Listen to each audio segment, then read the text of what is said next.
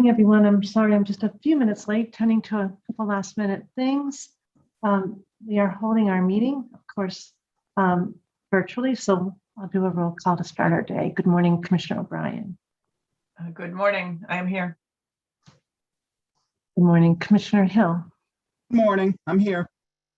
Great, and good morning, Commissioner Skinner. Good morning, I'm here. Excellent, and Commissioner Maynard. Good morning, Madam Chair, I am here. Excellent. Okay, we have 3 sets of minutes to get through, Mr. Secretary. We do. So Madam Chair, I move that the commission approve the minutes from the March 14th, 2022 public meeting and the April 28th, 2022 public meeting and the July 12th, 2022 public meeting that are included in the commissioner's packet, subject to any necessary corrections for typographical errors or other non-material matters. I think we have different quorums for those. Yeah, we might need to separate We them might out need to because- break them up. Like March 14, I think is the chair, you and I. And then April is also Commissioner Skinner, and then April and Right. July are Commissioner Skinner as well. I think, well, I guess Commissioner Skinner, Yeah, she was April and July. So I guess the first, we just need to do March separately and then we can do the other two. So let me put that down in my notes. Thank you for that, Commissioner O'Brien. Sorry, Commissioner Hill, we might need to do all 3 of them separately because I'll need to abstain from the vote on the April 28th minutes, given that I was not present for the entirety of the meeting.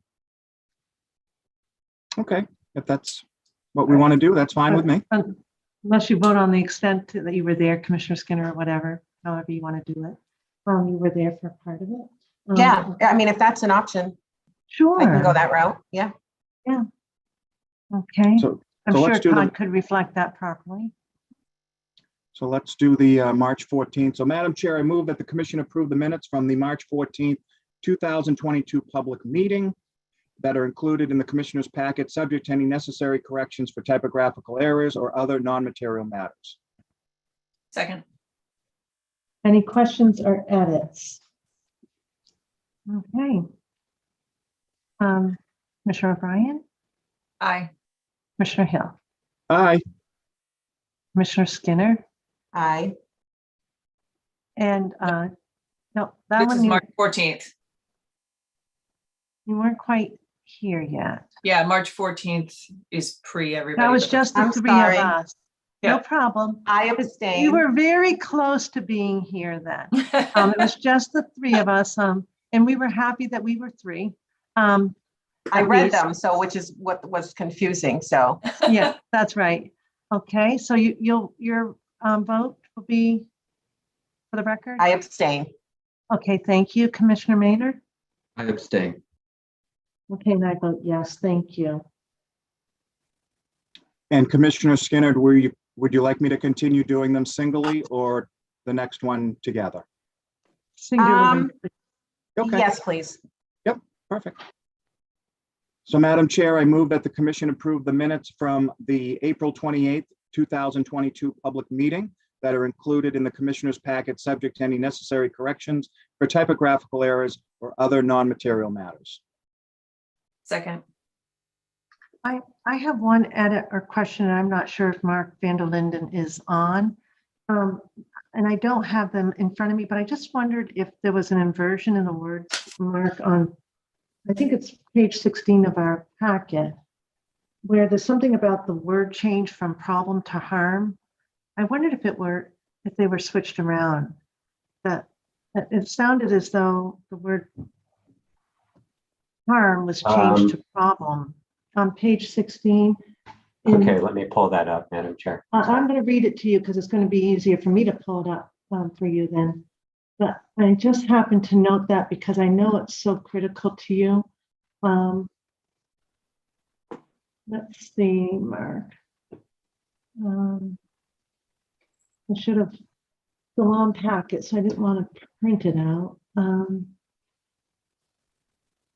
thought it was on page 16, but I might have. Yeah, no, I missed it. see. I see it. You're right. No, it's page- It's fun. It is what, right?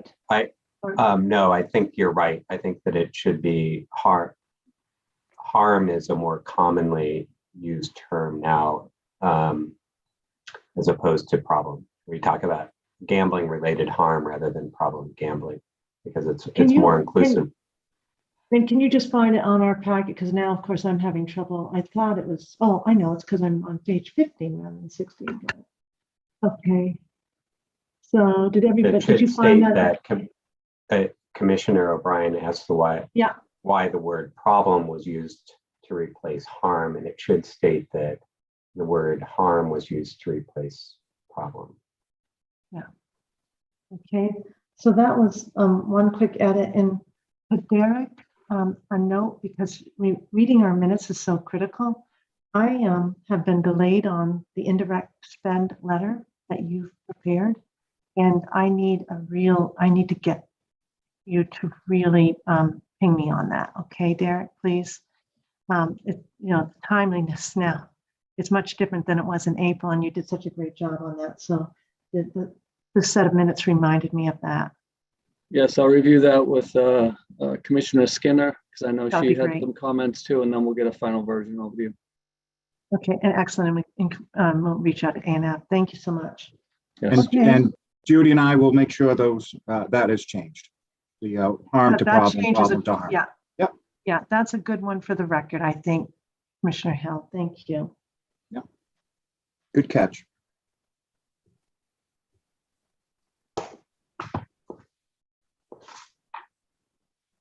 So in terms of that change, then I will, if there are no other edits, I'll take the vote. Commissioner O'Brien, Aye.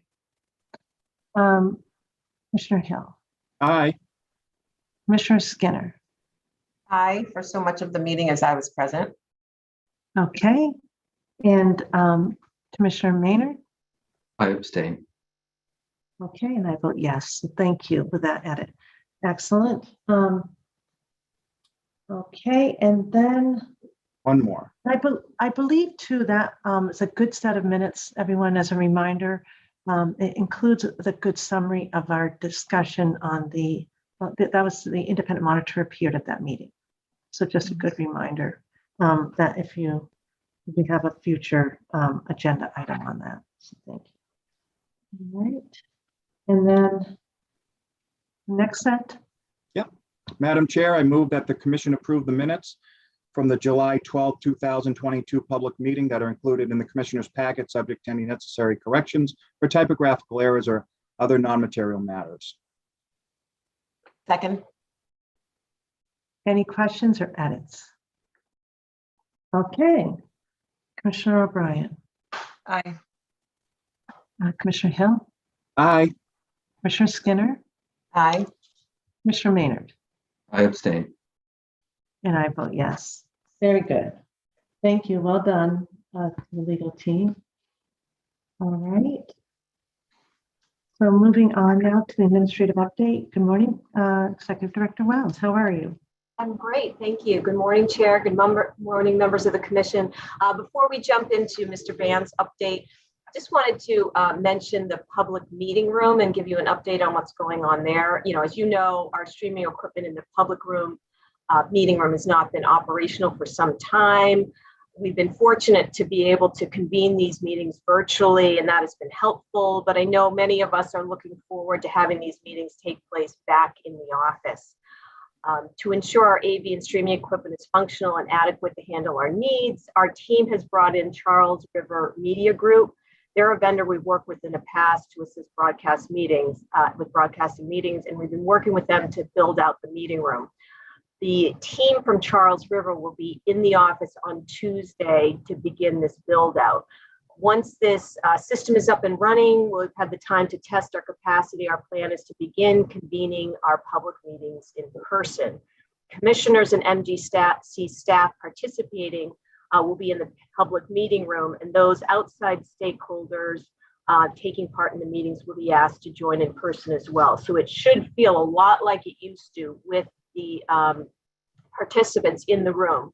But we are allowing for capacity for virtual participation and for extraordinary circumstances. If someone can't make it to the meeting, if commissioners unavailable, things like that. There are going to be limitations to the circumstances where a party can't make it to the office, so we should just be aware of that. In this case, those participating remotely will only join in their particular section of the meeting.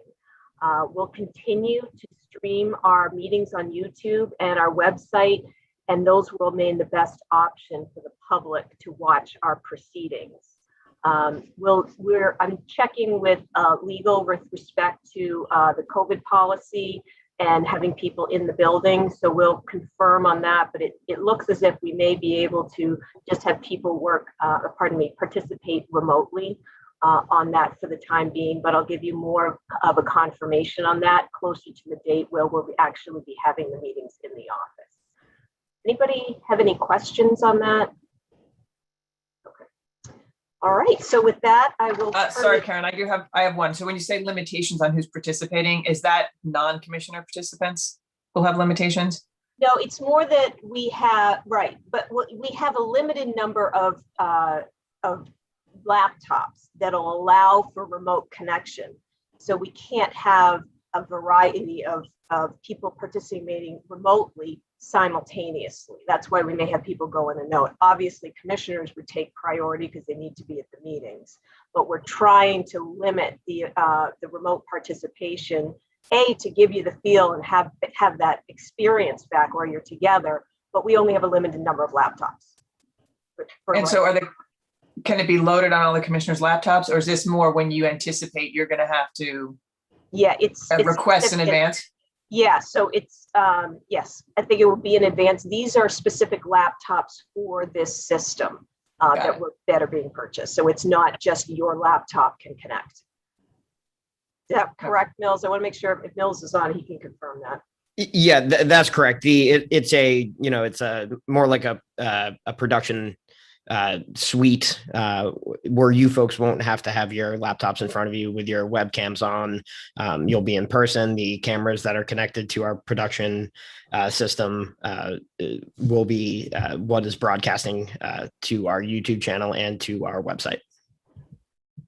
Okay, so it could be that a commissioner would have to go old school and phone in if it happens morning of or day of. No, we would make priority for a commissioner to be able to participate remotely. There are options for that. Okay. There's also, as long as the law remains the same, allowing this kind of virtual meeting, if there's an extraordinary circumstance where there is a number of people that need to participate remotely, you could always do one of these meetings. I think the intent is to go back to in-person meetings. You're all together. You're seeing each other, discussing matters, and staff is in there having that same experience. And Karen, just to follow up, hybrid is an option. It's just not an ideal option, but it is an option, and it's something that we will be prepared to deploy. Right. And I've mentioned to staff, we want staff in the room for the commissioners. So the expectations, they will be in there for commissioners. Yeah, I'm just thinking we are sadly still in the, quarantining protocols. So I hate to get into that circumstance where we're losing the ability for someone to quarantine, but still participate. Right. So more to come on this. We'll give you an update once that equipment's installed. Hopefully on Tuesday, they'll be able to complete that. We'll do some testing. We don't want to have a public meeting as the first experience with it. So we'll do some testing and commissioners will be able to see how that feels. It'll be hopefully a lot like it used to be when we're all in the room. Okay. Any other questions on that? Okay, I'll turn it over to Bruce Brown. I believe he just has a very brief update today. Yeah, I have Madam Chair and Commissioners, I have a small update today. I'll start with MGM. They continue to hold job fairs. They're replacing all their older style slot machines with the latest technology. They're converting all the slot machines in the poker room to poker slots. So the whole room will be a poker style poker room, including the slot machines. They're also this weekend hosting a Halloween costume contest in the Commonwealth Bar.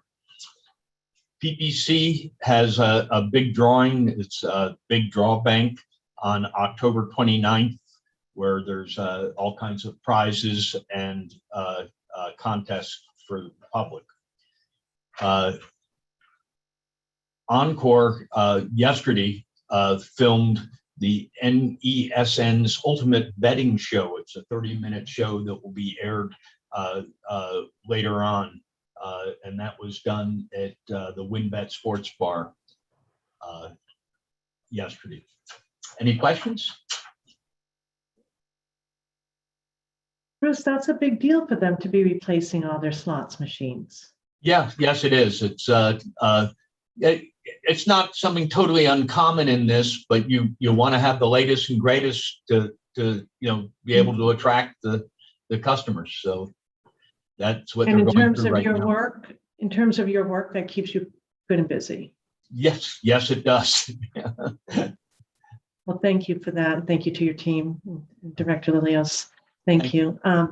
But that's interesting, and I appreciate the switch to the poker slot Yes. machines. That's smart. Okay, thank you. Welcome. The next item for the for the administrative update is a request. We're looking to update the COVID policy for the agency to be in line with the CDC guidelines. So I'll turn it over to Dave and Tripti. I think, is Tripti handling this one? Yes. Okay. Hi. Good Hi. morning, Madam Chair and Commissioners. In early 2022, the CDC changed the quarantine and isolation policy requirements to reduce the number of days in quarantine from 10 to 5. The MGC working group got together and we felt that we would like to take a conservative approach and maintain the 10 days. And that's what the commission approved at the time.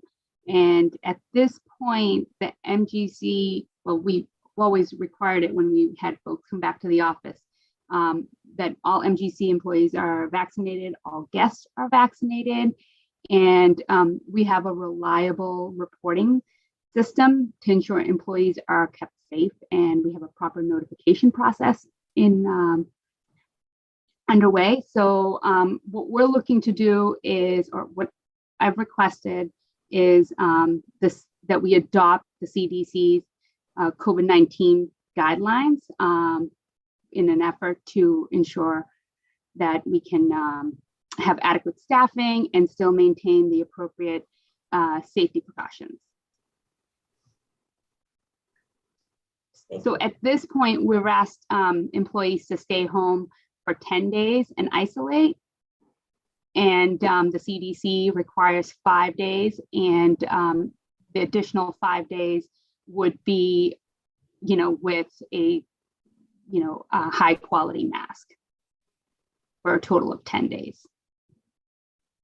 So we're going to need a vote on this, and the recommendation then overall, Trupti, is for us to fall into CDC guidance, correct? Correct. I've been actually a proponent of this since January, because I've always felt that our folks over at the properties have to follow those guidelines, and that additional protections for us aren't, didn't feel right to me. So this would put us into, and also it matches science. So if the HR team, thank you for reconvening on this matter. I think it's good timing, Karen. I know that everybody should be getting their boosters, right, Karen, for good health. But you are looking for just this, it's really just a shift, a slight shift. I do, just to put it in context too, at the time that the CDC first amended and we were in conflict, it was primarily because of staffing challenges that places were having, which is why we stayed with the more conservative measures. We've now shifted where it's more widespread and not just a staffing amendment in terms of the isolation protocols. So I'm comfortable now doing it. I was not back when this came up in the winter, but I'm comfortable with it now. Thank you for adding that in. That's right, Eileen. And the one thing I will add is at one point, there were various requirements by CDC with, whether you had the booster, ifs, and there was a lot of ands with it at the time, where we have a very clear direction now. And the CDC also has a tool online, so we can apply the consistent approach given the situation and symptoms and being close contacts and various things like that. So Trupti, that's where I need some more information. Sure. How do these revised measures, according to the CDC guidelines, how do they play into the vaccination requirements and the booster? I understand we are still requiring our staff to be vaccinated, but not so much boosted. Same thing with visitors. So what is the CDC guidance there? So, in each instance, you would put the criteria into the system. So example, if, someone tested positive on, say today, what are the symptoms? And then there is a component where you would not put the information around boosting or not. It's whether they've been vaccinated or whether they've, when they tested positive, what's the day 5, and what are the precautions that would need to move forward from there. And whether or not the individual was boosted, does that determine the length of time they should quarantine? No. Okay.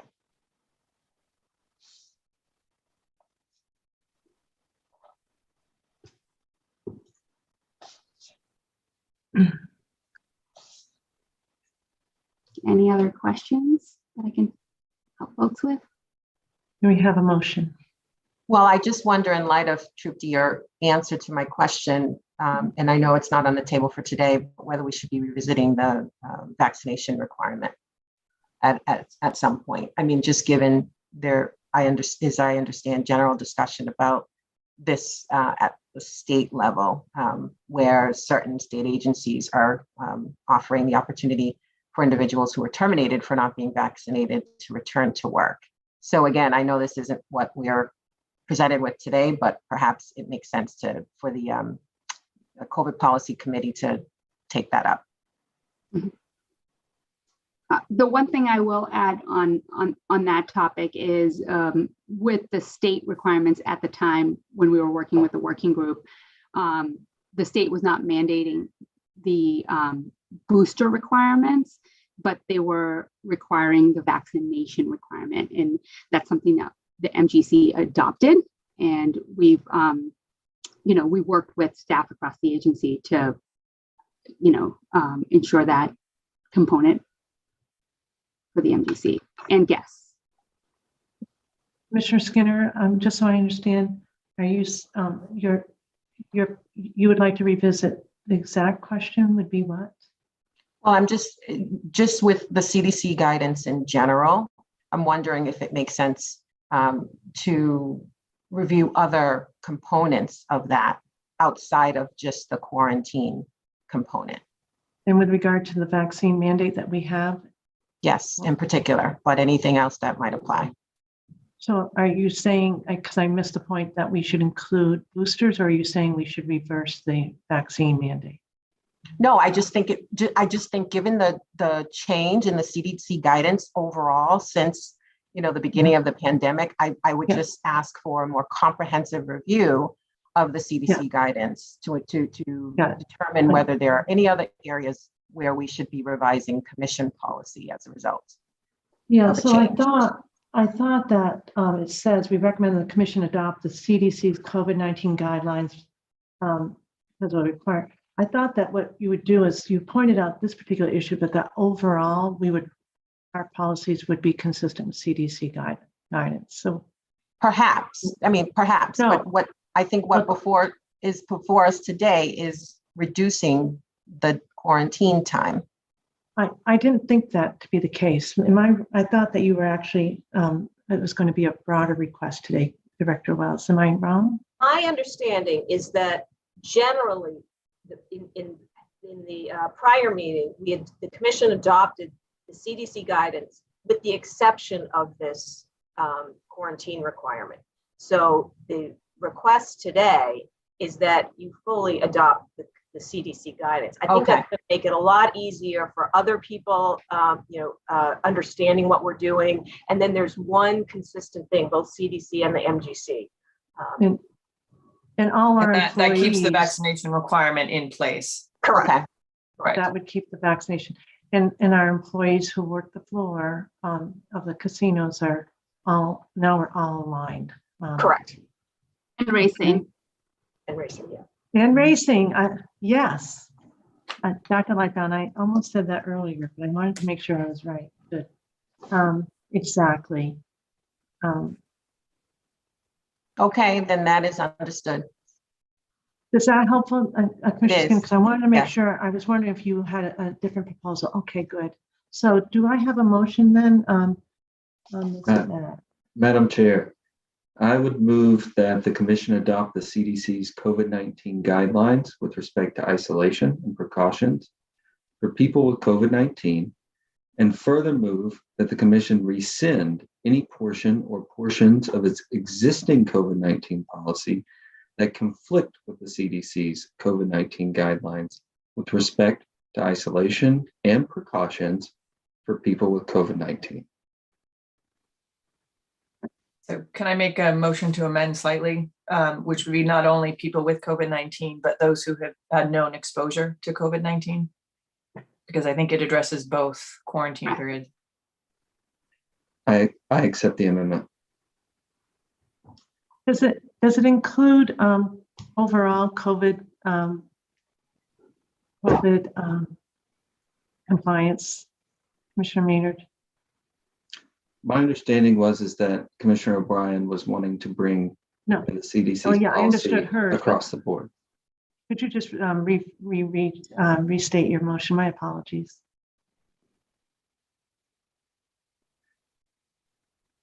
So you want me to reread the motion with With, Commissioner O'Brien's thank you, inclusion? with the amendment. Thank you so much. I move that the commission adopt the CDC's COVID-19 guidelines with respect to isolation and precautions for people with COVID-19, as well as those with known exposures, and further move that the commission rescind any portion of its existing COVID-19 policy that conflict with the CDC's COVID-19 guidelines with respect to isolation and precautions for people with COVID-19 and those with known exposures. I would second that. Could I make suggest another amendment that it's consistent with CDC overall, including with respect to isolation, blah, blah, blah, blah, blah.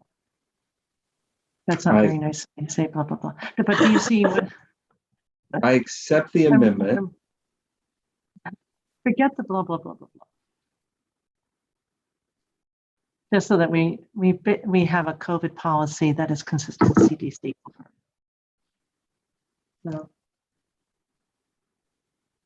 So Is that an understandable amendment, Commissioners? Not to belabor this. Excellent. Okay. Any further edits that are more graceful than mine? Okay. Commissioner O'Brien. Do we need a further second now that you've amended it? Or are we Yes. good? A Okay, second so on I- my amendment. Second as amended, Thank you. and then I vote aye. Thank you. Commissioner Hill. Aye. Commissioner Skinner. Aye. Commissioner Maynard. aye. And I vote yes. Thank you so much. Thank you. Okay. Okay, the next item. Thank you, Troop D. Good work. Thank you. Thank you. Next item in the administrative update, Dr. Lightbound is going to give us an update on the Sire Stakes. Good morning. Dr. Lightbound. We had a great Monday. They were calling it the $1 Million Monday. That's the most, as far as my knowledge goes, it's been given out in a single day in Massachusetts ever for horse racing. We worked, Department of Agriculture Resources and consulted them, recommended that we scan the temperatures of every horse that came in on Sire Stake days. So we worked with Pine Ridge Park Casino's employees and our own. A big shout out to John Gilbert and Samuick, who got like over 100 horses scanned each Sire Stake day. That was a good undertaking to ensure the health of all the horses involved. On sire stakes races, we take blood gas tests on every single horse. And normally we take 2 out of a race. In sire stakes, we take all of them. And on finals day, that's 8 races that are full field. So our veterinarian, Dr. Risa Sheehan, and her assistant, Cherie Gilbert, for the day, tested over 66 horses instead of just what would have been normally 20. So again, a shout out to them. And they had 8 races with the different divisions. And the winners were spread out among 16 different owners, 8 different trainers, 6 different breeders, and 5 different drivers. So it was nice to see the money being spread out among different people. Certainly, some people have more than one horse participating in the event. So some of them had, seconds and thirds as well. But it was great to see the winning money spread out among multiple people. There's 3 legs leading up to it. And in those 3 legs, they gave out $1.5 million in purse money. And then on the finals day, they gave out $1 million, $125,000 per race, which again is just outstanding. So it was a good day. Tim Bajorski, who is the publicist for the Standardbred Owners of Massachusetts, has done a nice job on their website. If anybody wants to see more information, there's points on each horse and how much money they earned and all that. So anybody looking for more information, I would direct them to the SOM site. And as usual, we had great cooperation with the participants, the SOM and Plain Ridge Park Casino on that day. So it was a great day all around. Questions for Dr. Lightbound? Great day. The weather wasn't perfect, but really good for the horses. Right, the horses didn't mind it at all. Little rain's okay. Yeah, really good. Not so wet that it was, presented safety issues. Right. They just ran fast, huh? Yep. That's good. That's good. So Dr. Lightbound noted the good work of the association. So maybe I know that you'll coordinate with Mills to maybe highlight that link to their website. That would be great. Sure. Yep, that would be great. Excellent. Thank you. All right. Anything further? None on that. We're ready. I can proceed to the sports wagering process updates. I see Mark Vanderlinden is coming on. Were you going to add something? Or no? Yeah, I think I'm on the agenda. You're on next, right next. Okay, I thought you were adding on to Dr. Lightbound. Oh, yeah, no. There you go. Yeah. My apologies. I thought legal That's was going to okay. be right up there, but I forgot we stuck you right in the beginning. Yeah, Thank we have you. a couple of things. So So Mark's just going to give an update on the studies that are noted in 23N. there we go. Thanks, Great. Mark. Good morning again, and thank you for helping on the minutes. Yes, this is Yeah. really an important update. I guess I thought we might be including it in update, but it really does belong in sports wagering. So thank you, Director Vanderlinden. Certainly. So the Act to Regulate Sports Wagering extends our commitment to gaming research by aligning 23N, and actually there's a typo here, it's section 23, not 20, with chapter 23K, the Expanded Gaming Act, section 71. In both these sections, the MGC is directed to develop an annual research agenda to understand the social and economic effects of sports wagering in the Commonwealth and obtain scientific information relative to neuroscience, psychology, sociology, epidemiology, and etiology of gambling. There is further detail in chapter 23 and section 23, and it specifically directs the annual sports wagering agenda do a number of things. One, an assessment of whether problem sports wagering is comorbid with problem gambling, an assessment as to whether the individual participating in sports wagering are different than those who are participating in other forms of gaming or gambling, and an assessment of the impact of sports wagering on youth under the age of 25. So interestingly, we haven't formally adopted this section of the sports wagering research agenda yet, as we're working off of our fiscal year 23 gaming research agenda. But we are able to, and will soon be able to say a number of things about these specific sections. As you may know, we're conducting or just wrapped up data collection for the follow-up general population survey. Follow-up meaning that the original chapter 23K section 71 called for a baseline general population survey before casinos opened. So we're at this point now with 3 casinos opened up, we're doing the follow-up general population survey. And we have included a number of questions around sports wagering that should answer these very important questions so we can get a better understanding of sports wagering in Massachusetts. And so while this is technically considered the follow-up, this is a baseline in terms of our understanding of sports wagering before it's launched in the Commonwealth. That final report is expected to us later in the spring. It's part of our research agenda for this year, so it will be delivered before that July 1st. I just wanted to give you an update on that. I had a really good conversation with Dr. Goldberg earlier this week after I had already submitted this memo. So now moving on to the 2 studies that the MGC is to begin immediately, and I wanted to just give you an update on the status of those. So there's 2 of them. Chapter 23 in section 20 is a study examining the feasibility of allowing retail locations in the Commonwealth to operate sports wagering kiosks. We have developed a scoping document for this section 20 requirement. I've recruited a couple of our research consultants that we have on hand to provide feedback, and both of those research consultants gave me feedback on that scoping document. Per Treasurer Goldberg's request during the September 8th, 2022 meeting, this study will consider the effects on lottery because, as she aptly pointed out, many of the potential retail locations would likely offer both lottery projects as well as sports wagering kiosks. The scoping document will inform the development of a competitive RFR, which I expect to release by the end of December. As required by statute, we'll make sure that a status update on this is delivered to the legislature by December 31st, 2022. Before I go any further, are there any questions about that study or the status of that study?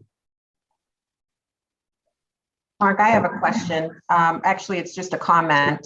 I believe Treasurer Goldberg's request went a little bit beyond what you've noted in your memo. I think her office is actually asking to participate in sort of the preparation, et cetera, for the study. So I don't have the request in front of me, but if you could just review that to ensure that we've captured the request in its entirety, that would be good.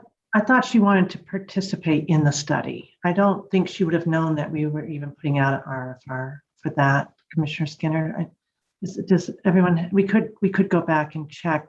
I think Director Vanderlyn, you would certainly have the Treasury's office participating in the study, right? Correct. And regardless, I'm happy to include the Treasurer's office as well in the drafting of the RFR. So regardless of what she said, I think it makes sense. As long as it doesn't delay somehow, that's all. I wasn't sure where you were in your our status. So, Commissioner Skinner raised a good point, but she definitely would like their office wants to be involved in it. Commissioner Skinner, yeah, it does. It does, and I think I said she wanted her office to participate in the preparation for the study, etc. And so, actually participating in the study was included in that. Yeah, I thought you meant like professional, for this RFR. I was like, I'm not sure if she really wants to be involved in that so much of the nuts and bolts. But yeah, absolutely, you're right, Commissioner Skinner. Madam Chair, have a question, if not a comment, Yeah. as well. Mark, can you explain to us how we would be interacting with retail operations, restaurant owners, things of that sort? They also want to be part of this discussion. And in fact, as soon as the bill was passed and signed into law, I think for the next day or two, I got a lot of calls from the retail operations, like, are we allowed to apply for these licenses? We now know they're not. But the study was something that they cared deeply about and wanted to be ensured they would be part of the process moving forward in regards to the study. Yeah, thank you, Commissioner Hill. That is considered in the scoping document. So as I talk about various methods that could be approached, I think that we'd be talking about multimodal approach to this. So it would certainly include key informant interviews, collection of primary, secondary data, different types of government reports. There's a number of ways that we recommend that the applicants consider collecting data, and that very point was on my mind as I was considering that. Thank you. Okay. Any other questions for Mark on this first study? Good job, Mark. Great. Okay. So there's a second study as well. It would be Section 25 of the Act regulating sports wagering. It's a research study on the participation of minority business enterprises, women business enterprises, veteran business enterprises in the sports wagering industry in the Commonwealth. So this isn't quite as far along, but I have begun working on the scoping document. And similar to the Section 20 study, I'll pull in and recruit the assistance of at least two of our research consultants to provide feedback. Because this study requires the sports wagering industry be live in the state, I don't advise that the RFR be released until later in 23 or a date as determined by the commission. In other words, I think that it's important for the industry to be active and kind of find its stride before we would launch this specific study. So I will have a scoping document ready and a report prepared for the legislature as well by December 31st, 2022.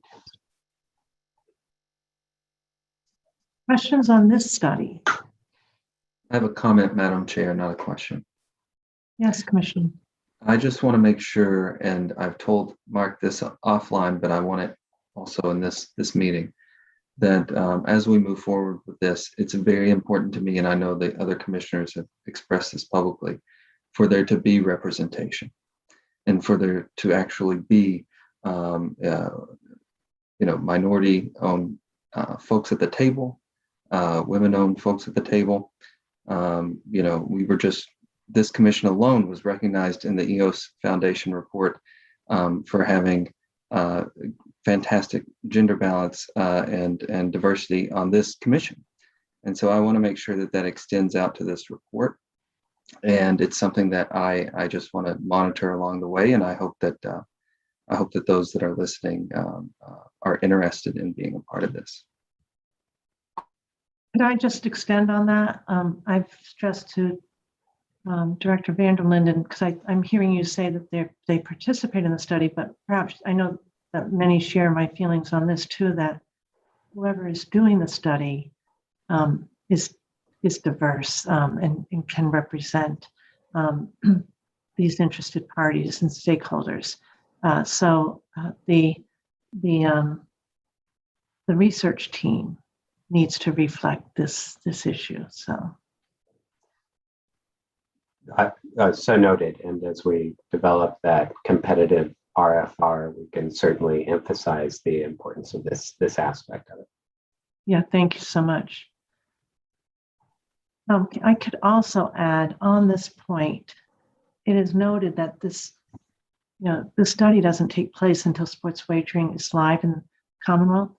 I can't imagine that the lawmakers and the governor thought that meant that MBEs, WBEs should not be involved in sports wagering for at least a year and not involved. And that's why in our application, we have a separate section on diversity.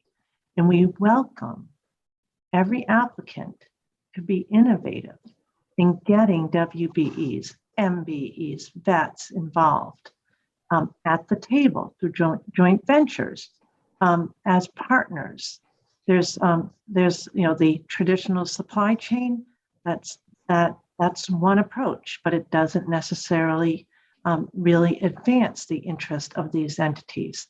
They can also think about partnering in terms of once they get a license, how do they get out across the Commonwealth to these establishments that can't operate under the structure of the law, but surely could promote an online operator's license. I know others might want to add on that, so I'll stop now, but I think that this is an opportunity. There's it's about a year before we can address this through the study, but we are addressing these issues through our application process. Commissioners, do you want to add Madam on? Chair, Yes. I think that's a really good point, and I hadn't really considered this until you just mentioned that as we scope this document, it should consider how it's addressed up front through the application process and what the effect of that is as we look at this study. So thank you, and I'll make sure that that's somehow captured in there. Yeah. So anybody want to add on that? Because I know we all have thoughts. Commissioner Skinner, I think you might. Madam Chair, I just want to say thank you for your comments. That's exactly what I had been meaning to emphasize. The fact that we can't wait until the study is done to be looking at this issue. So I appreciate your comments once again. And Mark, I appreciate your efforts to ensure that we are considering diversity on the front end. Excellent. Thank you. Anyone else want to add in? Okay. Yeah, there's real opportunity here for anyone who gets the fearless privilege of a license to provide gaming in Massachusetts. So we look forward to reading the application on that piece.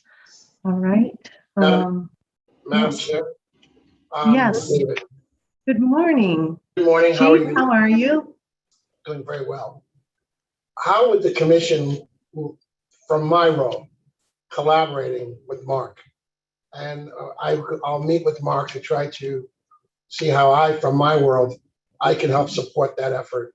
And I have to understand it better, I have to be honest, but also from a diversity standpoint, be involved. So I'm listening. It's not that it's on deaf ears. I just wanted to make you know that I do want to be involved. You've raised a good point, and Director Wells, this is an opportunity for a whole bunch of cross-departmental conversations. The commission will works with Mark kind of through his process, but I think Director Vanderlyn has just heard your question clearly. So I think you'll get a knock on your door, or at least a phone call today. And Director Wells, can you, just let's reflect on this question that Chief Muldrew has raised today. Thank you so much, David. Thank you. Okay. Any other questions on this study? I have one overarching question, and it relates to perhaps a comment that Director Wells may be addressing later. Mark, if you could remind the commissioners, we have the studies. There's also the research agenda piece. And even as I look at your summaries and I went back and looked at the statutory language last night, these studies presume social and economic impacts on the communities. I guess I'm just wondering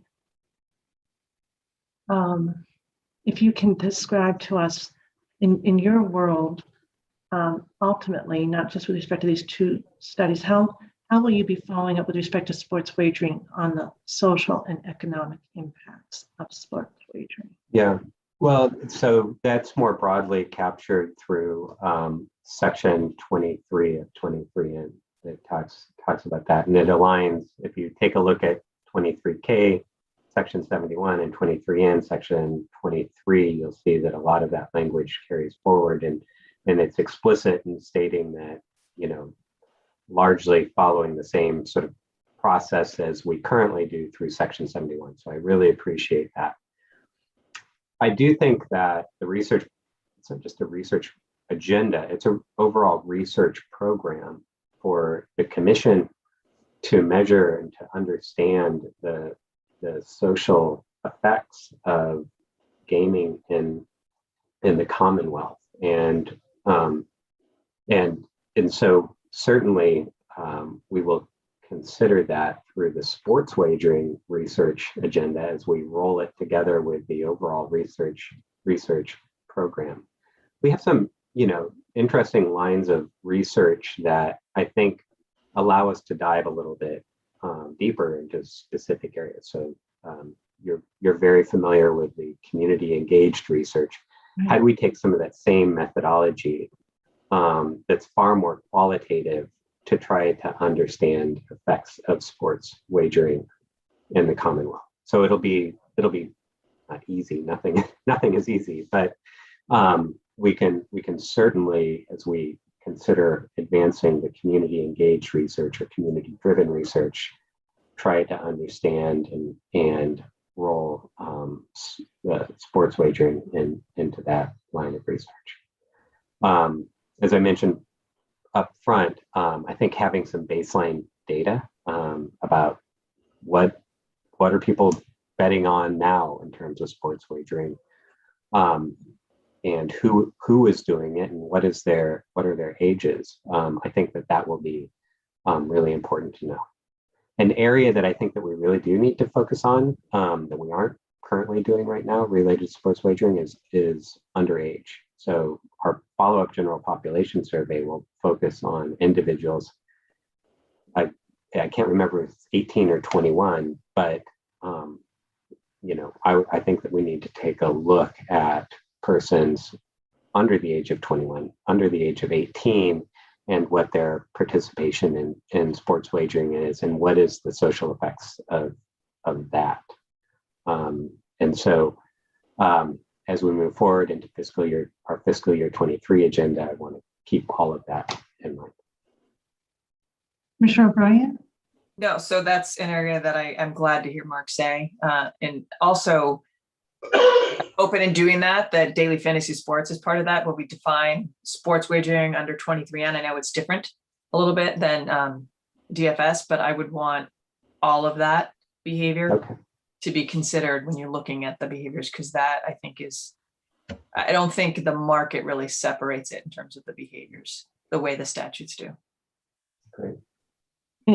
Yeah. And because online sports wagering will have effects across the Commonwealth and not just, even, more regionalized because of the nature of brick and mortar casino facilities, it's going to be particularly important for any operator to really be engaged with the communities to help on these kinds of issues. I think that's what you've relied on in many ways with respect to responsible gaming, what we've relied on, IEB and others in terms of minor participation, but it's all part of your responsible gaming program too, right, Mark? Correct. Yeah. Okay. Thanks. That's really helpful and I think kind of critical for a future discussion. So more on the agenda later. Thank you so much for giving us that background today. And thank you, Commissioner O'Brien. I hadn't considered daily fantasy sports wasn't on my agenda.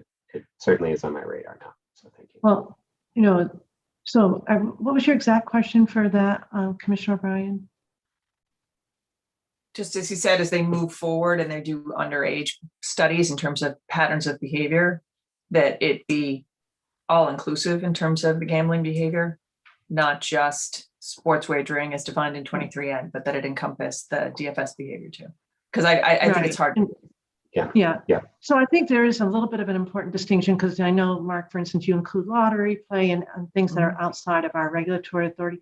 We would just want to be careful because I know it's under the AG's authority, but it's also not considered gaming, gambling per se, because it's skill-based versus So that just a distinction in that, but perhaps it still is applicable to your work.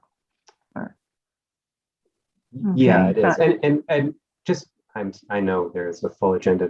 There was a piece in 23 in section 23 that I thought was interesting, where it specifically calls out an assessment of whether individuals participating in sports wagering are different than those who participate in other forms of gaming or gambling. And I was kind of caught up on that term gaming and gambling. And I think that I want to think carefully about how we approach that to make sure that we're addressing what the intent is here. Yeah, I agree with that. Yeah. Okay, anything further on Mark's really comprehensive report? Okay, thank you very much. Thank you. All right, all set, Mark. Thank you so much. Okay, Karen, next. Oh, next item on the agenda, I wanted to review with you the public comments we received regarding the sports wagering application itself. We received comments from FanDuel and Penn National. FanDuel, I think it makes sense to review some of those first. We did meet internally on these issues and included Commissioner Maynard because he had been involved with the application and went through. So we have some recommendations on how to address the comments. But with your indulgence, I would like to start with FanDuel because the first item they mentioned with respect to the public records section on the application. Initially, the application indicates that there would be a guide with respect to what would be presumptively withheld from public disclosure. The comments from FanDuel indicated they were very interested in that and were hoping to get that guide as soon as possible. We have had internal discussions about what to do with public records. Given that we have a public records request for the scoping surveys, I would expect we'll get public records requests for the applications, given the history with the casino applications. So we discussed there is this model and there's some advantages to this model because of the expediency. And then the other potential option we discussed, if we could alter this requirement or putting out this guide, and we could request that the applicants submit a redacted version of their application pursuant to the public records law and the exceptions in 23N, where matters that are detrimental to their business interests or trade secrets could be withheld from public disclosure. So I thought it would be helpful to at least flag this issue. Councilor Grossman may have some other comments on this. We could go either way. There are advantages and disadvantages.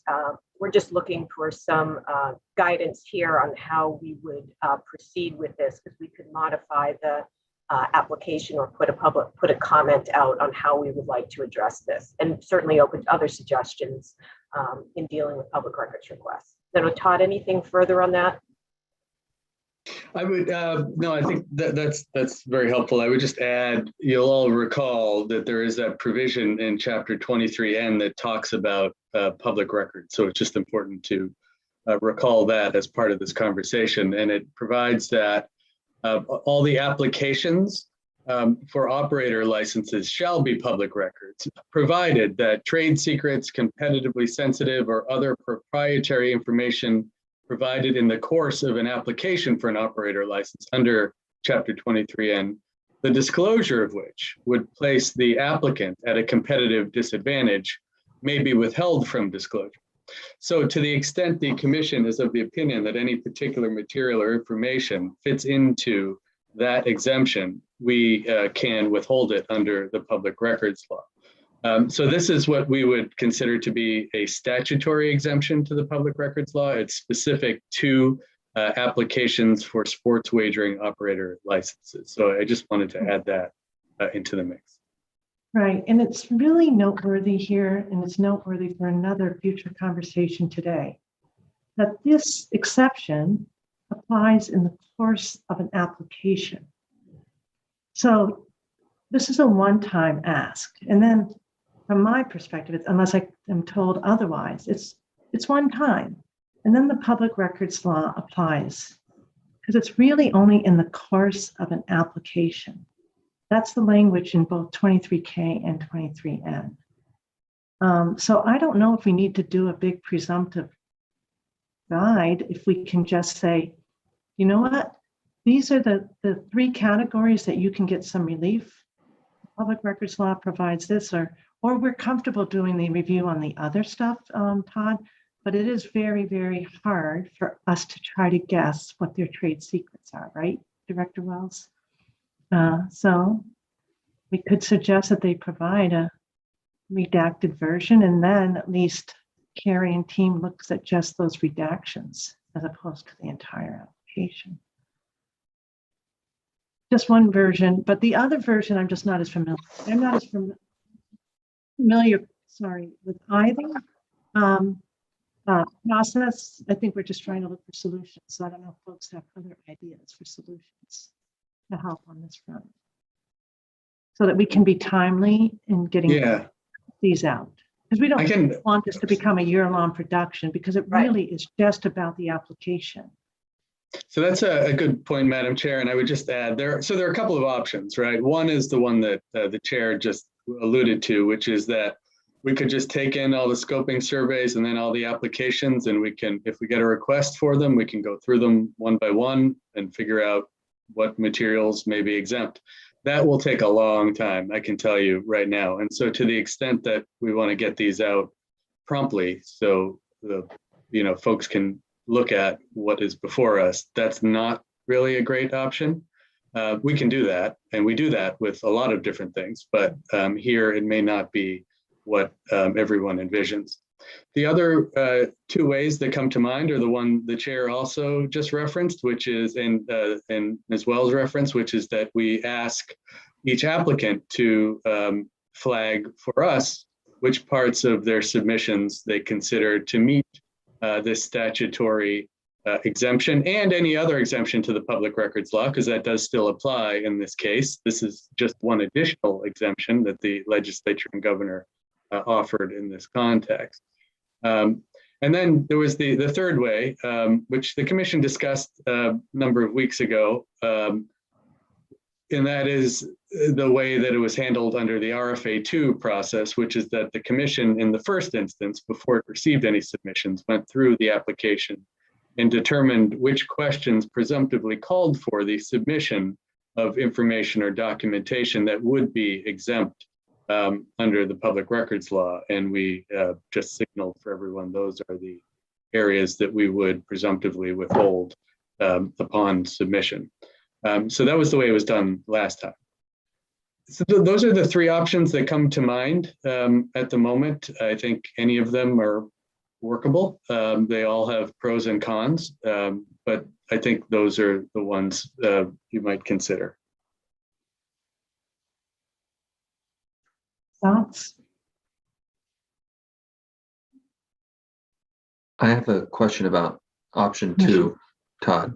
Thank you, Madam Chair. There's still some sort of legal review on what the applicant would submit, correct? So if, for example, an applicant was too cute by half and redacted the entire application and handed it to us, your team would still go through and check that. We'd have to, yes, with option 2, we would still have to spend time going through every application. I guess the benefit right off the bat would be that anything that's not flagged as meeting an exemption could presumptively be released, as the applicant is telling us that they don't have particular concerns about it. We would still have to go through the areas that they did flag to see if we agreed with their assessment. And then, of course, it's important just to note, ultimately, it's the secretary and to some extent the attorney general that makes the final decision as to, in a court, as to whether it was all done properly. But we are certainly the first reviewer here. And yes, we would have to spend time going through. So option 2 takes a little less time than option 1, but still more time than option 3. Thank you. And we're also balancing, remember, we're balancing interests. We're balancing not just our time and the efforts, because that's our job, right? We're balancing their issues around privacy, and we're also balancing transparency and the requester's ability to access these materials. It is really between the two and not just between us and the prospective licensee. So we can't forget about the requester.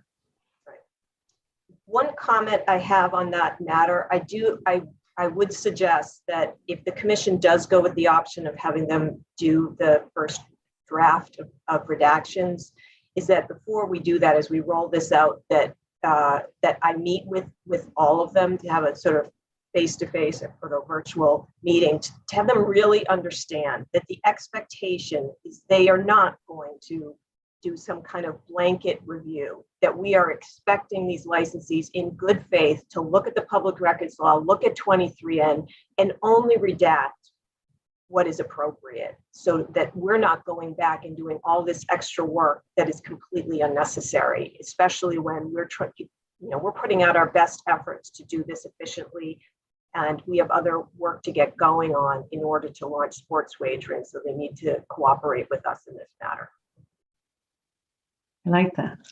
Yeah. Does anybody disagree with Director Wells doing that? No, my only thought was, is that something that you stream so everybody can see your conversation, or is that so we are totally transparent? Maybe. And there's no confusion as to what was said. Yeah. It can be. Maybe this doesn't need to be said, but I need clarification. Under option 2, the redaction by applicants or licensees, that is when the commission actually receives a public records request, correct? No, I would expect, correct me if I'm wrong, Todd, for all of them with the application, they also submit a redacted. Okay. Because they should also submit with that redacted version the reasoning behind each redaction, so we have an understanding of that going forward. Is that your understanding as well, Todd? Yeah, I think that's exactly right. Okay, thank you. And we have already gotten a request for, again, as Karen mentioned, the scoping surveys. Scoping surveys, yeah.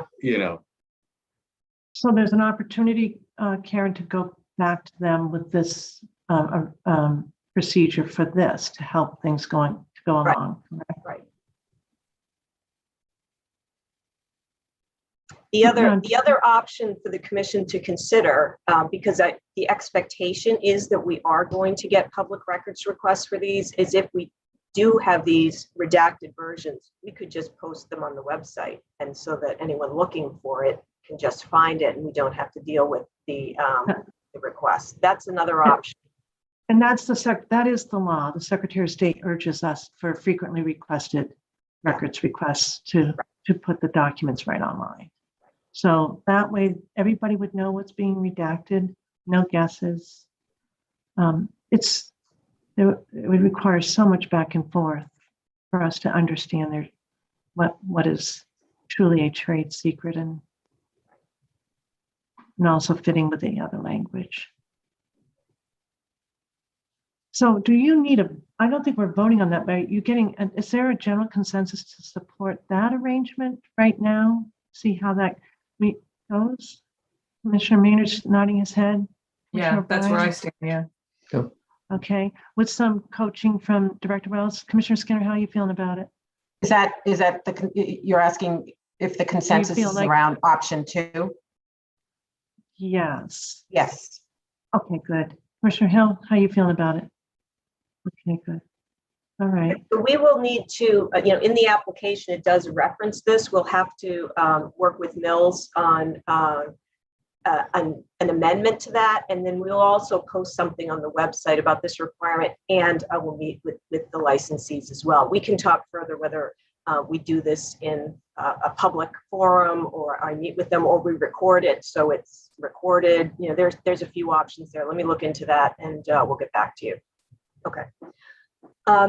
So just moving forward on the rest of these, I think we're moving a little more quickly on these. FanDuel in their letter also commented on sections C1 and C5, and I have the application here if you want to see what that is. I can share my screen, but section C1 deals with employment opportunities within the Commonwealth, and section C5 deals with community engagement. And the general gist of their comments were that the legislature did not identify economic development or community engagements as considerations for licensure. And their request is that, particularly for Category 3 license applicants, that section would not be applicable. And we should consider removing sections C1 and C5 out of the application in its entirety. Internally, we met. We do believe that it is appropriate. And we supported the commission's decision to put that as part of the application, consulted with general counsel on that as well. Todd, I'll let you speak to that. But I think that overall, the suggestion that we take that out was not encouraged or supported. Any questions on that, or anyone feel any differently? No, Commissioner Hill? I certainly do not. I do not feel Commissioner different. Skinner. I do not feel differently about this, and I feel very strongly that the C1 and C5 should remain in the application. We talked about this at length, and the commission feels strongly about these two issues, and we felt strongly enough that we wanted it in the application. So I would be totally against removing that language at this point. Oh, at any point, quite frankly. Thank you. Commissioner Skinner, you were going to chime in? Okay, Commissioner O'Brien. Oh, I said my piece. No, exactly what Commissioner Hill said. Okay, yeah. And in fact, we've also heard from Mark today that it's pervasive in terms of going forward beyond our application. Commissioner Skinner? Oh, okay. I'm sorry, right. Technical difficulty over here, Madam Chair. That's okay. I take any facial cue or anything and jump on it. So my apologies. It's just these little boxes that I monitor. All right, then I think, Karen, you've heard us on that. Commissioner Maynard. Commissioner Maynard. Oh, no, I was just going to say I agree with Commissioner Skinner's thumb up, even if inadvertent. No, it wasn't inadvertent. I was just trying to remove it. So that's what I get for venturing Oh, I into didn't the see the territory thumbs for the up. first I didn't time. see it. Okay, good. Okay, so the next session and the section from the FanDuel comments with respect to section 6, pardon me, G3, financial stability and integrity. And we also met with our chief of the Financial Investigations Division on this issue. They're indicating additional burdens for those requirements. We went through those with her. Those really are necessary, and we would like to keep those included. They're only asking for annual liquidity, leverage, and profitability ratios. So we are asking for them to do that analysis and provide it to us. And then in section D, they're really asking about, what is your plan if there had to accommodating a steep downturn in revenues? And if you had it before, how would you deal with it? So that is something we are interested in. So, the request from the team is that we keep that in the application. Any other opinion? Okay. And then the last two brief comments from FanDuel had to do, they listed that as clarification of certain application requirements. The first one, they refer to section B4. I would say that generally, the clarification on that question, we're looking for, how ready are you to flip the switch? How ready are you to move forward? That's something we could put some kind of comment on the website. We're working with Mills for any public comments and any responses so that everyone gets the same answer. But that may be something, if there's an interesting clarification, that's my understanding of what we're looking for. Any thoughts on that, or are we in agreement that that might be a helpful way to deal with that? Okay, so that's section B4. And then the last part talks about section G3 again, and they're suggesting it's vague with respect to examples or narratives that substantiate the applicant's understanding of and experience with internal controls. Loretta may be able to elaborate further, but generally we're just looking for a summary of their experience with internal controls. It could be, what do they do, for an audit committee? How do they keep the minutes? What do they do for any external controls over their finances? This is limited to financial stability and integrity. So we were thinking the question was fine, but I don't know, Loretta, if you have any other comments based on that discussion we had with Monica. Yeah, no, and that's pretty much what Monica communicated yesterday, that these types of responses we're looking for are things that companies of this nature, are likely to have dealt with in terms of their financial reporting and their corporate governance. So we're really just looking for some summary information on compliance structure, audit structure, and governance structure.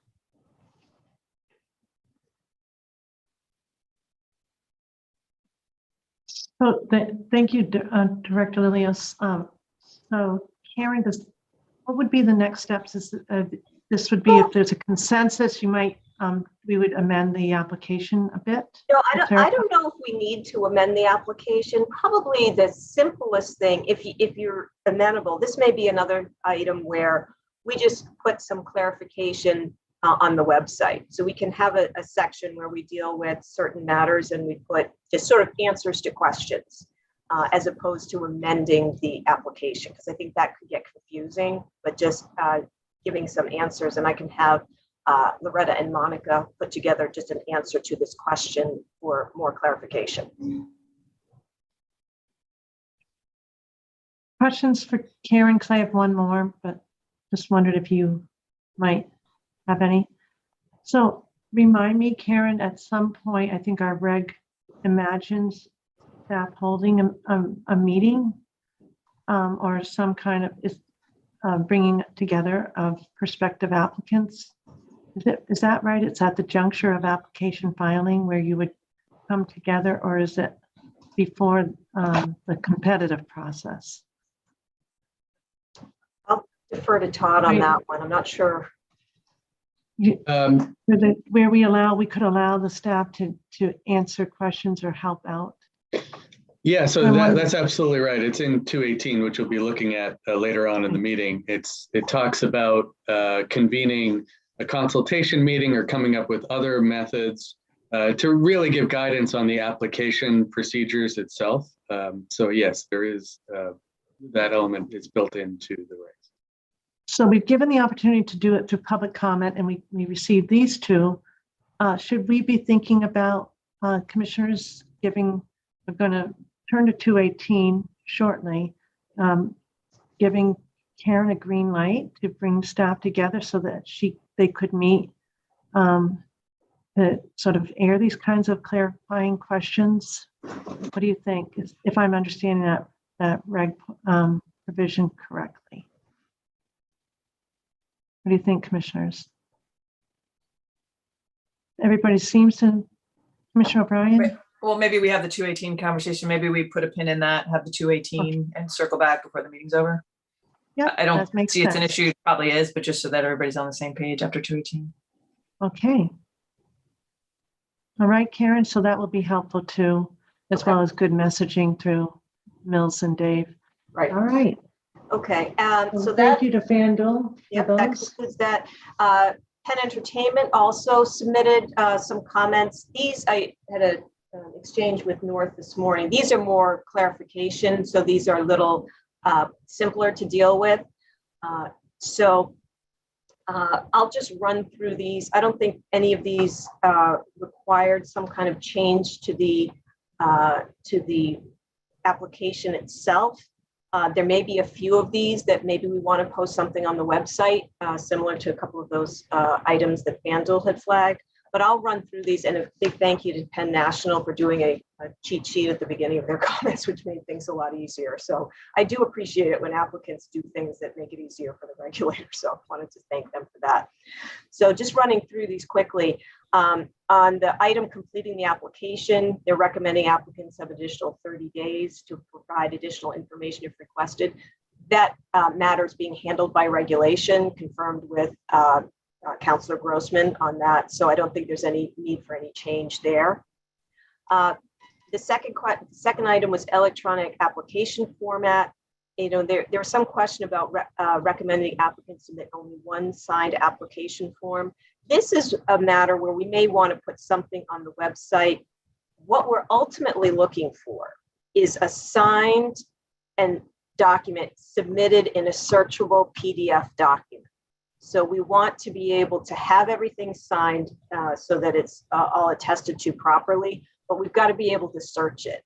We can't be getting documents in that are not searchable. It's going to make life very difficult on the back end. So we could put some kind of clarification out on that to make it easier for the applicants. Why don't I run through these and we can go back for any comments that might be easier. The other question they were asking, permitting applicants to submit both a redacted and unredacted table of calculations for a certain part of the application. Given our prior discussion about a full redaction that they were going to be asking them to do, that now is subsumed by that other policy matter that the commission already opined on. So I think that one's all set. There was an ask about existing NDA with the commission, if that information in the application can be covered by the NDA. The answer to that is no. I can just get back to Penn Entertainment about that question. The next one, they were seeking confirmation about the parent company, that applicants with the same parent company may cross-reference information in each other's application. Generally, I think the response to that, it's up to the applicant to present relevant information. We really don't want to get into a back and forth about how that works. If it seems to the applicant that they have relevant information that relates to a parent company, they should go ahead and submit it. The next item with respect to B3, the description of the sports wagering platform, for item B3 little b, really we're just looking for an overview of a summary of their operations. I don't know if you want to, and at any point, let me know if you want to see the question itself. But I think we could either put something on the website or it could just get back to Penn Entertainment. But generally, we're just looking for a summary for little b. And then for little e, B3 little e, really we're looking just for who are you connected with. The question is, let's see, B3 little e, current integration for sports wagering experience in their platform, the current integration and use with other wagering operators. So we'd like to know if you're connected with another operator, we just want to know that. So I think that's self-evident. I can confirm that with Penn Entertainment. The next item is under B4, sports wagering expertise. That's the same question that FanDuel flagged, and that's, the basic answer to the question, or the question is, how ready are you to flip the switch? So given that we're posting that on the website, I think that makes sense. That'll answer Penn Entertainment's question as well. The next item is, again, C1, which FanDuel referenced. These are employment opportunities within the Commonwealth, although they had a sort of a different approach. They're basically seeking confirmation as to the extent of information that we would be provided. I think for that particular question, we discussed this internally. We're looking for the information about new jobs as a result of the license. We're not necessarily looking about jobs that you already have. Someone in another state or another jurisdiction is doing work with respect to Massachusetts. This is about job creation and the benefit to the Commonwealth. So that's really what we're looking for. That may be something to put on the website if you want, or I can just get back to Penn Entertainment. Is there any feedback on that, or are we in an agreement with the understanding that we're really trying to understand how is this going to benefit the commission, the Commonwealth, for jobs? Okay. So I may be. I would just add, Karen, that anytime we can put something on the website for clarification, we should. Okay. For jobs as a result. Okay. Thank you. The other question they had with respect to C2, projected revenue, they have this recommendation of the commission requiring a description of the good faith efforts to maximize revenue to the Commonwealth. Internally, we met on this question, and the consensus of the group was to just keep it the way it is. It is self-explanatory. It doesn't need the qualifier of the good faith effort. It is what it is. So this is, and if you want me to share my screen, anyone, please let me know. But this is C2F, which says description of methods to ensure that revenues are maximized within the Commonwealth. I don't know if we need to add good faith, but because it is what it is there. Does anyone think we need to adjust that? Oh, Kathy, you're muted. I think we're okay. Okay. Right? Yep. All right. The next item is D2. Scrolling on my screen here. And this is under the diversity, equity, and inclusion. They're asking about basically their spend beyond necessarily what's in Massachusetts, is my understanding, within their corporate governance and their corporate commitment to diversity, equity, and inclusion. Our response to that was they're certainly free to add that, and that may be weighed. So I don't know if we need to add anything here, but we would be open to receiving that information. But this question does talk about this particular license. Any questions on that? I have a question. When you looked at it yesterday, because I'm trying to remember exactly how the application broke down.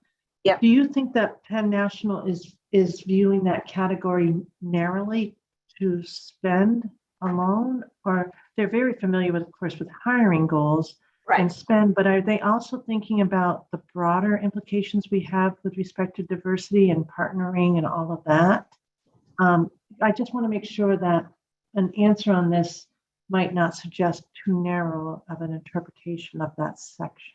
Right. I mean, the comment says, as many mobile sports wagering operators implement supplier diversity, equity, and inclusion goals on a national scale, Penn recommends adding clarity to section D2 to ensure the commission receives all relevant information in response to this requirement. So I think what they're saying is, and Derek may be able to help me out with this. They're asking, is this not limited to Massachusetts? Can we include information that goes beyond Massachusetts? And I think the answer was, yes, you're free to add that. It may be weighed because it's outside of Massachusetts. But Derek, just did I on miss spend. anything on that? Yeah.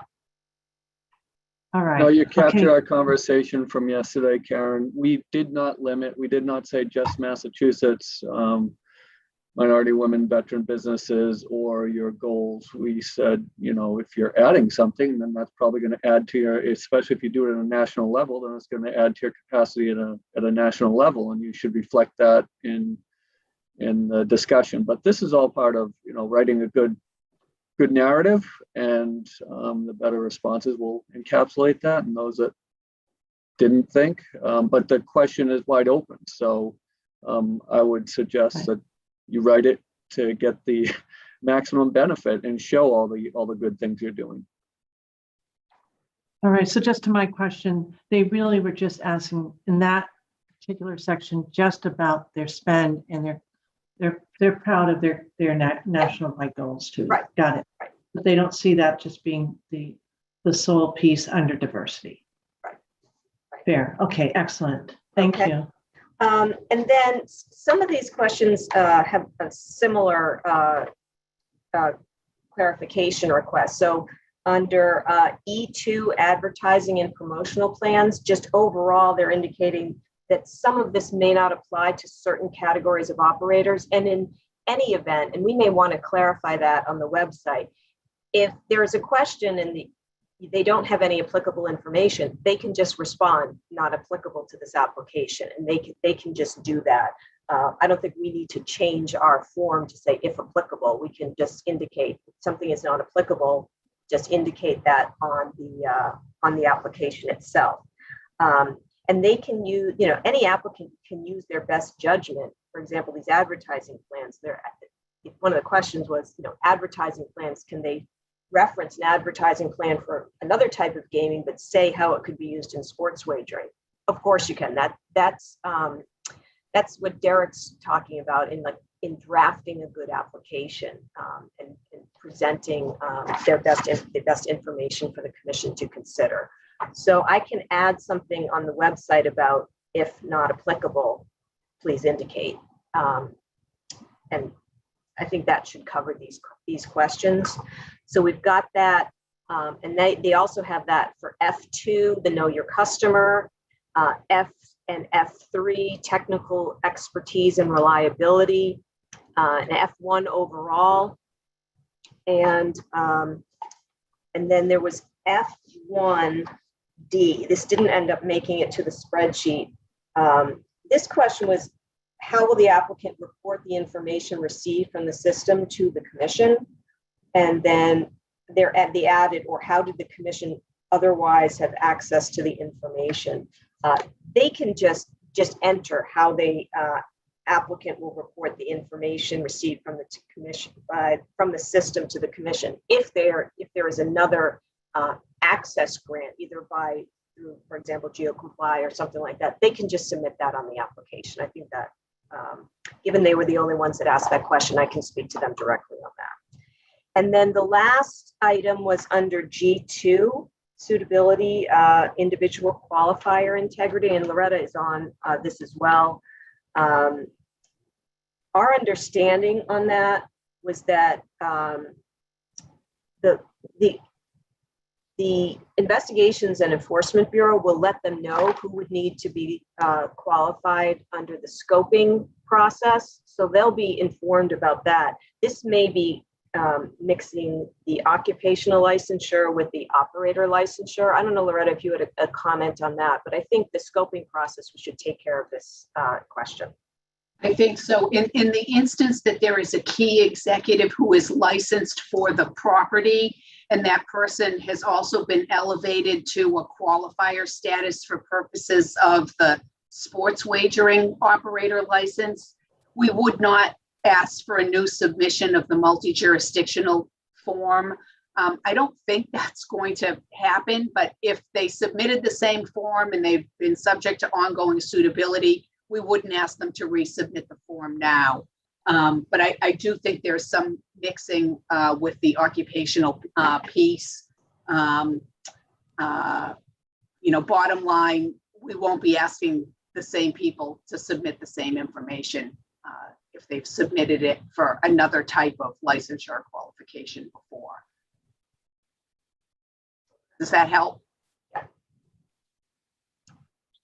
Okay, so that's the general summary, and I do know that North is listening to this meeting, so I can connect with him if there's any further questions. But those are the comments received on the application, so I actually think we're in very good shape. We can put some clarifiers on the website. We can put out this request for a redacted version to address the public records request, but otherwise, I think we are all set. Anything else on that? Okay. No, we thank both entities for their comments, correct, Yep. Commissioners? Yep, very thoughtful. And then the next item on the agenda, Madam Chair and Commissioners, is divisional updates. You've already heard from Mark that he is working on the studies and going forward with that. He's also been working with, he's going to be working with GLI on integrating responsible gaming measures into the regulations and requirements. I'll start with Loretta just to give an update on what's going on with the IEB, and then I'll turn it over to Todd for just an update with the legal. Sure, thanks, Karen. I did want to update on the status of the scoping for the operator surveys that were submitted by the 17th.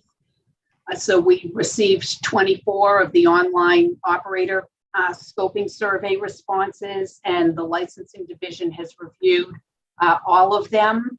And the team, with the help of a couple IEB team members, has scoped all of them. In some instances, we did have to reach out to the operators for some clarifications, and want to thank them for making themselves available and shedding light on some areas.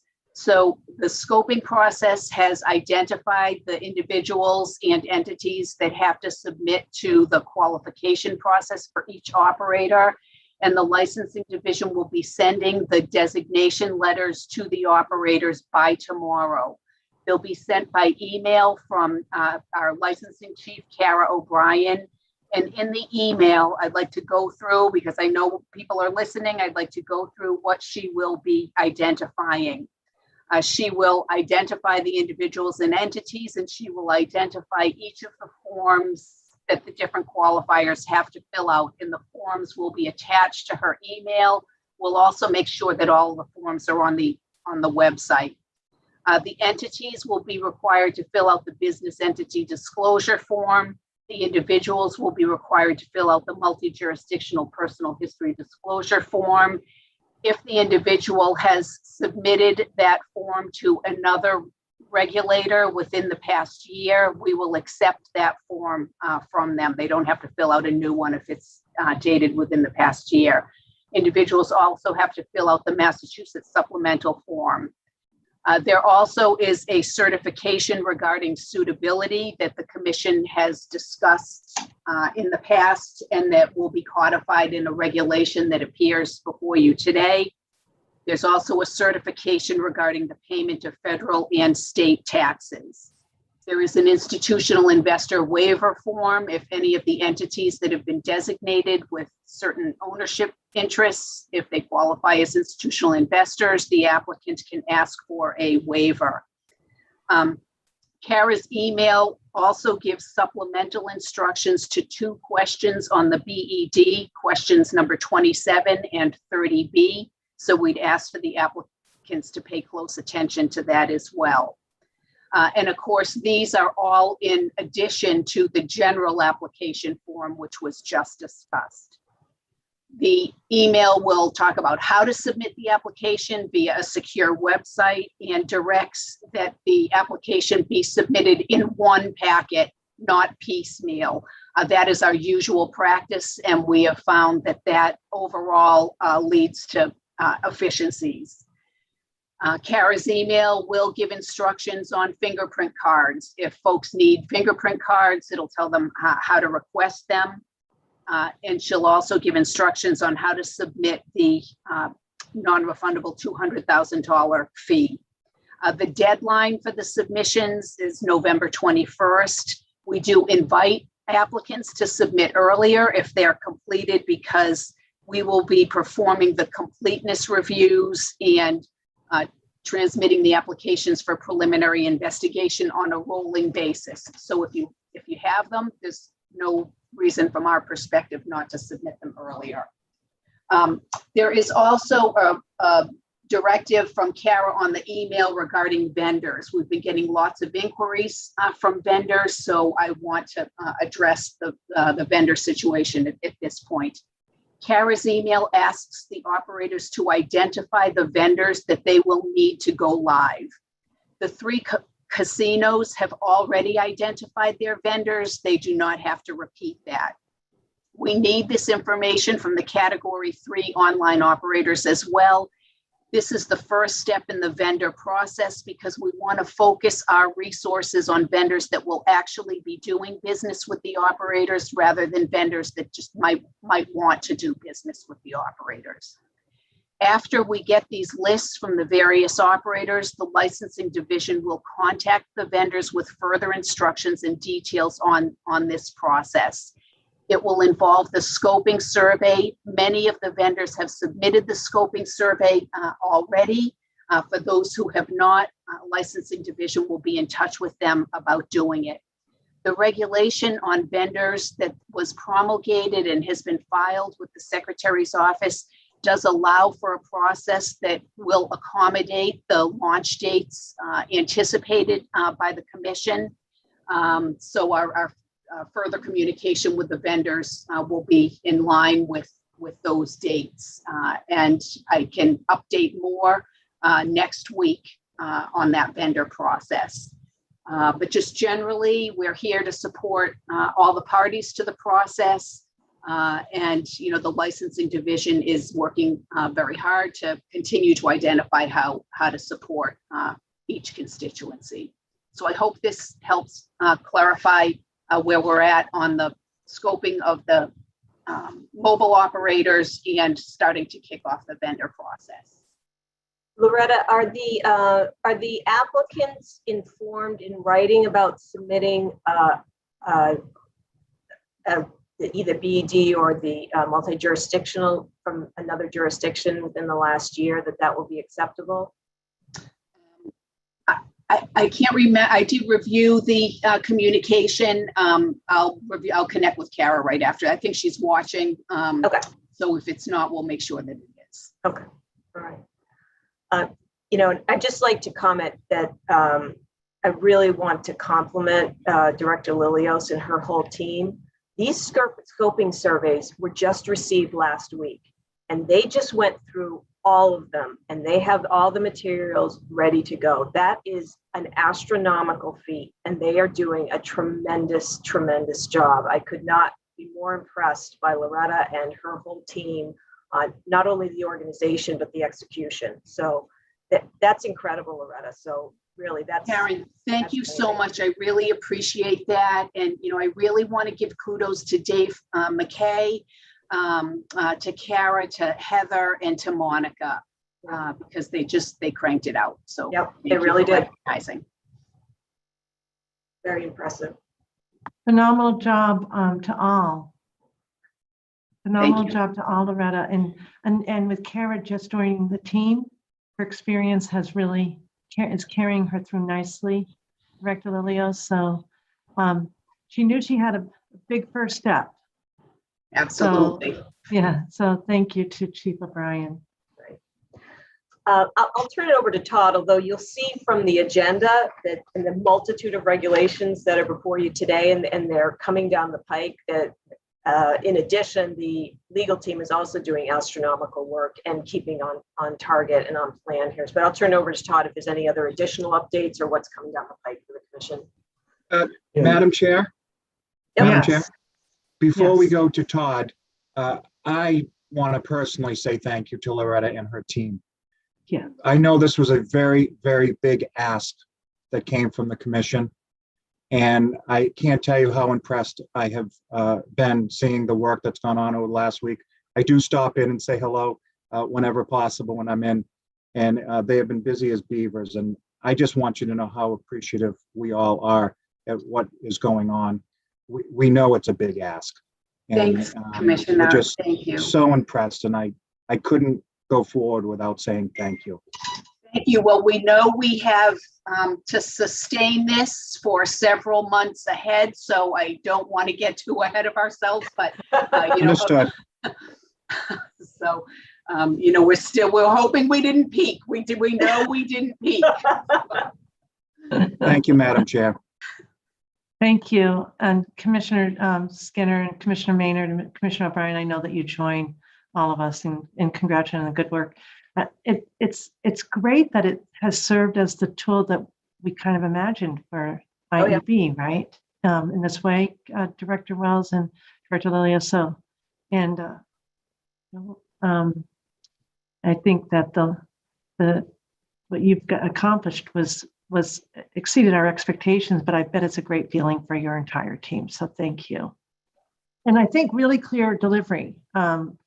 Everyone's on notice with Director Lilios, and of course this is recorded so they can go back and listen to our comments today too. All right.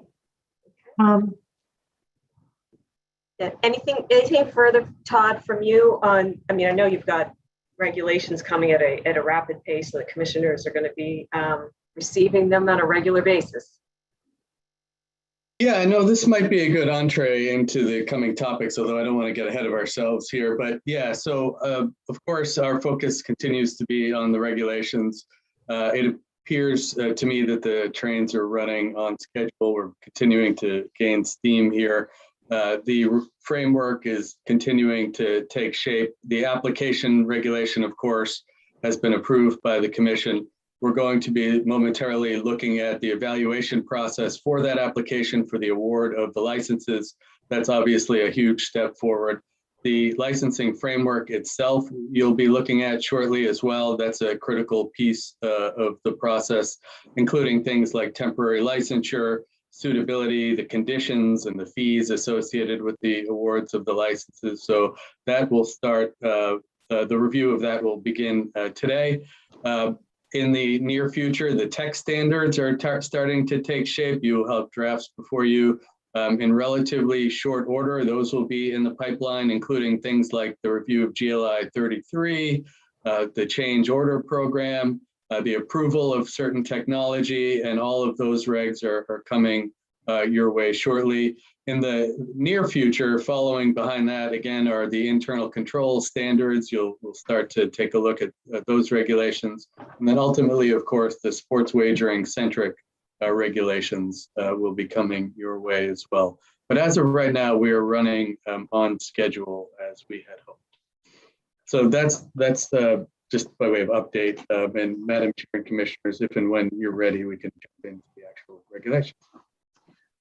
So Katrina is unavailable today, so I'll have her give an update on IT when she is available at the next meeting. And then I know Derek's is on the agenda later about the project manager update. So kudos to the whole finance department working with other folks within the agency. Tremendous job on that. And he had given an update on some of the workings in the finance division. They're really on top of everything there. So I don't know if there's any additional updates, Derek, if you want to chime in if there's additional updates, but I think that your team is all set, correct? Yeah, the team is churning away and allowing me to be present on all these meetings. So it's very good that I got a great team behind me. And you know, as you'll see, we've got our 3 regs basically for your consideration out there. You know, we had the first one that came out on taxation. Now we have the assessment as well as the fees for the application, and we're done with our regs after this.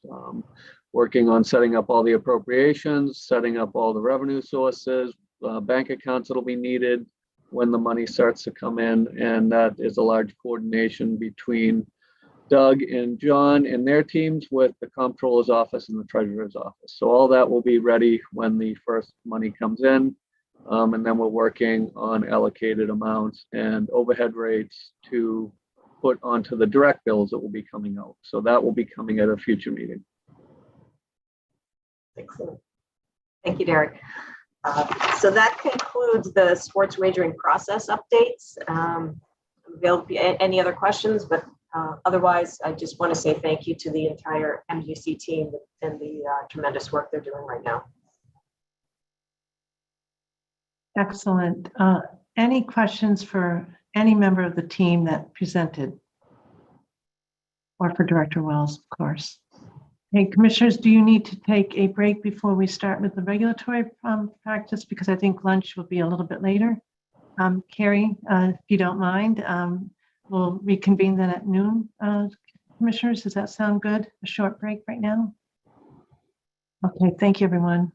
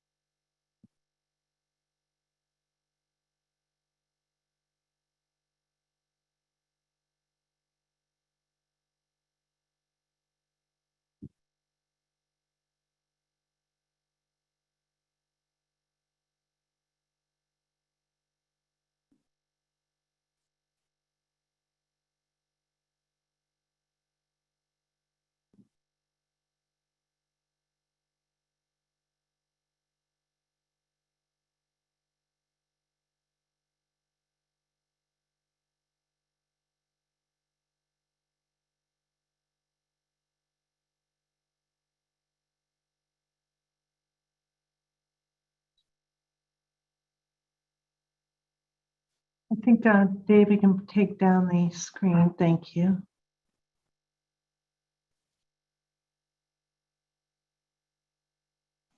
All right, all set. All set. Thank you so much, Dave. All right, we're going to turn now to put my screen again. Turn to legal. Good morning again. Oh, good afternoon now. Todd, thank you. Good afternoon, Madam Chair and Commissioners. So you have in your packet today a set of 6 draft regulations that we've been referring to as the Sports Wagering Operator Licensing Framework Regulations. We'll get to 218 as well, but you'll see the Section 5 is sort of split into a few sections, but of course, feel free to sort of take the discussion on these as you'd like.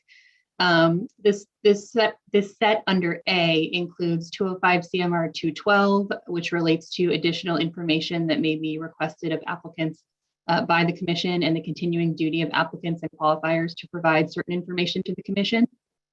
It includes 214, which relates to application and investigation fees, 215, which relates to suitability determination standards and procedures, 219, which relates to temporary licensing procedures, 220, which relates to license conditions, and 221, which relates to licensing fees. So I'm going to turn it over to Mina Makarios and Paul Commoners from Anderson and Krieger to walk through these in a bit more detail for us today. Good afternoon. Good afternoon, Mina. Good afternoon, Paul. Good afternoon, Madam Chair. Thank you for having us. And just want to start at the outset and say, as we did last time, excuse me, can everybody hear me? My camera seems like lagged. Okay.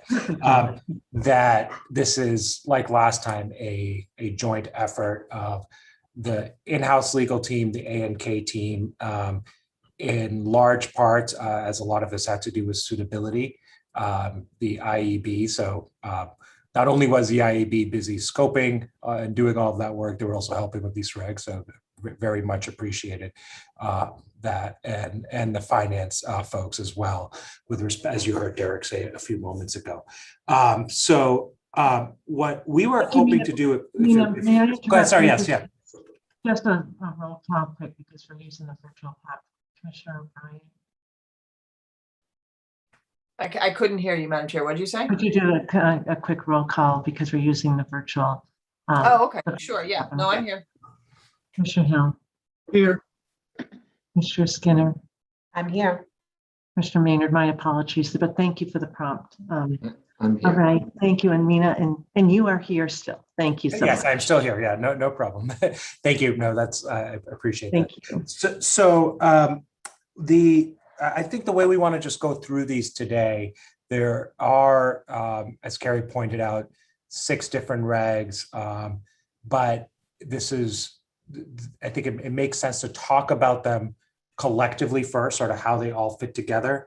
And then Paul Commoners and I will take split these up essentially to talk in a little bit more detail about each. And I think it'd be ideal if we could get through at least the first overall piece and then take questions by reg. And obviously Todd, Carrie, Loretta, and Karen and others may have input as well, but we'll sort of try to guide you through it. Mina? Yes. Can I ask that once we get into the regulations individually, that you capture in your discussion the substantive differences between the 100 series regulations and these 200 series? Thank you. Yes, no, absolutely. And actually, Commissioner Skinner, I'll be doing some of that in the overview as well, because I think that's key to how we thought about these and how they're set up. So as we've discussed in the past, the overall framework here is intended to mirror largely the RFA 2 process under the 100 series, under which the Commission relied on full and complete applications from applicants and cooperation from applicants in order to be able to determine which applicants were best suited to receive gaming licenses under 23K.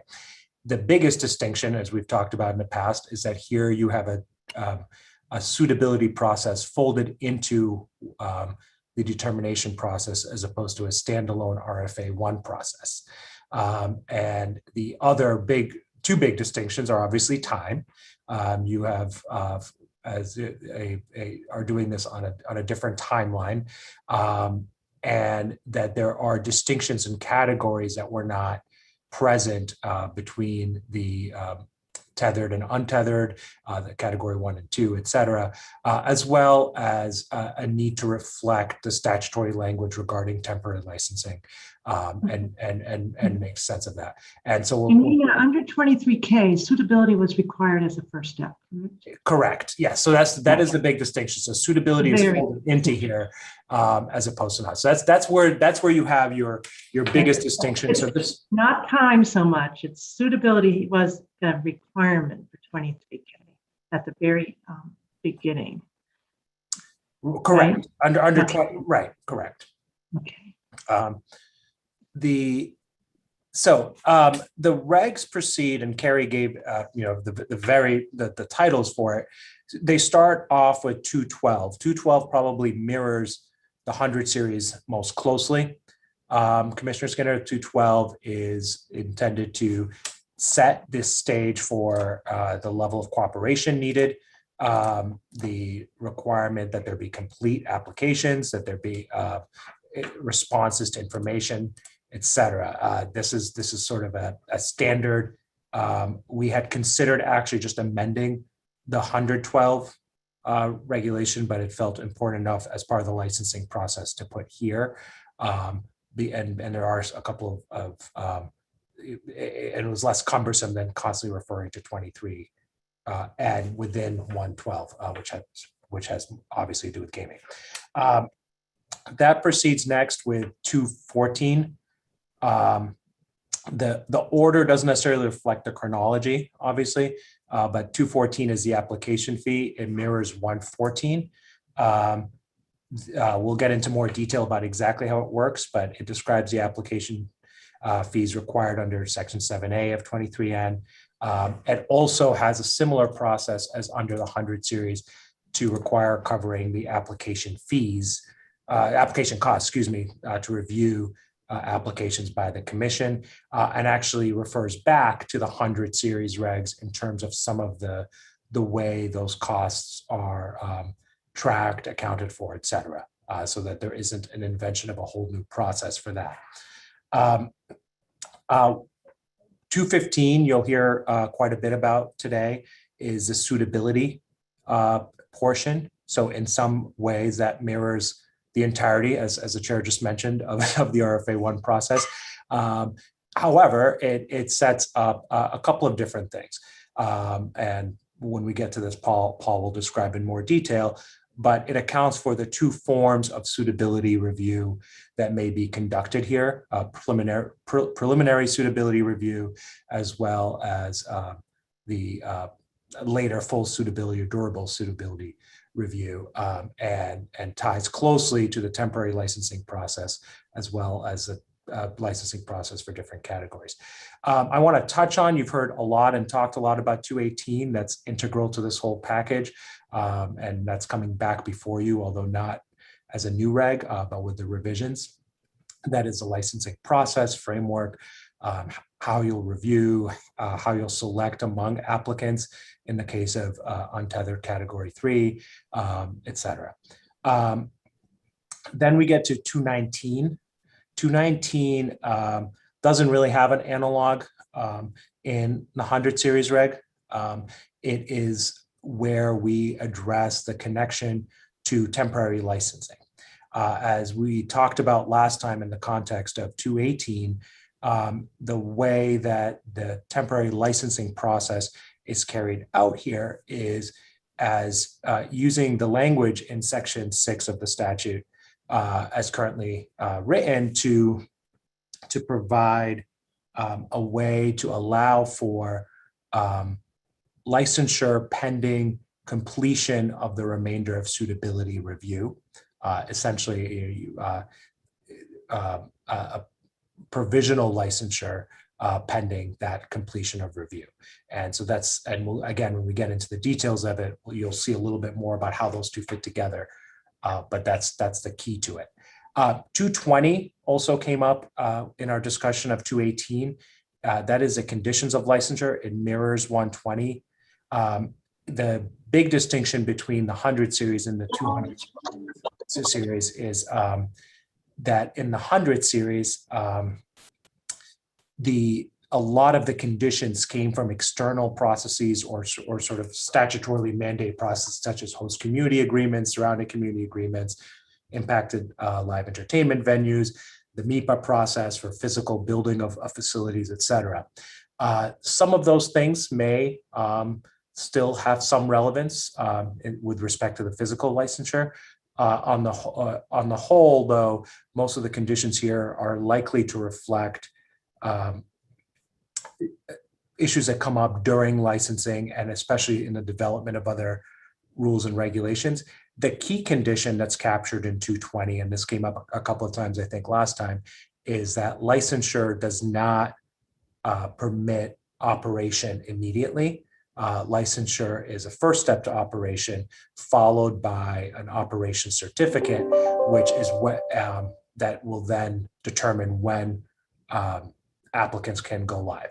That allows for a few things, obviously the testing and checking of equipment and methods and ensuring that everything is done appropriately. It also allows for the management of a uniform go live date, if that is where the commission continues to be for particular categories. So the operation certificate is very important. The certificate itself is not covered under 220 or what's going to go in the certificate. I mention it just so you know this, it's not in front of you. The proposed, the sort of the thought right now is that will be section 251, mirroring 151 for the operation certificate. The bones of that are developed. Part of the reason it's not part of this set is we want to get a little bit further along in the development of the operational regs around technology and safety and security, et cetera, to have a better idea of what should be reflected in the operation certificate regs or not before bringing that to you. So that's just something to keep in mind why it's not here. And then finally, 221 is the the licensing fee, which mirrors 121. And just like 121, it largely restates the statutory fees, in this case, giving meaning to how the $1 million temporary license fee coordinates with the $5 million fee as well, and reflects back a bit to the 100 series of how that's paid, et cetera. So that, again, mechanically, there aren't distinctions. And that one, again, appreciative of finance's help in drafting and reviewing that. So that's the broad overview. Any questions, I guess, at this level, or do we want to just proceed, or any other things, Todd or Loretta or anybody else want to add? Okay. All right. In that case, I believe I will take the first one here, or the first two, if I'm not mistaken. Paul? Yep. So let's go through 212 and 214. And that's on our page. 71 of your packet is where 212 starts, I believe.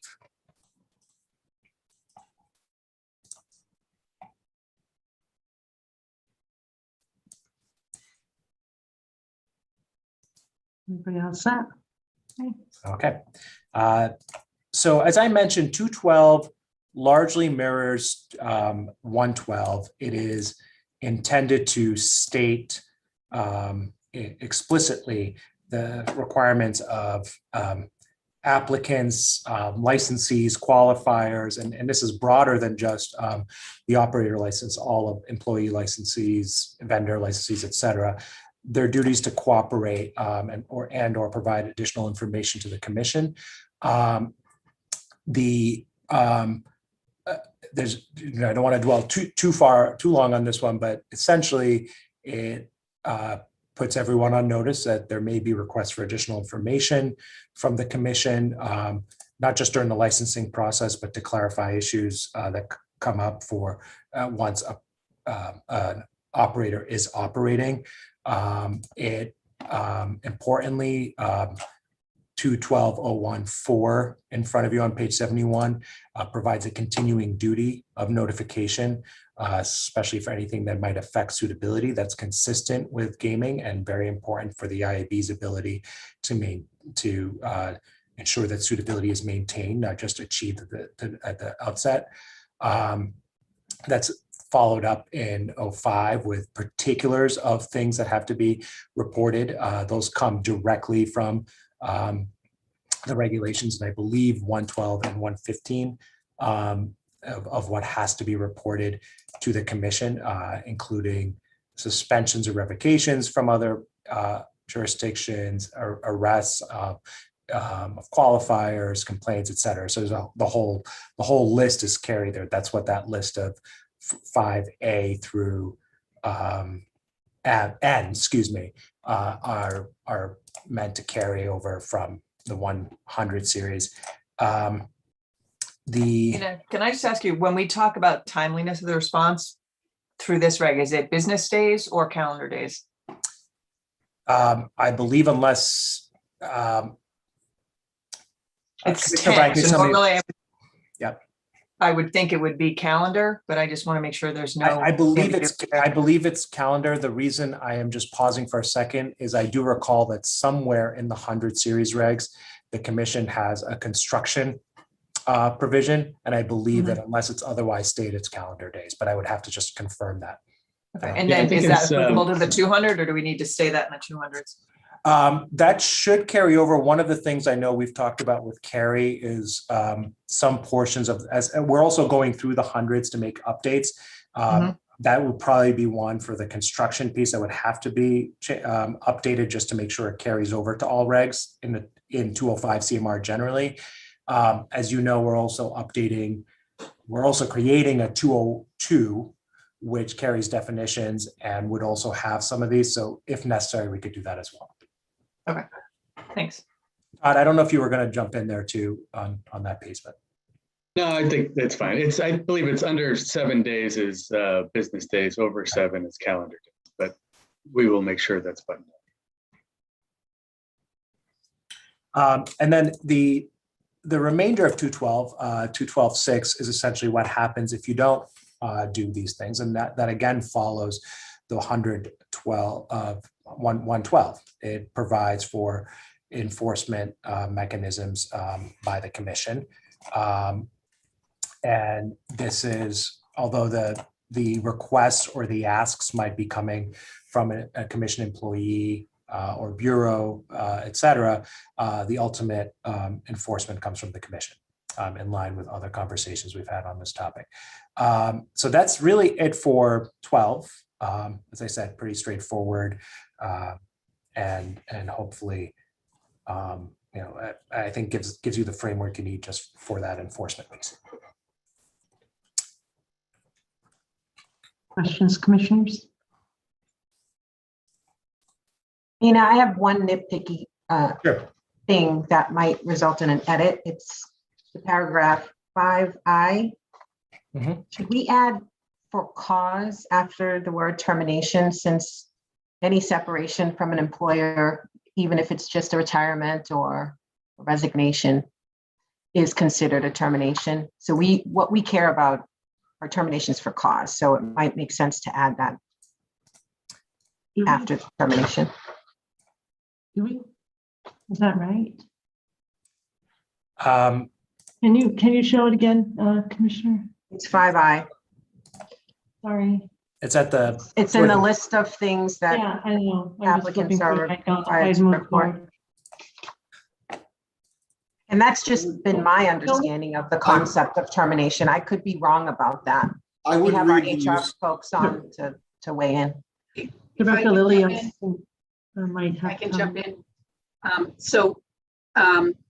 Commissioner Skinner, you're exactly right that the for cause aspect of the termination holds certain significance on the employee licensing aspect. So you're exactly right about that.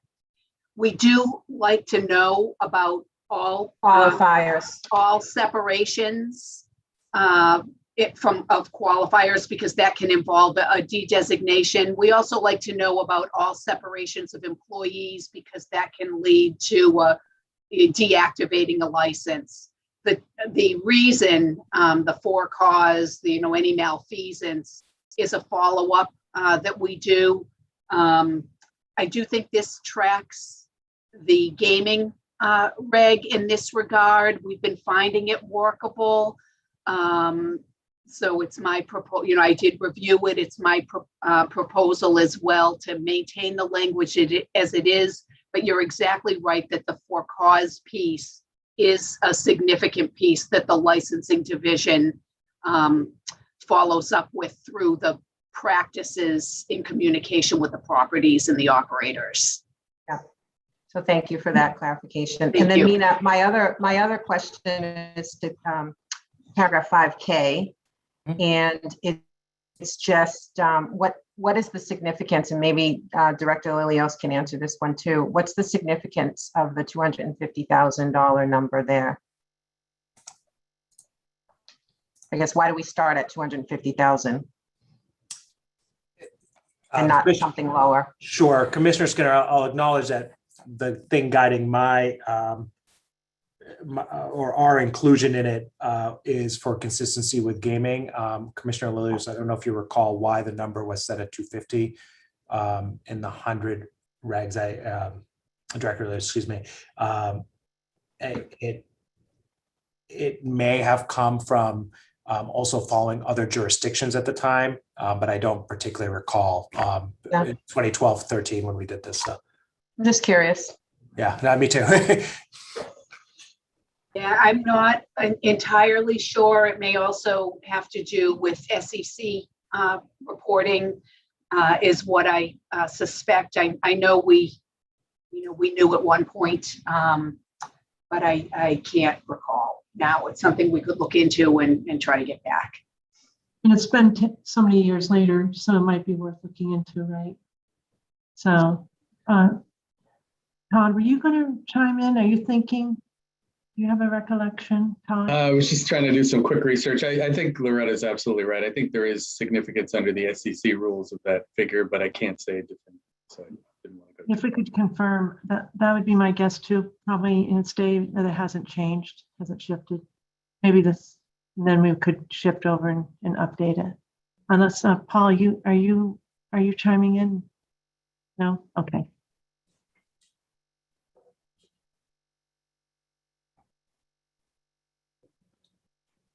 Any other questions on this one? Just on Commissioner Skinner's earlier point, I think it's fair that she wanted to insert for cause, given that it says or other discipline. So what I'm hearing is that we always want to know about terminations, whether or not they're discipline related or not, generally. So the word other is a little bit of a flag for you, Commissioner Skinner. So yeah, that's what I heard too, particularly with respect to the qualifiers, which I wasn't thinking about. Yeah, I know we want to hear if they're terminated, but I understand why you wanted to insert for cause there, given the thanks. Okay, moving forward. 214. Okay, thank you. So 214, as I mentioned, is the process for receiving application fees and for additional fees for investigations. Much like 114, it starts by reciting essentially what's in the statute for application fees, which is a $200,000. Makes clear that that application fee is non-refundable. Then, the rest of 01 again mirrors the 100 series, except of course that the fees go into the sports wagering control fund. Just one note in case other very keen eyes pick this up. The sports wagering control fund is actually established in 23N section 15. There is a missed reference in the legislation itself where it refers to it as being in section 14. So if there's some confusion of why it says 15, sometimes in 14. It's actually established in 15, and that was a mistake or a typo in the legislation. The additional fees for investigations, there is just again a laying out of a process, and I will note we continue to have a slight formatting issue that keeps popping up between Word versions, and we're working to fix it. That 6 at the beginning of 214.02 will become a 1, and so on. But the process here is to ensure that this is a self-funded process, just like with gaming, meaning funded by the industry. The actual methods for establishing costs of the commission here and the sort of schedule of costs actually is exactly the same as 114 before. Both the Bureau and Finance were comfortable with this approach. And again, likewise, otherwise it reflects the process in the 100 series and under gaming.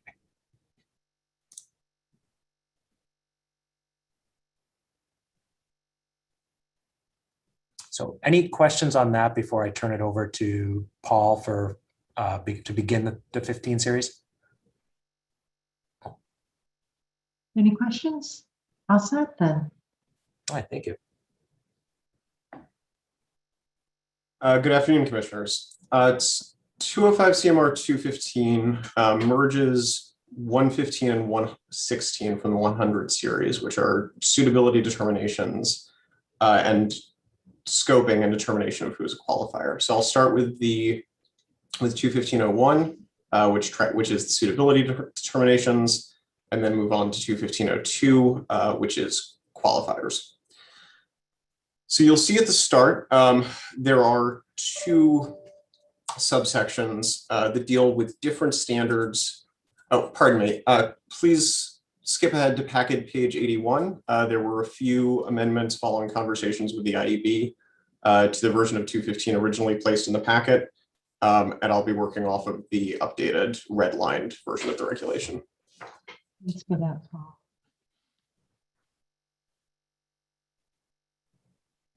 All right. Is everyone with me on the red line? Yeah.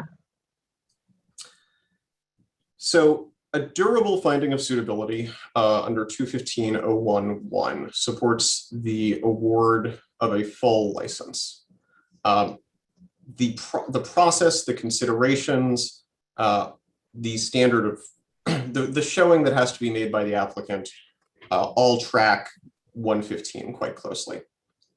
There are some tweaks to the language to account for items that are in 23K that are not in 23N. So for example, the language about the nature of the Bureau's investigation is somewhat simplified because there were specific statutory factors under 23K that the Bureau had to investigate that are not present here. But the structure and the standard of review, the evidence under consideration is all the same. A preliminary finding of suitability under 215.012 can support the issuance of a temporary license. This is a somewhat narrower set of evidence, but the same set of considerations. So this contemplates that the Commission's decision would be based primarily on certifications of attestations of suitability by the applicant and the qualifier, described in subsection A, and an investigation by the IEB covering key materials such as the self-disclosed licensing history, a self-disclosed open litigation, and an open source check, which is covered in 215.02B. This does not exclude the Commission from considering, this does not exclude the IEB from reporting or the Commission from considering other matter that conceivably could come to your attention during this process, but it permits the Commission to make a suitability determination sufficient to support a temporary license award on the basis of this more limited review. I'll pause there. I'm going to check in with Director Wells and Director Lilios. Are you satisfied with that, Director Wells? Now, the only thing I'm looking, and so we're looking at just make sure I'm on the same page you are, is So it's on page, 215, 012, correct? This preliminary finding? Yes. I'm Yeah. just wondering, page 82, are you looking at page 81? 76. So it says here, notwithstanding any provision, the commission in its sole discretion may determine in accordance that an applicant or qualifier is suitable in accordance with 02 if blah, blah. I'm just wondering if there should be some qualification that applicant or qualifier is, maybe it's something to the effect of preliminarily suitable as opposed to a final finding. So that's what I hear you saying. I don't know if we could add that word just to make it clear, because they're not having a full determination of suitability until all these investigations are done. I'm happy to do that. I will also say that I think the only other cross-reference to this section is in the provision providing for temporary license awards in 21807, which refers specifically to what the commission can do if it makes a suitability finding in accordance with 011 and what the commission can do if it makes a suitability finding in accordance with 012. Okay. I haven't carried those words over in part because we hadn't put 215 before the commission yet. Right. And we wanted to make sure that the structure and the word choice worked for everyone. But we can definitely carry those through into more places where they're pertinent. Great. I'm not clear on where Karen just read from in the regulation. Here, I can share my screen. I'll just show you. Right at the start on 2. So where can you, hold on, I'm not showing the right screen. Hold on. In the middle of a number of a very dense series of cross-references. I'm looking right here. So this is 215, COMAR 215-2, and it's just because it says in the heading, preliminary finding of suitability. So I think it's all set, but just in abundance of caution, they may determine an applicant or qualifier. It's right here. It says is suitable. I would suggest. This is the old version. This is not the updated version, right? Oh, am I looking on page 81? If you go to the red line, it actually, but it isn't changed. It isn't changed. What page? The reference is still the same. Page 81, Karen. So 81 on 81. Page 81, yeah. But I think it allows for a full suitability review, but with the exception that the commission may provide for a suitability review that's just based on the attestation. Right. Am I reading that wrong? Yeah, I think that with the attestations, they are preliminarily suitable. They are not fully suitable just based on attestations. I think that's my only point, which I think is the intent. But can you make your screen bigger? Yeah, hold on. Then tell us again how you're proposing to change that language. Here it's section 2. So right here where it's, I don't know if you can see my cursor, applicant or qualifier, instead of saying is suitable in accordance with this, I would just say is preliminarily suitable. So there's no question. Aligned with the heading. Right, exactly. Okay. And we're happy to carry the word preliminary or preliminarily through where it's relevant. And Paul, that is the language that we used in the other, right? Consistent with temp. In 218, you mean? I guess it's, I don't quote me on numbers. We haven't used the word preliminary in 218 only because we hadn't put this regulation in front of you yet. I can carry the word preliminary through to there as well. 218 currently refers to findings of suitability in accordance with this subsection. I think you can take that screen down. Yeah, I'm trying to figure out how to take the screen down. I'm not seeing the without sharing your emails with us. Right, exactly. 218 currently refers sorry, to findings of suitability in accordance with this subsection. So the meaning is there. If it would clarify matters to carry the word preliminary or preliminarily through, we can certainly do that. Yeah, I think because I asked that question when we talked about 218 the last time, and the answer we got was, oh, well, when you see the other 200s, it'll be clear. But the fact that we're still asking the question, I think, speaks to the need to put it in. Karen's trying to figure out a way to I'm get sorry, this. I'm getting Mills to come help me. I don't know why it's not showing up. I don't know where it So I'm going to keep, is there anything else on preliminary and Oh, is durable? it here? Oh, it's behind me. There we go. All right. We're just I'm going having to one press forward. technical issue, Paul, if you bear with us for a Yes, sec. of course. And then I There just we want go. to check in Thank with you, Mel. Loretta. Loretta, did you have anything on that? Were you all set? I like the insertion of the word preliminarily. I do think that that concept is captured in the existing regulation, but it drives it home what we're doing on that point. And that's important to me and my team as well. So I like the idea of inserting the word. Okay, excellent. All right, anyone else, commissioners? Okay, Paul. Moving on to subsection 3, this is the considerations laid out here are consistent with what was in 115. 215.014 is based on the grounds for denial or suspension or revocation of a license laid out in section 9 of chapter 23N. And subsection 5 simply explains that the process used for suitability determinations under for sports wagering is going to be consistent with the process used for gaming suitability determinations. We were careful to say consistent, not precisely the same, because again, there are odds and ends mandated by chapter 23K that don't apply for chapter 23N. So I feel like there's a catch-all in 23K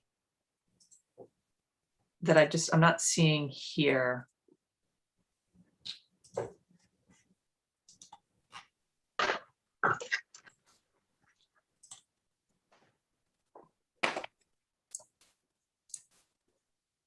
I'm pulling it up. I don't know if Loretta or somebody from IB might know what I'm talking about. I'm going back to the WIN hearings and I'm thinking about qualifications and suitability, and I can't put my finger on it, but Commissioner Bryan, do you mean with respect to who needs to be qualified or? no, Okay. meaning a finding of suitability or lack thereof. You mean in the statutory language rather than Yeah. the reg? Yes. So you're saying because of course the reg might not include that statutory language precisely. But what I'm hearing from Paul is that with respect to at least the reg, this reg follows in subsection 423, well, the 23K version precisely, right? There's no reference. Right. But of course, we don't have suitability laid out in 23N. So I want to make sure anything that's statutorily in K doesn't get lost if it's not in a reg. Well, if we can apply it, right? Yep. Does 23N and this qualifying, the suitability section include anything that would be? Pardon me, subsection, I may not be following something, but subsection 4 tracks the grounds for revocation of a license under Sorry. 23N, section 9. It's the next section, right? Is that what you're thinking? Mm-hmm. Oh, no, the unsuitability, that's what you were thinking. Right? I'm talking about suitability. But which subsection? Eileen? Sorry, I jumped through. I was looking at 23K. Sorry. So no, I'm looking at 215. Is it subsection 3? Where I think it's 3 because we didn't talk about the new B that was added. We jumped to 3. So I think I'm talking about subsection 3. So you think that there's some broad language that you'd like to see if we could include it somewhere, all right?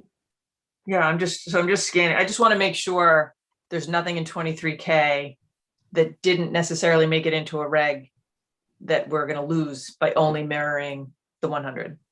And then we'll have to decide if it actually can go. Correct.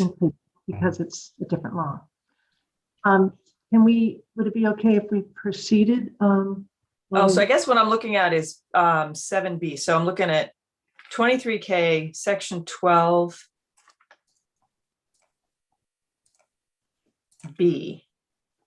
And it talks about the Bureau. Bureau determines an investigation an applicant has failed to, and then there's a number of criterion or any other reason as determined by the commission as to why it would be injurious to the interest of the Commonwealth in awarding the applicant a gaming license. The Bureau shall cease any further review and recommend the commission deny the application. In terms, and that's the suitability section. So I guess, and it may very well be in the 200s, and I just haven't seen it. So that's interesting. Chapter 23N, section 6, assigns the same grounds for denial of a license to the commission and the commission's discretion. That's section 6E. And not to the Bureau. And not to the Bureau. Yeah, the 23N is silent on the Bureau. I think we've all noticed that, right? Yeah. So, so I guess I'm wondering, does that become an issue for subsection 4, or is it subsection 3 in this? We want to make sure everything that's in 23N. Right, so 3 looks at what the commission shall evaluate and consider. So if it was in there, it would be in there, yeah? So we should make sure to take that language and put it in as a Right, because commission. it says shall deem them unsuitable if they are one of the qualifiers, and then it doesn't have that catch-all in 3 or 4. Each of which appear to put the onus on the commission to act. So subsection 6, Paul, do we have it all captured here? Because that's really critical. Section 6E, I believe we imported into 205 CMR 218 because section 6E appears in the section of the statute dealing with the commission's license award decisions, which is what 218 captures. I don't think that any of the considerations laid out in section 6E are excluded from the commission's consideration by this structure. I'd love to not have to have the argument though, and just have it in the reg in both places, because I'd hate to be in a position of, well, you didn't put it in that one. And sure. I have a vague fuzzy memory of having a conversation about that because there used to be a preamble to the regs in the 100s saying, oh, these are the sections of 23K that we're relying on to promulgate these regs. And they were not all inclusive. But I don't want to necessarily do the opposite and say that's all inclusive because we're going to miss something. The statute will always rule, correct? So I believe the simplest approach would be to go to the cross-reference the reg.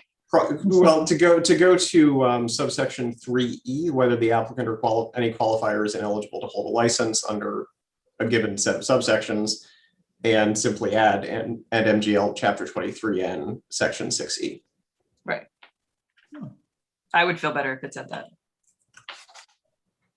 We can certainly make that change. I couldn't remember what subsection 6E. Yeah. Okay. Thanks, Paul. Are there any more questions on 215.01 suitability? I have a question, Paul. In 215.02.5,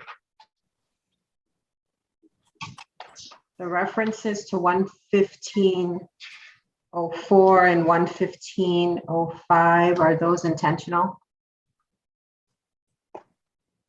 Yeah. Should that be 215.04 and 05? Those are intentional. Those are the regs that set out the process for suitability determinations in the gaming context, and we intend for the process for making suitability determinations in the sports wagering process to be consistent with that process.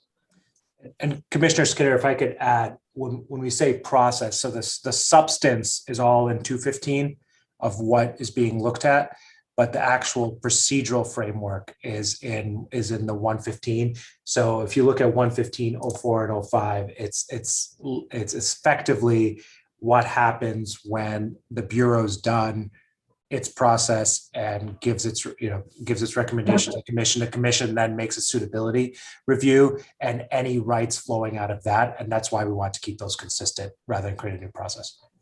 You have that language available because we don't know what that says. Sure, I have it in front of me. Yes, the unfortunately 23N is silent on the Bureau, so I just want to make sure that I understand what the process is.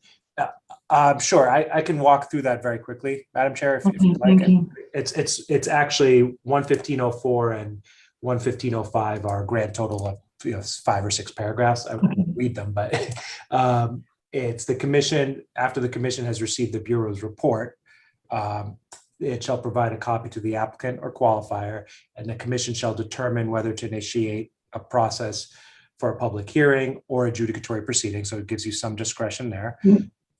And we actually have a new policy on suitability hearings that maybe this is the time for that reg to be updated.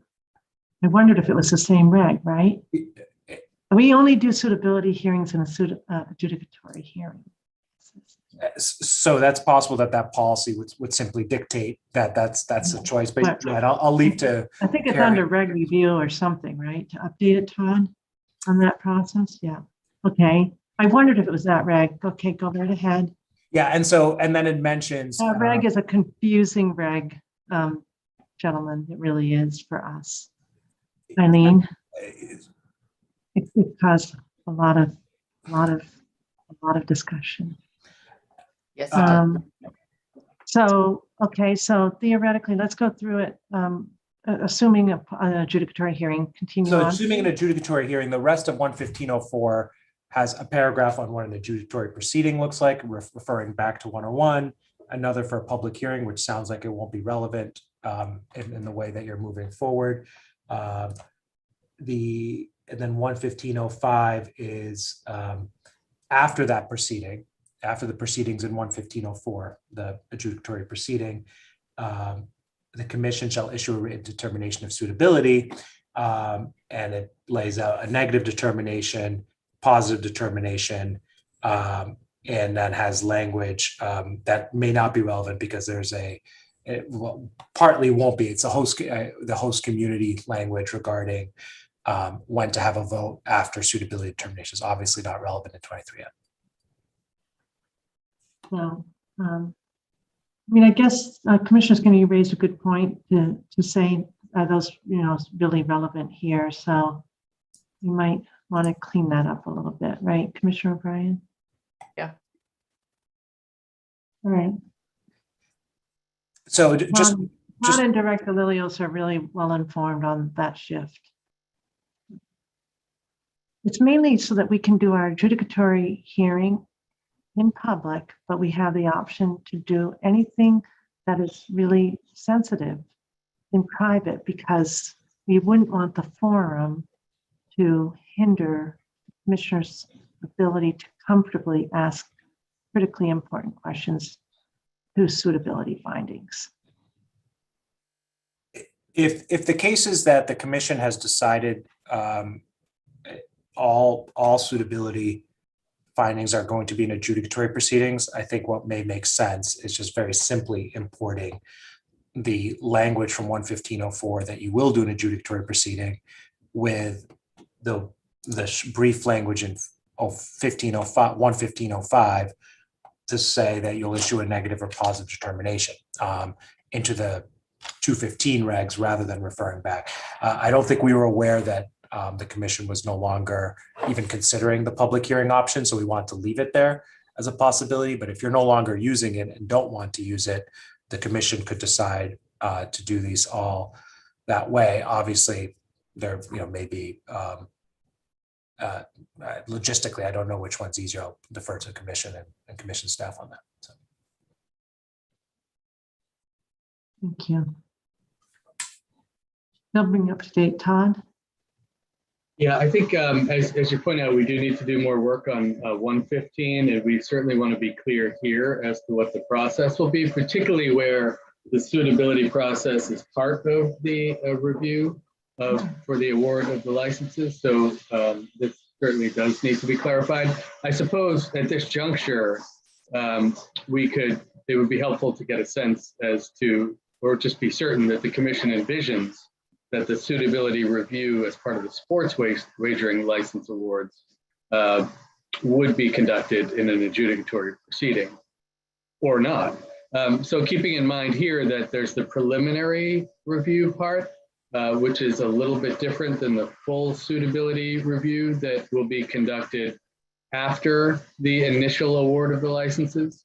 You may be more comfortable reviewing the preliminary suitability piece in the public hearing, but we would just want to know what the intention is now so we can capture that in the regulation. We obviously don't want to get to that point in the proceeding and then have to figure out what the process is going to look like. But my take from the discussion at this point is that you would like to see all of it done in an adjudicatory proceeding, which we can do, but we would have to write into the sub 5 that that's what the plan is. And I think that we always talked about that there are ways to keep it streamlined so it doesn't become bureaucratically cumbersome, but we reserve the opportunity to convene in public. And at any point in time, should the commissioners want to, thank you, want to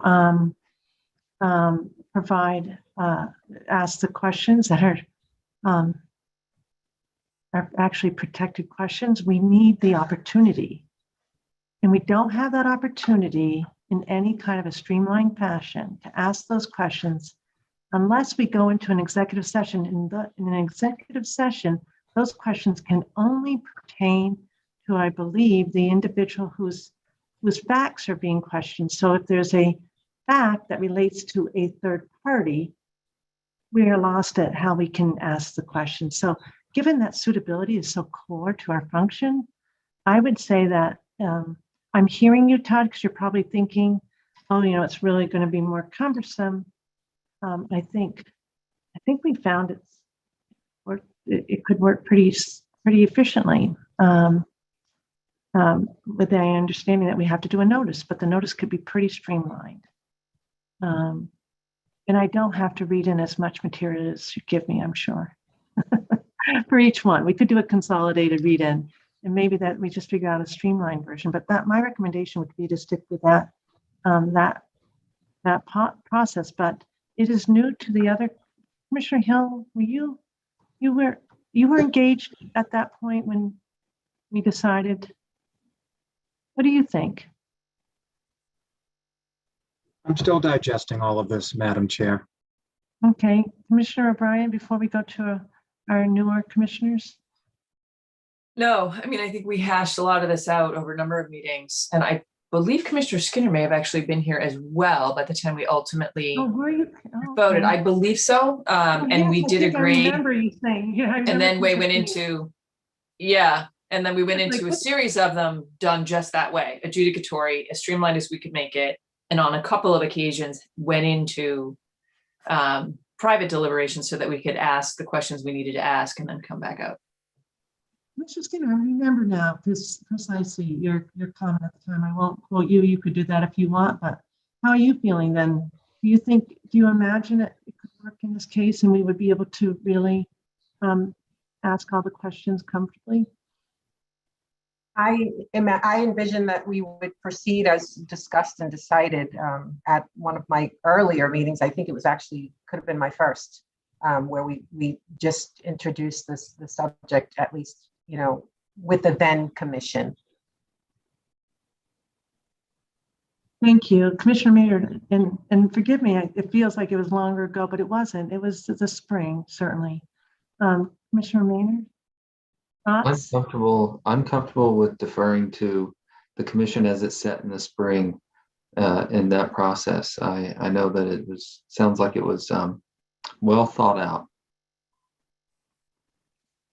The only thing I would add, Madam Chair, is that it's important that everyone envision what this will look like in practice. So when the commission is reviewing the applications, we will have to either pause the review to conduct an adjudicatory proceeding on the suitability, or conduct the suitability piece of it before you start reviewing the application so you can make that determination, and then use that finding as part of the application review.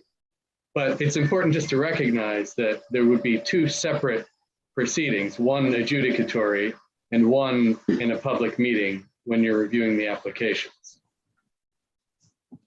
Karen? And when you think about what we're going to be getting in front of us in Loretta, what we're going to be getting, you understand, you went through this, is that more process than we need when you know what we are looking to preserve?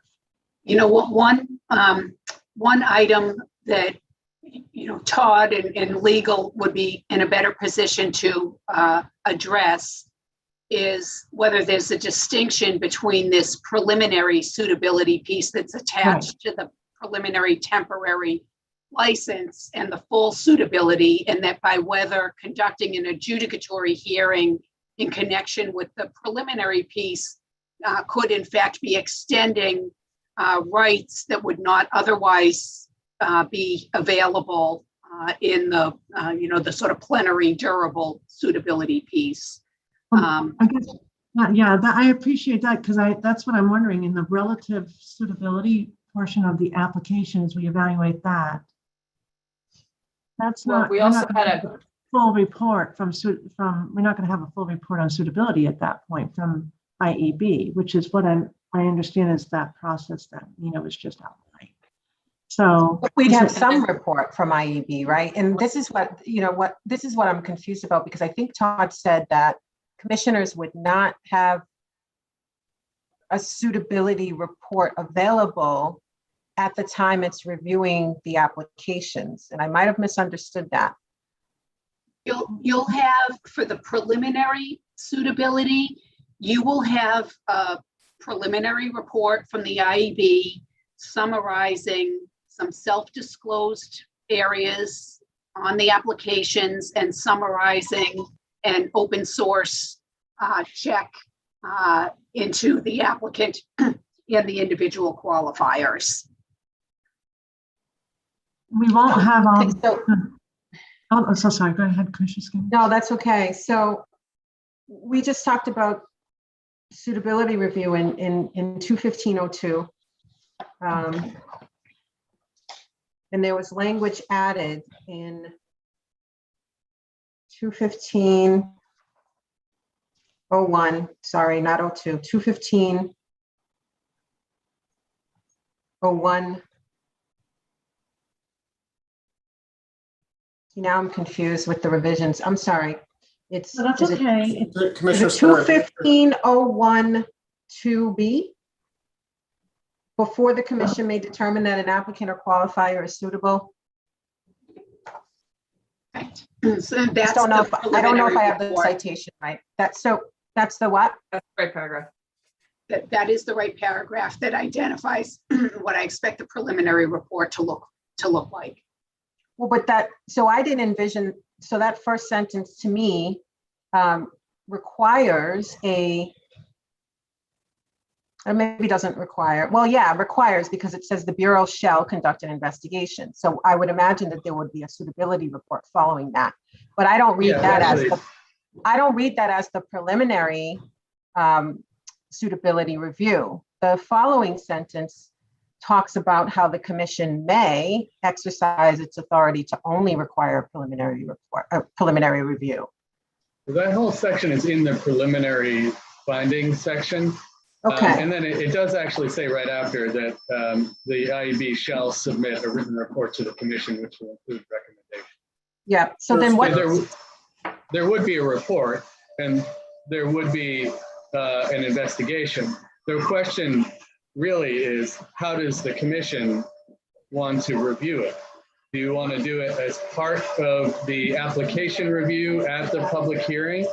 Or do you want to carve it out and review it separately at an adjudicatory proceeding? So the question is there's no question about the ultimate suitability report. I think we're hearing that that's definitely good.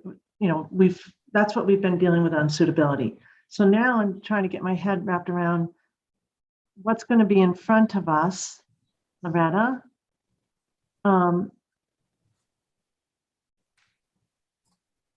because it's a competitive review. There's not going to be any other background documents, right? Just what's in front of us. So that's what's going to be public and in front of us. So we can't know things. What used to happen is we knew more because we had read the full report that wasn't public. And we couldn't ask questions comfortably in public. The adjudicatory hearing allows us to go, I think I've been clear on the record. It was never a compromise. When we recognized that we wanted to be able to ask more piercing questions on a particular suitability report, we changed the process. And I never felt like the process didn't work up until a point. So for this, this is during the competitive review, which is a public meeting. So we only have what's in front of us. So So we it doesn't can ask, necessarily negate the possibility that one of us may have a question that an applicant may feel is, rising to the level of what we would normally step into. does the application, Minimizes it, but doesn't eliminate it.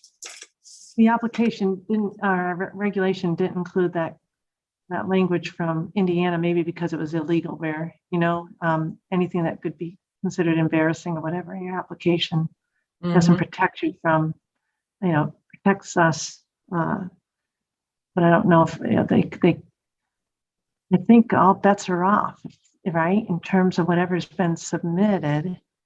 And what's in front, we can't have access to anything other than what's in front of us. Is this helpful, or am I going just down a rabbit hole?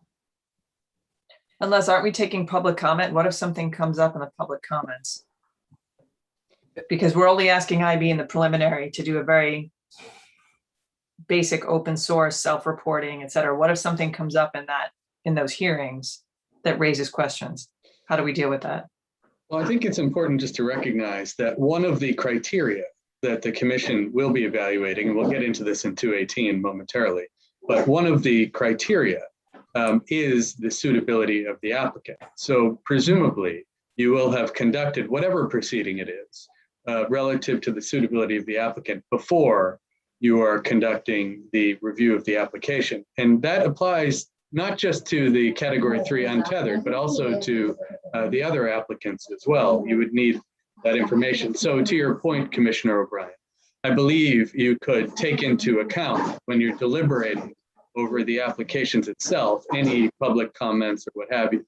So in theory, you would have reviewed the suitability, determined that the standard has been met, the applicant is suitable, but that there could be other factors that would be relevant when you're weighing the suitability as part of the overall application.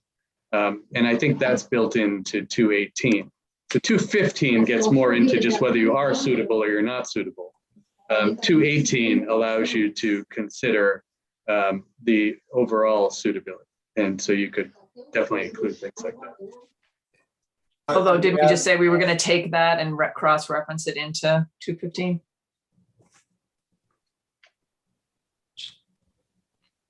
I'm sorry, you're gonna.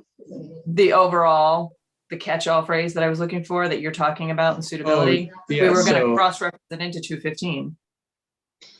Yeah, I don't think that would necessarily hinder what I just said, but let me look at that. Because that ultimately goes to whether the applicant is or is not suitable. And presumably to get to even really you're reviewing their application, you would have had to have found them suitable. If you find them unsuitable, then there's obviously a problem. But assuming they are suitable, that would mean that there are no elements, what is the language, that would lead you to a finding that awarding the license is injurious to the interest of the common. I would build on that with two more points. The preliminary finding of suitability section sets out what the commission may act upon, what is sufficient for the commission to make a preliminary finding of suitability.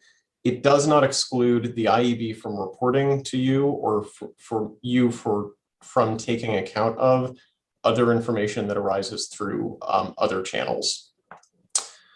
I would also add that the commission retains the ability to request additional information from an applicant. And if for example, during public comment, a public comment raises something that would create serious suitability concerns about an applicant that is not otherwise identified in the IAB's preliminary investigation or the applicant's certification forms, the commission or the IAB can request additional information from the applicant on that matter.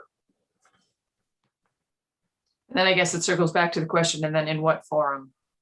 So can I Here- add this? Sorry. Can I add this point?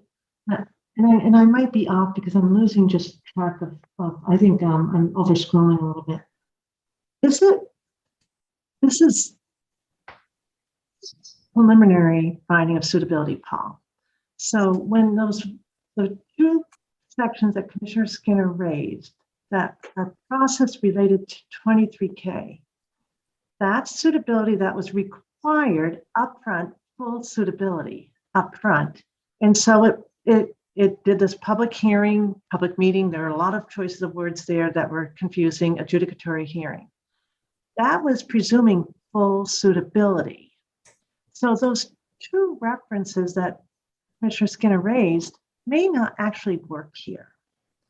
And so, because the preliminary finding of suitability only, I'm thinking about this correctly, only will be applicable during, I guess, our evaluation process for Cat 1, Cat 2, and Cat 3. So should we just Have a not different- worry? Do you see what I mean? I think we've got caught because that triggered this inquiry because we're looking at the 23K process that doesn't really work here because. Well, except we agreed to sunset this preliminary process, right? And then it will shift over to the more traditional process once we get through the vetting stage. So then This it's. really do only we applies to separate- preliminary. But that's what I'm saying is, do we have a separate, do we need to address separately the hearing or adjudicatory process then? If I could be heard a moment, I actually had not thought that we were talking about a two-step process now, like a suitability process and then an evaluative process. I thought that this preliminary suitability was part of the evaluative process. That's what I'm trying to say, Loretta. Very That's what I'm limited saying. information on suitability, largely based on self-disclosures. And so it was really a tool to help you identify, is there anything jumping out that's a self-disclosed disqualifier, self-disclosed problem? And you know, will help you compare to the whole pool. Right. And I agree with all that. That's why I turned to the two of you. Aren't we just going to be getting the information as part of the general application? I think so. And timeline as well. If we have first a suitability process and then an evaluative process, that would be problematic. Loretta, we're not talking what you're saying. What you just said is your understanding is the understanding. I think what threw us was the reference to the two sections that Commissioner Skinner brought up, because that process as outlined doesn't work here because we're going to be in an evaluative stage.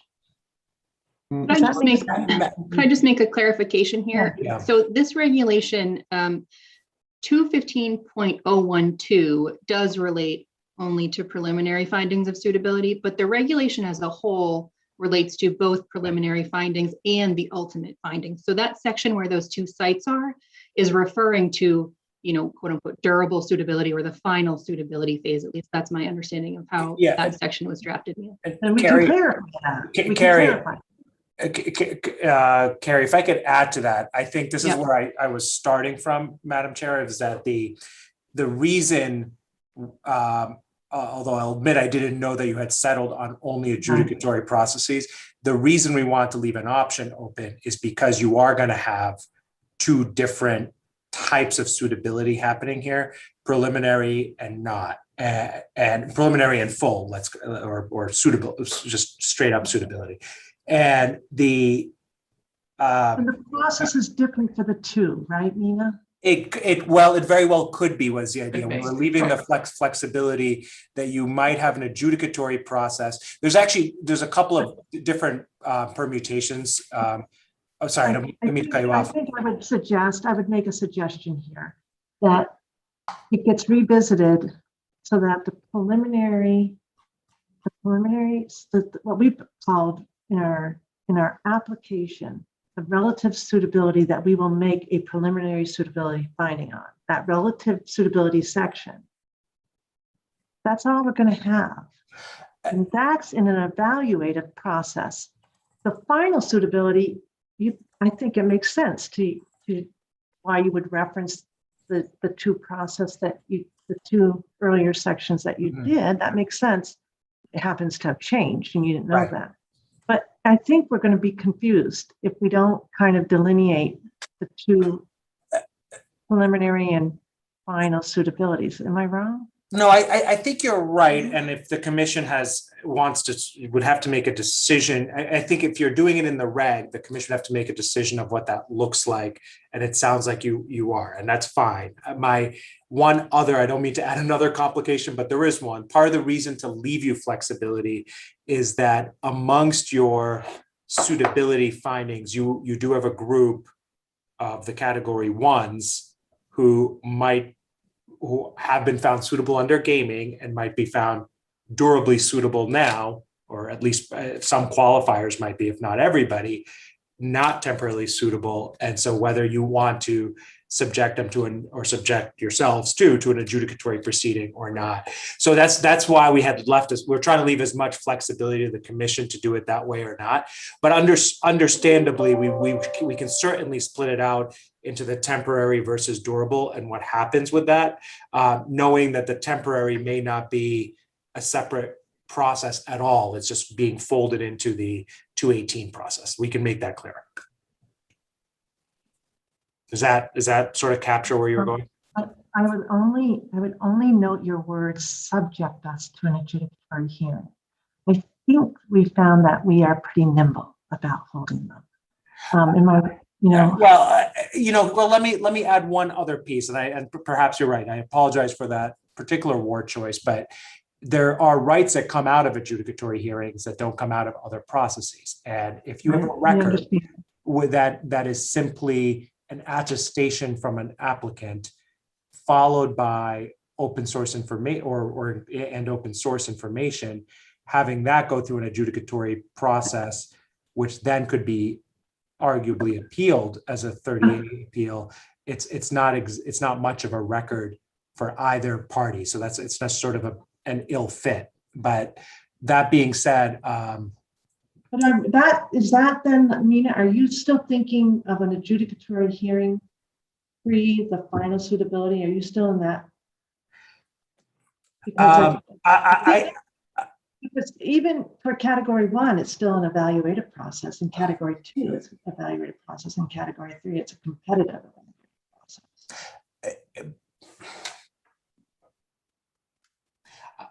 I'm not sure they all have to file applications. Correct. But I don't see it where I think it's a different process. And I don't think we're imagining, that's why I don't think we're thinking adjudicatory hearing for that process now. For the preliminary. Because it's in the evaluative, it's an evaluative process. We can only look at the materials that they submit to us. It's not like we're going to ask them to provide witnesses and all of that. It's an evaluative process. I feel like I'm saying more than I should because I might be really off track here.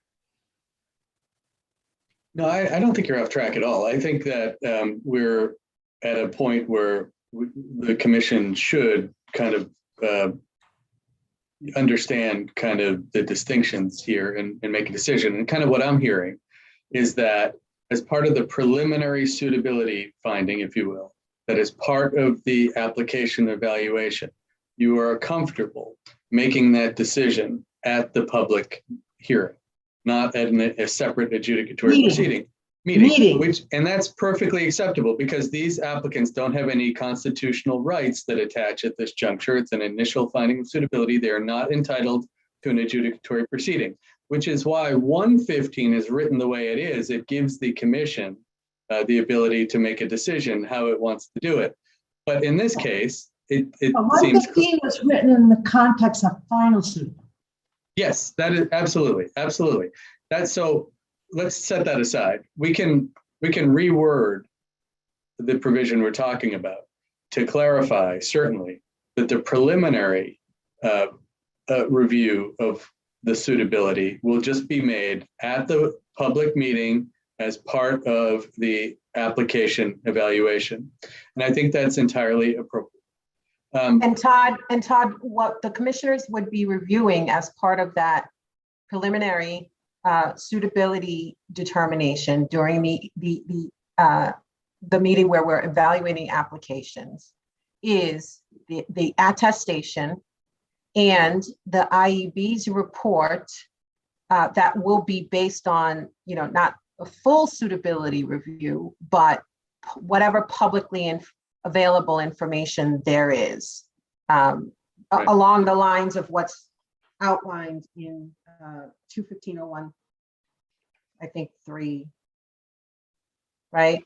Right, absolutely. That's absolutely right. And to the extent you're wondering, what are we going to do about any sensitive information that may be in there? Well, the answer is there's going to be a lot of sensitive information in other areas too. So it's not solely limited to suitability. There are ways that the commission can discuss all of the information contained in the application holistically without invading any privacy or trade secret type information. So that's a separate issue. But yeah, so you would have basically the IEB's report and the attestations to review as part of the application. Except though, Todd, if the IEB reveals information that might be particularly sensitive or, might require an adjudicatory hearing, much like we have had in the past, right? And then, us voting to go to executive session. I mean, wouldn't we have to allow for that during that temporary process? And this gets back to the chair's question as to whether or not that fits within this preliminary process. And just to clarify that, Commissioner Skinner, I think Todd raised the question about, there aren't the stakes of that full suitability report does lay out the constitutional stakes, and that was what we were concerned with also. We didn't, what you're concerned about, and this is where I don't have a solve, what we're concerned about is we will have to be in a public meeting because it's part of our evaluation process, right?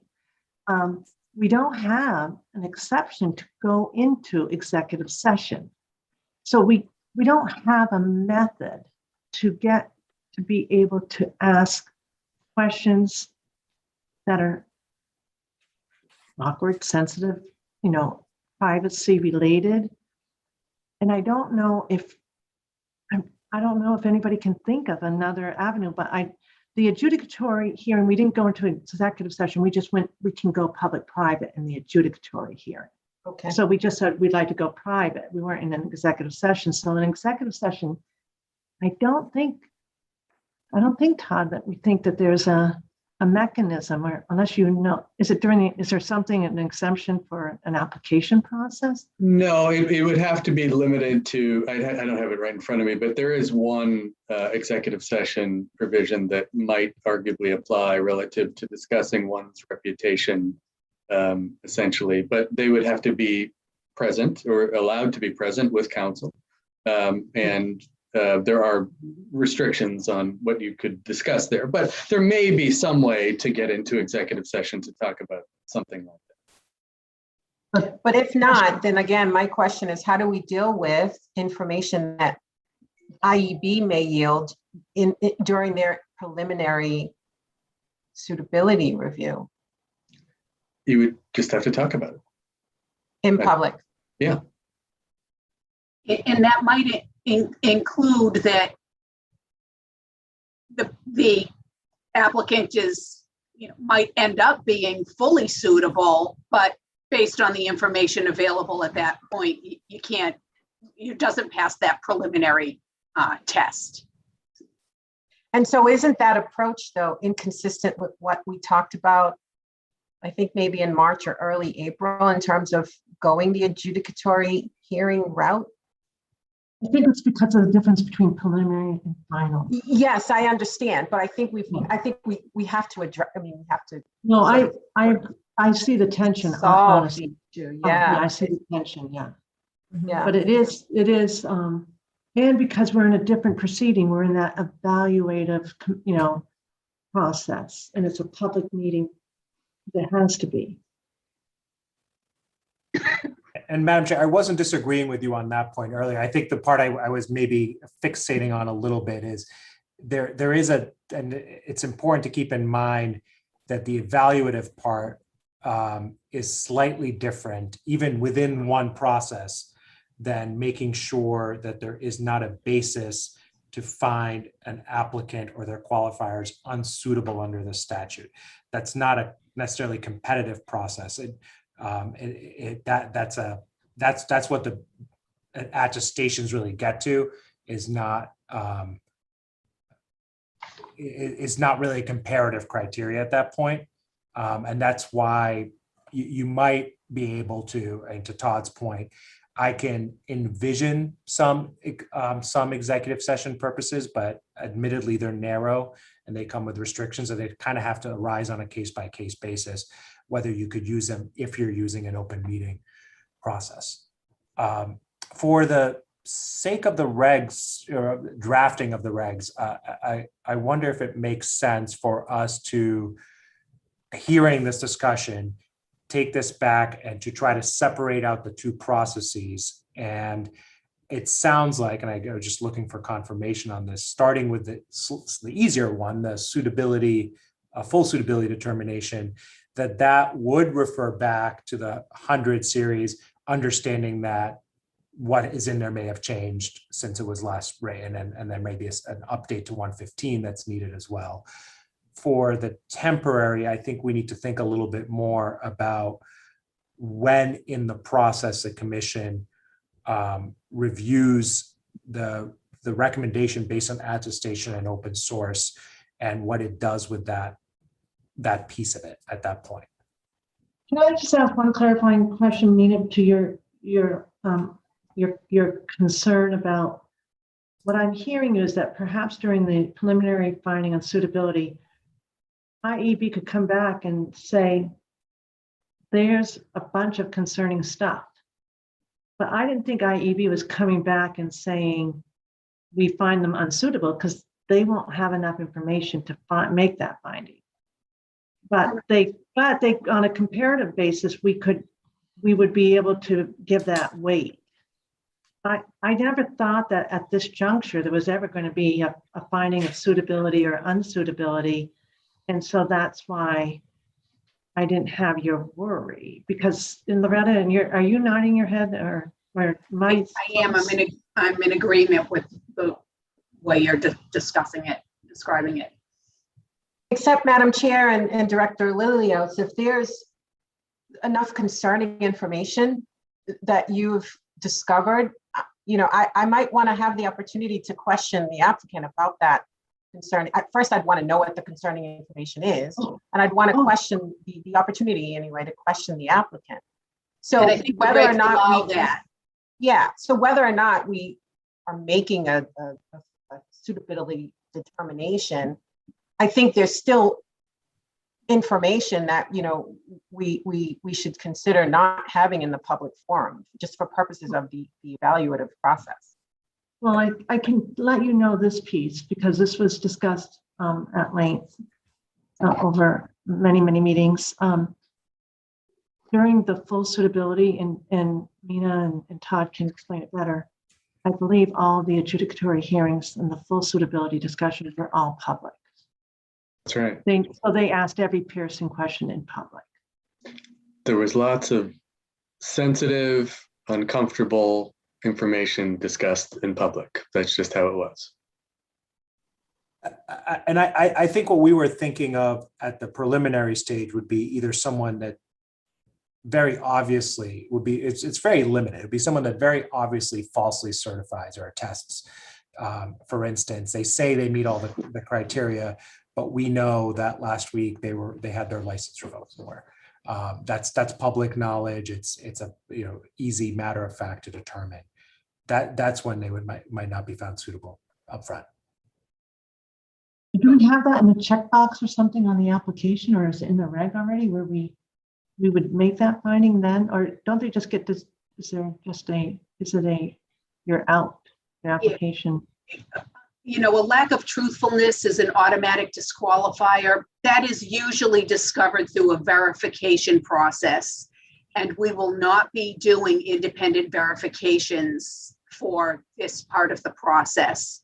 So the type of thing that might be helpful to you in this part of the process is you look at the summary of the self-disclosed compliance history. And when you weigh one company's compliance history coupled with the fact that they self-disclose that yes, they have been assessed fines, but they've always paid them right away, compared to someone else who is, has more robust fines and is in arrears, that may be helpful to you. But the lack of truthfulness would be difficult to establish at this preliminary stage.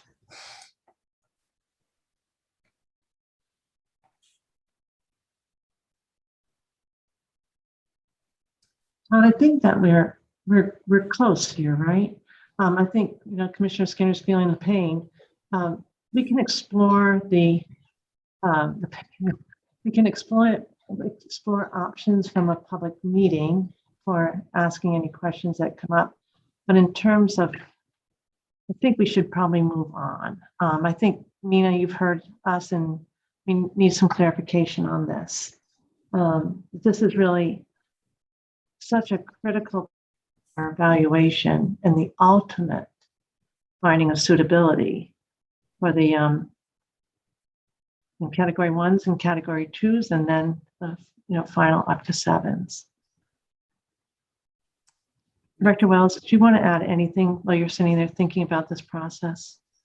Yeah, I think I agree that the smart move right now would be for the team to go back and we just move on with these regs. I'm looking at the number of regs for the day, and I know you've got a lot on your plate. Okay, let's continue. And Madam Chair, before we do, my apologies. I have to step away for just half an hour, so I will leave you with Paul and the rest of the team for briefly. Okay, we're probably going to need to step away take a for break. lunch. Yeah. Yeah. I was gonna say we're past the lunch break time anyway. Paul, you had a good point to just end, or did you have some other? I think pausing between 215.01 suitability and 215.02 persons required to be qualified is a natural place to break. Thank you. All right, so half-hour lunch break, commissioners and team. Does that sound good? Thank you. Appreciate it. We'll be back at, let's make it at 2 o'clock. Thank you.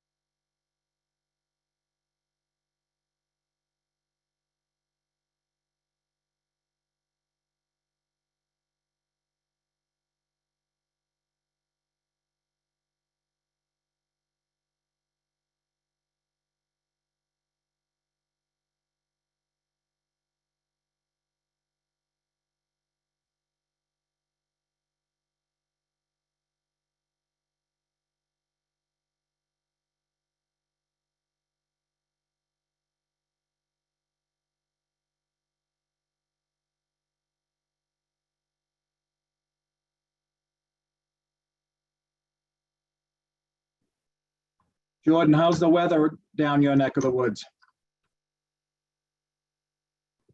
In West Roxbury, beautiful. I call that down, south of here, right? So down where you are, but it's spectacular up here.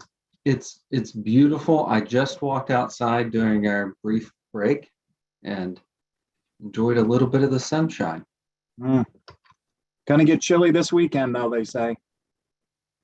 How is it? So is it? I don't know how close you are to the ocean and if there's a breeze or it makes a difference. The breeze today is very strong, actually. And I think that's the front that's gonna be moving in the cold air, actually. The leaves are blowing, let me say that. By way of crow flies, I think I'm about 1.5 miles from the ocean. I'm about 6.5, or maybe 6. So by the crow. So I'm we don't get the same breeze here, but every now and then on a clear day, I can smell the ocean from here.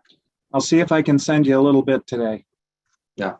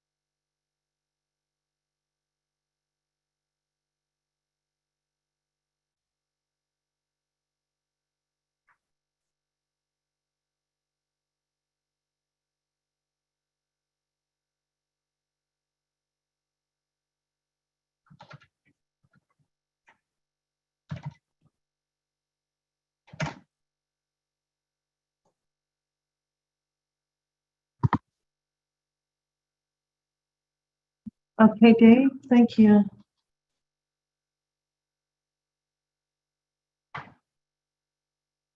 All set. Thanks so much, Dave. Okay, we're returning, convening after our lunch Crystal, I'm break. not able to turn my video on. It says the host has stopped it. Is that you or? It was me. Sorry, I'll get you back. I realized I didn't properly Oh, call there we go. meeting. Thank you. I didn't properly, for the record, call today's meeting to order with the number, which is a significant number. Public meeting number 399. So we are reconvening public meeting number 399. Thank you everyone for the lunch break, and we're going to get started again after our virtual roll call. Commissioner O'Brien. I am here. Thank you. Good afternoon, Commissioner Hill. I'm here. And Commissioner Skinner. I'm here. And Commissioner Maynard. I am here. Excellent, thank you. All right, Paul, where do we begin now? So we resume the bottom half of packet page 83. Thank you. Okay. So the first subsection here, subsection 1, identifies who a company's qualifiers are. It largely tracks the section 5 of chapter 23N, which lists the individuals who are required to be qualified for licensure. There are some tweaks where we do not precisely track the language of section 5 to reflect the experience of the IEB and the practicalities of this review. So you can see, for example, that in subsection 1A3, we've deleted the language who has the ability to control the activities of the applicant. That's based on the IEB's experience that, as a general rule, somebody in possession of 10% or more of the common stock of a company has sufficient ability to control the activities of the applicant that we want them to be qualified. It also makes, establishing that presumption also makes the IEB's life easier by not requiring them to make an individualized determination in the first instance for every 10% owner. And the commission's residual discretion, pardon me, the IEB's residual discretion to waive a particular qualification requirement for a 10% owner who cannot influence affairs remains intact in a subsequent section.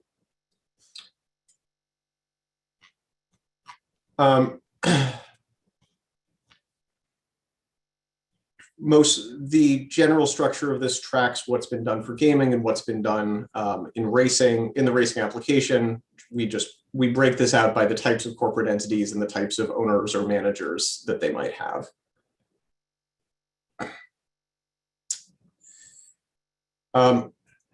The IEB retains and the commission retains discretion to require other individuals who don't fit the precise categories described here to meet suitability requirements as qualifiers. The waiver, moving on to the bottom of packet page 84,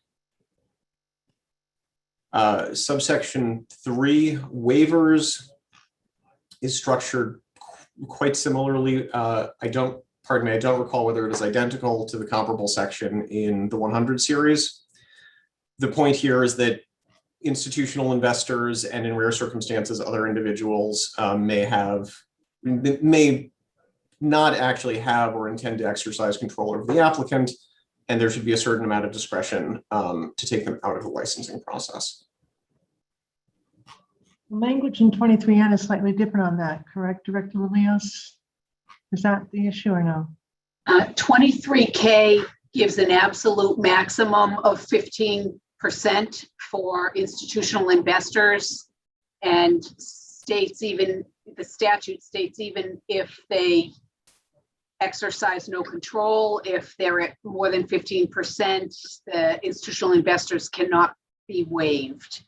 That 15% absolute limit is not a provision of 23N. So what we've done here is we've maintained the 15% threshold, but the applicant would have the ability to seek a waiver for an institutional investor regardless of the 15%. So we're maintaining it as an initial threshold, but the waiver option remains available. We would then do an analysis of control. Thank you.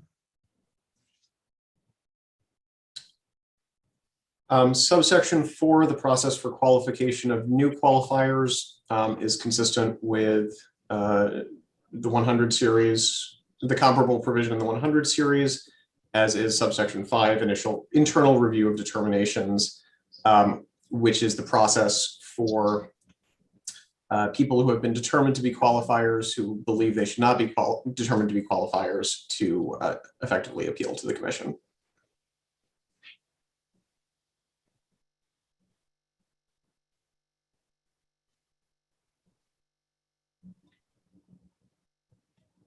Any questions for Paul?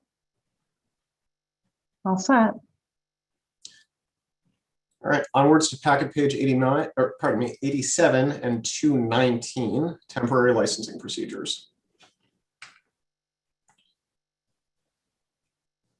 As Mina explained earlier, this is designed to track the specific process set out in the statute for the issuance of temporary licenses. That process contemplates a specific request being given to the commission and a check being cut. And so here we set out those steps, we walk the applicant through those steps. That specific statutory process is why we cover this in a separate reg with that, rather than embedding it in 205 CMR 218. The steps, I'll come back to 1901 in a moment, because 21902 should be straightforward. These steps are meant to be ministerial because all of the hard decisions have been made in the 205 CMR 218 process. That's why the deadlines are relatively short, although with understanding that the commission is going to have plenty on its plate, as will staff, we've still given a matter of weeks rather than a matter of, we've still given everyone weeks to work with. 21901, eligibility to request a temporary license. I just want to point out one thing about how that's working. So there are two subparagraphs here, A and B. These are cross references to the sections of 218 where the commission can either find an applicant preliminarily suitable and deem them eligible to request a temporary license, or find them durably suitable and issue them a full license. Of course, we need a person to be eligible to request a temporary license if the commission has deemed them eligible to request a temporary license. The reason that that this reg also allows somebody who has been awarded a full license to request a temporary license is to give the commission some flexibility in a policy discussion that may come up in future regs that I don't want. I don't want to go into in full depth now because the only consequence of this structure is that the commission will have the option in the future.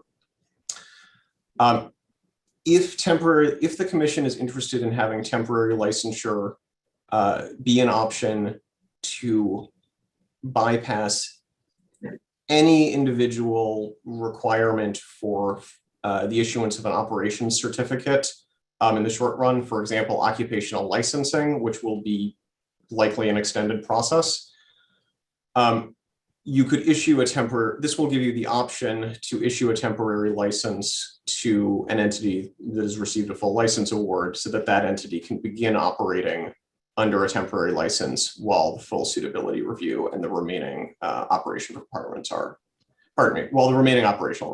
being met. This is, I particularly have in mind category 1 applicants who are well known to the commission and for whom you may be positioned to make a full finding of suitability earlier. Commissioners? Paul, I'm not sure I followed that line of discussion. Could you just go over that again? Certainly, it's moving. It involves moving parts and regs that you haven't seen yet, and I'm sure I could have explained it more clearly. Pardon me. There may be applicants whom the commission is prepared to deem fully suitable earlier in the process, particularly category 1 applicants who are well known to the commission. If the commission, so you might, pardon me. The main function of this reg is that the main function of this provision in this reg is that if there are operational requirements such as occupational licensing that the commission would like to allow operators to bypass so that they can become operational sooner, And there are applicants who may have been deemed fully suitable on the same timeline that other applicants are being deemed preliminarily suitable. The commission should have the option to, the applicants who are deemed fully suitable need the option to request a temporary license to have the same ability to bypass those operational requirements. So why wouldn't the regulation have been drafted with the requirement that the applicant also obtain the operational certificate to move forward? I think, so Karen, if you could help me out here, I think what we've talked about is the temporary license and then sort of a secondary process being the what is it? The certificate of operation. So you're muted, Karen. But I guess my question is, why wouldn't that certificate process, that certificate of operation process, be drafted within this regulation? I think just if we're just looking operationally, there's a couple things to bear in mind. So let's just use the competitive process of the untethered category 3s. Those licenses will be preliminarily picked. So the commission will whittle it down to up to 7. At that point, operationally, 2 things are going to happen. The IEB is going to do the investigation into the individual qualifiers, that preliminary investigation, and also GLI is going to do the check of their internal controls, house rules, all the processes to give the operation certificate. I did talk to Kevin Mullally about this the other day. If the commission approves the internal controls, that should be part of the licensing. So technically, there's a preliminary decision about who would get these licenses, but the temporary license would not actually issue until the certificate of operations is granted. They will be simultaneous, but they are 2 different processes. Does that make sense? It does, but again, why wouldn't we embed that process into these regulations? I can jump in on that one if I may, Karen. Mina touched on this a little bit earlier. The reason it's not here before you today is that we haven't yet crafted the technical standards and the house rules and all the things that will likely be the subject of the operation certificate. So we wouldn't be able to present to you an operation certificate section with any type of precision. And those will be forthcoming, but they weren't ready yet. And that's why it's not before you, but you should certainly be aware that that is an important part of the process that comes after the licensing of the entities. So that's the answer to that question. I think it's also important to recognize, and Paul touched on this as well, but just to make sure we're all on the same page here, this whole temporary licensing section is important, of course, because Chapter 23N talks about temporary licensing, and we have to assign some meaning to that and make sure it's worked into the program that we are rolling out here. This is the proposal under which we will do that, where we're saying that essentially, once the commission makes a licensing decision, if the full suitability review has not been completed, which is likely, particularly in the case of the untethered operators, that we're not going to award a full operator license to them. Instead, it makes them eligible to request a temporary license, as the statute describes and talks about. And to do that, you have to go through the steps that are laid out in this regulation, which include the payment of the $1 million fee and a finding by the executive director that the House rules are in place, and she makes a recommendation to the commission. So there's a couple of moving parts here, but I think it is important to understand why this temporary licensing regulation is in front of you in the first place. Does that clarify any of this? It does, thank you. And I do remember Mina touching on that earlier. Could you just remind me when we can expect those other regulations, those companion regulations? And I guess I'm wondering at the end of the day, whether it makes sense to hold these off for review or for a vote anyway, until those other regulations are before us. Well, we certainly do have to circle back with the suitability, the previous suitability Yeah, section but that we with talked about respect to anyway. 219 specifically, I'm referring to. Yeah, this no, one that definitely. we're talking about now. Yeah. Well, I think for reasons that we can talk about, it does make sense to move the whole package together, just for administrative reasons. And I don't think there's necessarily any downside there. To the extent the commission, though, is comfortable with certain parts of this and can authorize its approval to move through the process, that will be helpful, just so we don't have to bring it back, those parts of it back again, but with the understanding that we wouldn't file it until you have approved the whole suite of regulations here. As to when the suite in front of us today. The suite in front of you today. And that could include the operations certificate piece. I know we do have a working draft. We haven't really had an opportunity to work through that yet. I think it's in the pipeline though. And I don't know, Paul, if you have any other insight into that, but I think it's coming relatively soon. It should be coming relatively soon. And I would add, we haven't looked at 220 or 218 yet today, but both 218 and 220 both make clear that operations only take place subject to an operations certificate. Commissioner Skinner, could I understand more clearly what your objections are on this one so that, we'd love to keep on moving things through. So what is it that you're concerned about most? So maybe we can come up with a solve. I would want to see the certificate of operations process laid out in connection with the temporary license piece.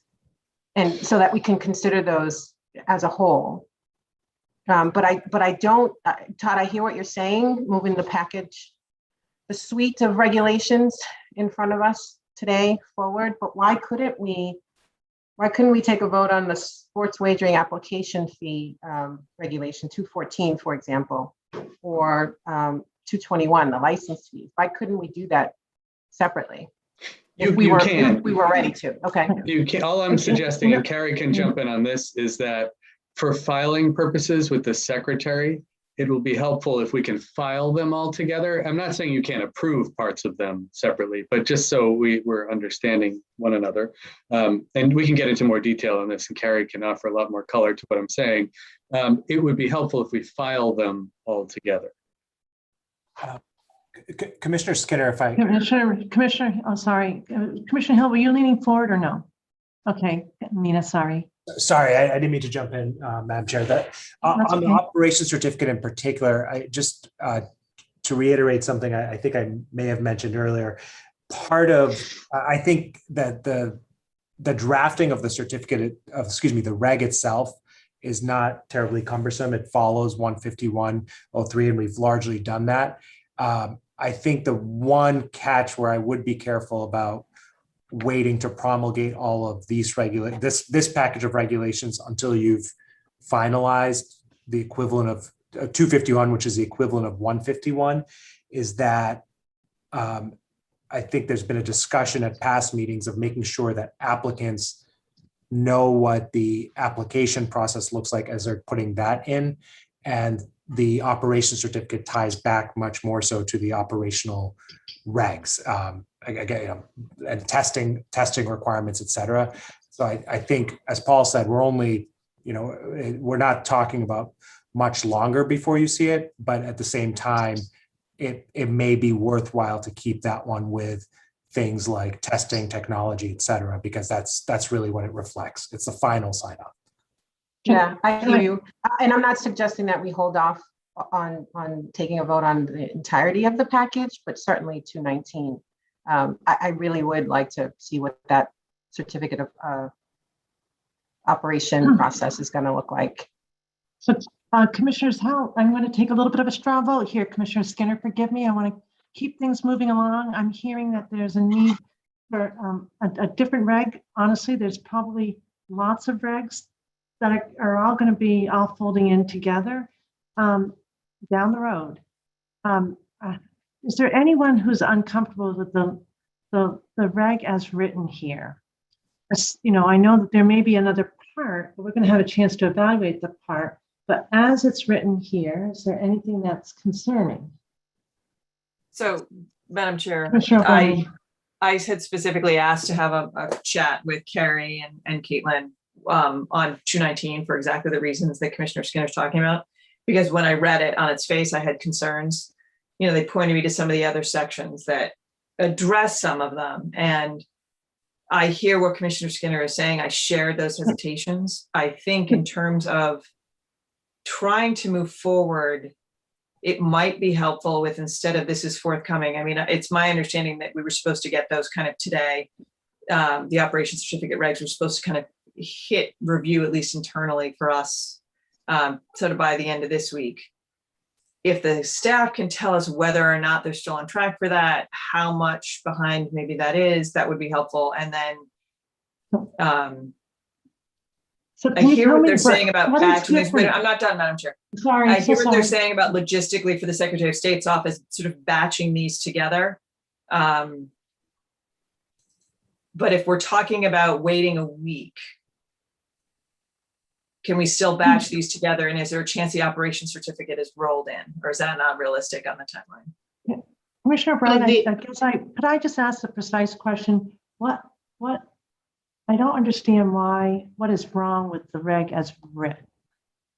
So What- the two concerns that I had were it does not make it explicitly clear within the four corners of that one that you need the operation certificate. Now, if you go further down, there's discussions, I think it's 220 that they flag where it does reference that. And so that gave me some comfort. But can we in stop terms it of now? what Commissioner Skinner is saying, in terms of the actual details of what that's going to mean, what that operation certificate requirement reg is going to be, I don't know, and I don't want to put words in your mouth, Commissioner Skinner, but I don't know No. if that's some concern. You're exactly right. And just to clarify, there's nothing in 219 that I am uncomfortable with. My request is just to review in 219 in conjunction with the certificate of operations regulations, particularly because, as Commissioner O'Brien pointed out, there's nothing in 219 that explicitly says, you know, you may be granted a temporary license, but you can't operate until you've got this other piece figured out, approved. So Can we add that language? Can we Well, make a that's, reference to that? yeah, please? absolutely. No, we absolutely can. Paul and Mina, I'm trying to find this as we're talking here. I know we had that language exists somewhere. I'm trying The to. very last paragraph of 218, Todd, it should be in red line. In 218, yes, I knew I saw it somewhere. Okay. Okay. Let's I do a can cross put that reference packet page number. or Is add a that few 80? extra words. It's okay. You know. I have it at 118. 118. Yeah, so it says shall not conduct sports wagering until it meets all applicable requirements of 23N and 205 CMR. Okay. It doesn't specifically say operation certificate, but I assume that would obviously. I drafted that somewhat more expansively out of the concern that if we mentioned operation certificates, the exclusion of something else, right? As you said, we don't want to open the door to that conversation. Right. Well, and let me just add one other thing. This is really just for administrative purposes, just so you understand. How about You can't including really. but not limited to? Well, you can't. Sorry, Todd. You can't technically file a site to a reg that doesn't exist. It doesn't exist. And so that's why we're kind of hamstrung here a little bit as we're moving parts along in different stages. And that's so ideally where you see it says just 205 CMR, it would say 205 CMR 251 or whatever it's going to be, but they probably wouldn't accept the filing. So we that's why it doesn't say that. Can we presume that the certificate is going to be a defined term? You mean in the Okay. definition section? Yeah, it's going to be a defined term. Could we reference it here and make sure it's just not the only, that it's not exclusive to anything else and call that a solve and move on? Would that work? If as long as they know, I'm hearing my fellow commissioners say, we want to make it clear, and it's abundantly clear. I see what you're saying. Yeah, that you're not going to be able to operate with a temporary licensure license. Yeah, we Unless could you add have, probably, unless that's our policy decision, right? Paul, absolutely. I mean, what if are we we added just comfortable that? with that policy decision? Is that really what we're saying here now? Speaking, so for subsection 4, it would read any temporary license shall be subject to the conditions in accordance with MGL Chapter 23N and 205 CMR 220, including not limited to an operations certificate. Is that the kind of thing you're thinking? Unless Paul's thinking, because Paul's thinking hard right now, and I can tell. We're missing something, I think. Yeah. I would want to give a little bit of thought to whether the operation certificate is best described as a condition or an independent requirement. So it could either be in that paragraph, that subsection 4, or a new subsection 5 that would look very much like what you just saw in 218. But certainly there is a way to incorporate that idea without hamstringing the commission's, without either creating vulnerabilities or hamstringing the commission's ability to put requirements elsewhere.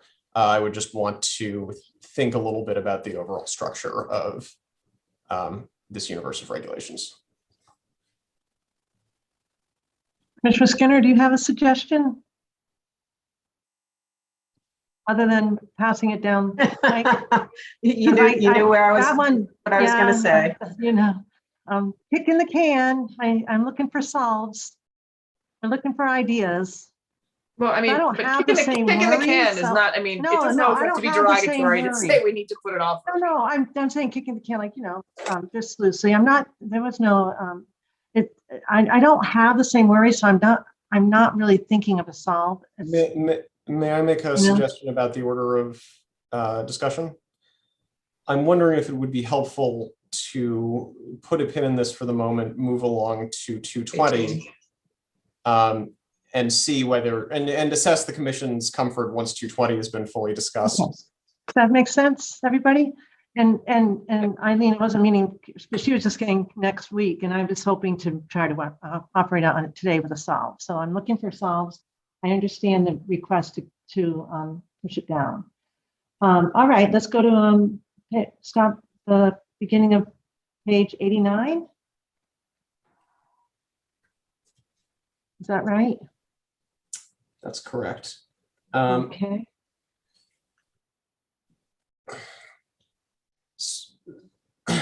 So these are the conditions that will be inserted on all licenses.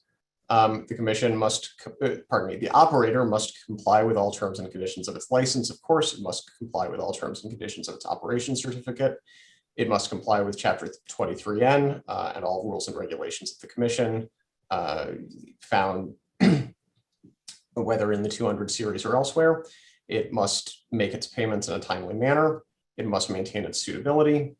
And it must conduct sports wagering in accordance with its approved system of internal controls and in accordance with its house rules. And you will see again, we do not have as specific 205 CMR sites as we would like, because we know that we'll get dinged if we try to file these with cross references to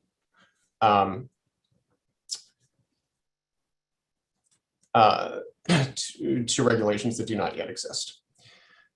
The commission also retains the flexibility to impose any other license conditions that are appropriate. In 220.02, we add the additional condition for temporary licenses that temporary licenses are of fixed duration. They will either expire when the commission makes its supplemental, that is durable, finding of suitability, or they will expire in 1 year if the commission makes the durable finding of suitability within 1 year, or they will last 5 years, which is the lifespan of an ordinary license. And there's no reason that a temporary license should last longer than that. Paul, you said earlier that you didn't like the idea, or you needed more time to assess the idea of including the operations certificate requirement in this particular section as a condition, because why? Pardon me. I would want to assess whether in 219 subsection 04, we would describe the operations certificate as as a condition or whether it's simply an independent requirement. I am comfortable that this regulatory structure makes absolutely clear that an operator cannot operate without an operations certificate. I will try not to use the word operator three times in 5 words again in the near future. But if the commission ultimately decides that there should be additional language into 19, adding another express requirement that the operations certificate be obtained, I would just want to think slightly about how best to phrase that.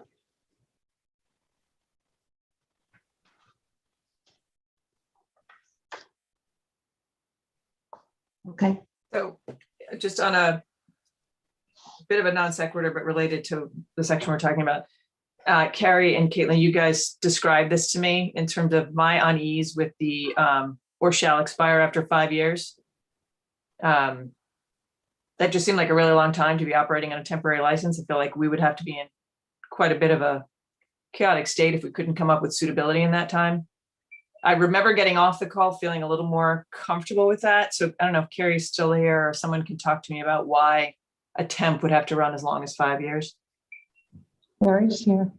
I am here, though I may have to defer to Caitlin on this because I think she answered this, if she's here, I think she answered this question for you. There's Caitlin. Hi, guys. Thank you. So Mina and Paul can correct me if I'm wrong here, but I think that was just a truly, truly outside situation because licenses would be issued for 5-year periods. And so this would give us the ability to go the full 5 years if it in sort of a really unprecedented situation where suitability took that long. But I don't think anyone would expect that it would take the full 5 years. So it's just not setting a deadline prior to that 5-year general term. And anyone can jump in if that's not accurate. Yeah. So I guess that's what, and I wanted to ask Loretta's feedback on that, because to me, as a commissioner who would have to make the determination, I mean, I could be gone at that point, right? So it's like you go 5 years and it's like a totally different body. Whether we should really be settling on something 2.5, 3, something shorter than the 5, it just strikes me as excessively long. But I'm happy to hear what Loretta has to say and other commissioners have to say. Yeah, so we have used that language in the vendor context of that the temp wouldn't expire until the first term of the license. It is a 3-year term for the primary vendors. So I also would not expect, we've got resources at our disposal that we can, after this process, we can expect to move right into the full suitability process, right? So we're not planning on the 5-year process, but there is a belt and suspenders approach. Like if something were to come up that were to take a lot of time, that's available to us. That needs to be evaluated in conjunction with that when a company does receive a temporary license, they are still under the obligation to be making the routine disclosures to us. So it's not like the temp issues and we don't see any ongoing information until we do the full. We are monitoring ongoing disclosures in real-time matters. So actually, Loretta, so that's what's interesting to me is when you say we, you mean IEB. And I've been here 5 years almost at this point, and there've been a couple of circumstances where everybody working as hard as they can, I still feel like as a commissioner, I get a suitability put in front of me that's a little staler than I want. And so maybe baking into this is after a certain amount of time, there's got to be an update from IEB, something else that addresses the fact that I, as a commissioner, would want some sort of update prior to 5 years running on a temp license. Yeah. And maybe I'm the only one, but yeah. No, I agree with that, Commissioner O'Brien, particularly since all it takes for the temporary license to issue is that truncated suitability review, that attestation process, which is not sufficient to carry out a 5-year term. Yeah. Well, one thing that this reflects, and Commissioner O'Brien's brought up a good point, is that it really puts everything with IEB in 23 and is a little different because it's kind of in the commission, a little bit more of the role of the commission. So this doesn't give us any discretion. Is there any way to address Commissioner O'Brien's point by Because here it would be, let's say we don't have Director Lilios at the helm, and it's 15 years and none of our faces are here, right? What's best for the commission and Commonwealth?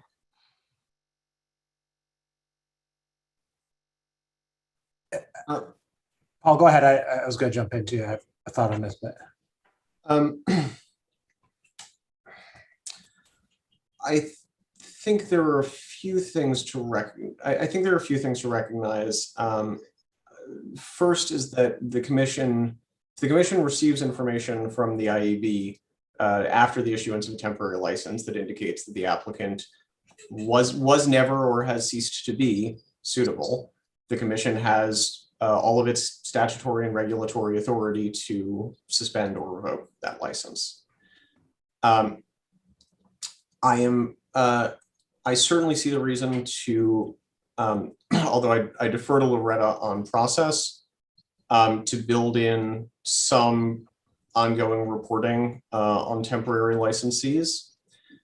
I would be inclined to put that requirement in somewhere in the universe of operational regulations rather than in the universe of license issuance regulations, because I think that those ongoing reports really speak to existing operators rather than incoming operators.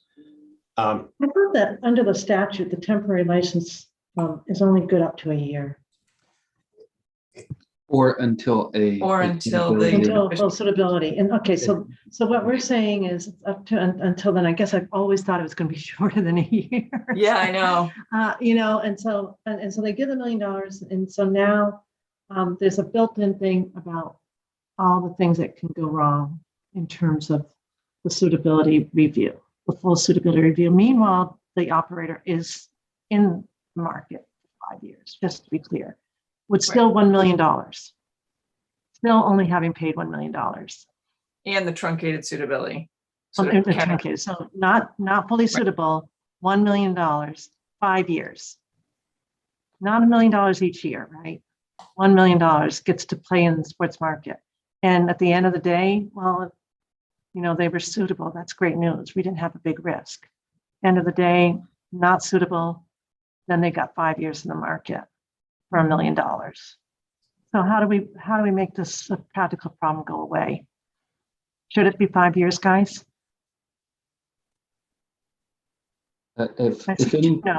Madam Chair, I joined Commissioner O'Brien and Commissioner Skinner, and it seems like you in sharing this problem.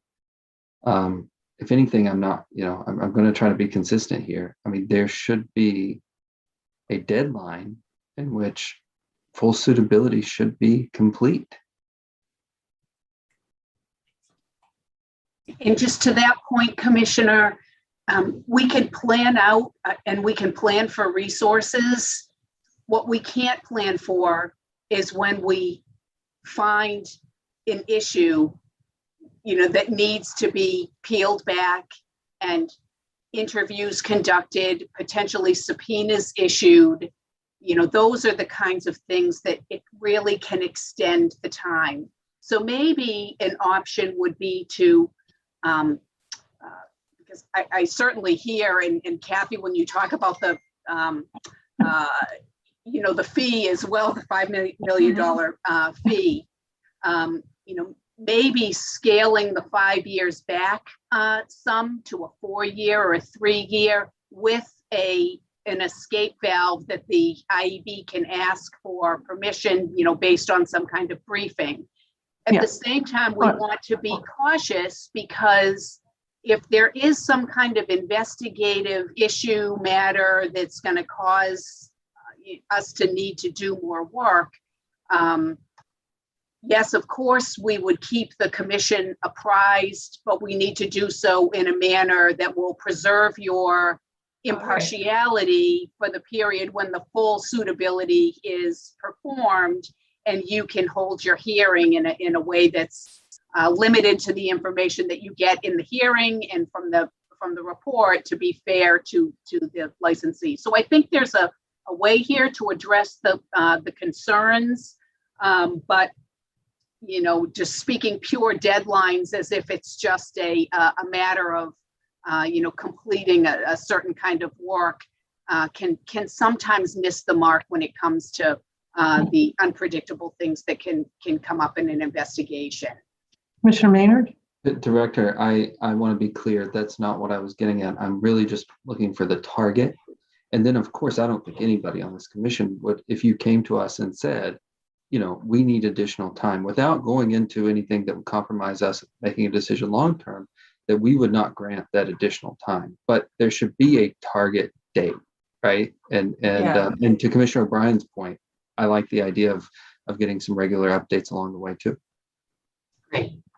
So is it, even to your point, is it, something like, and I'm thinking like splitting the baby at like 2.5 years. I mean, 3 even still sounds long to me. And I know you guys have way more entities than you were presented with at any time, even with the RFA ones.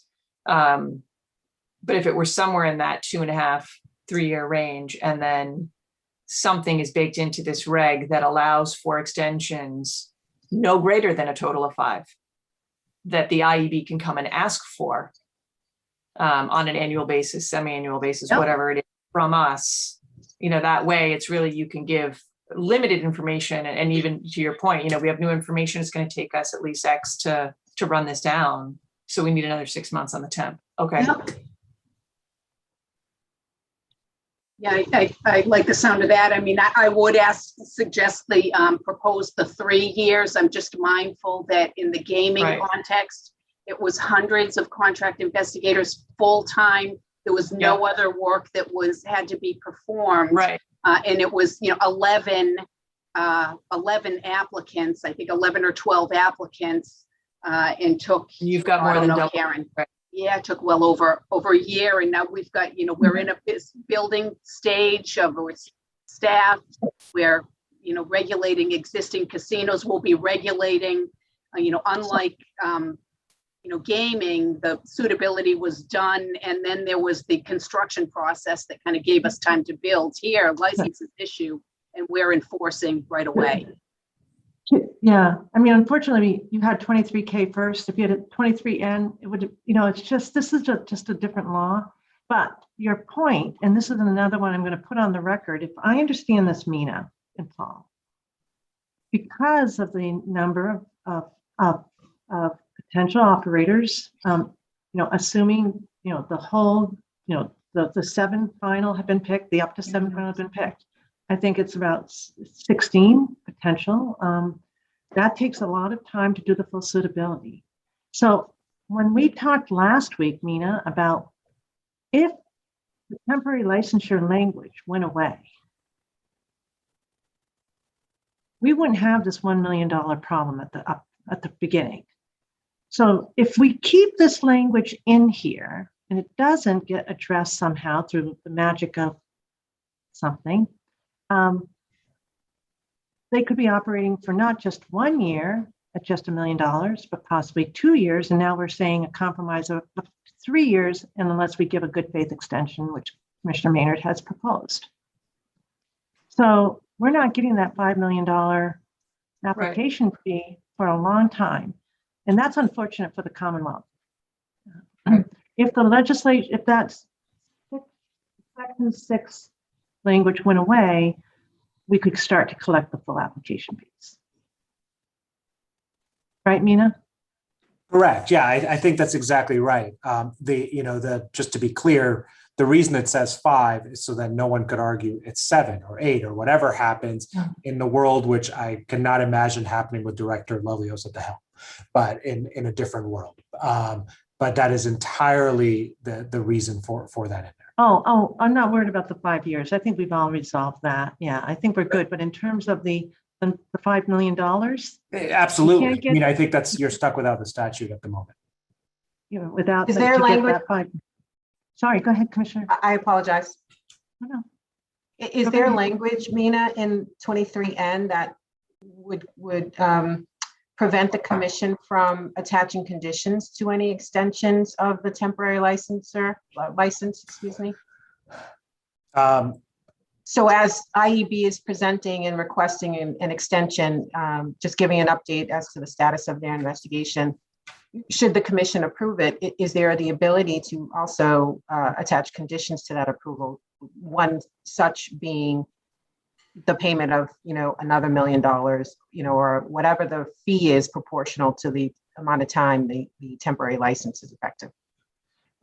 Commissioner Skinner, I would say, as 23N is written now, that would be a difficult, it would be a difficult proposition. I think there are some conditions you could impose, but I also can, I think, see a challenge that someone would say that's adding a financial amount and turning it into more than a temporary license isn't there. I tend to agree with the chair that this is something best resolved by clarifying the legislation.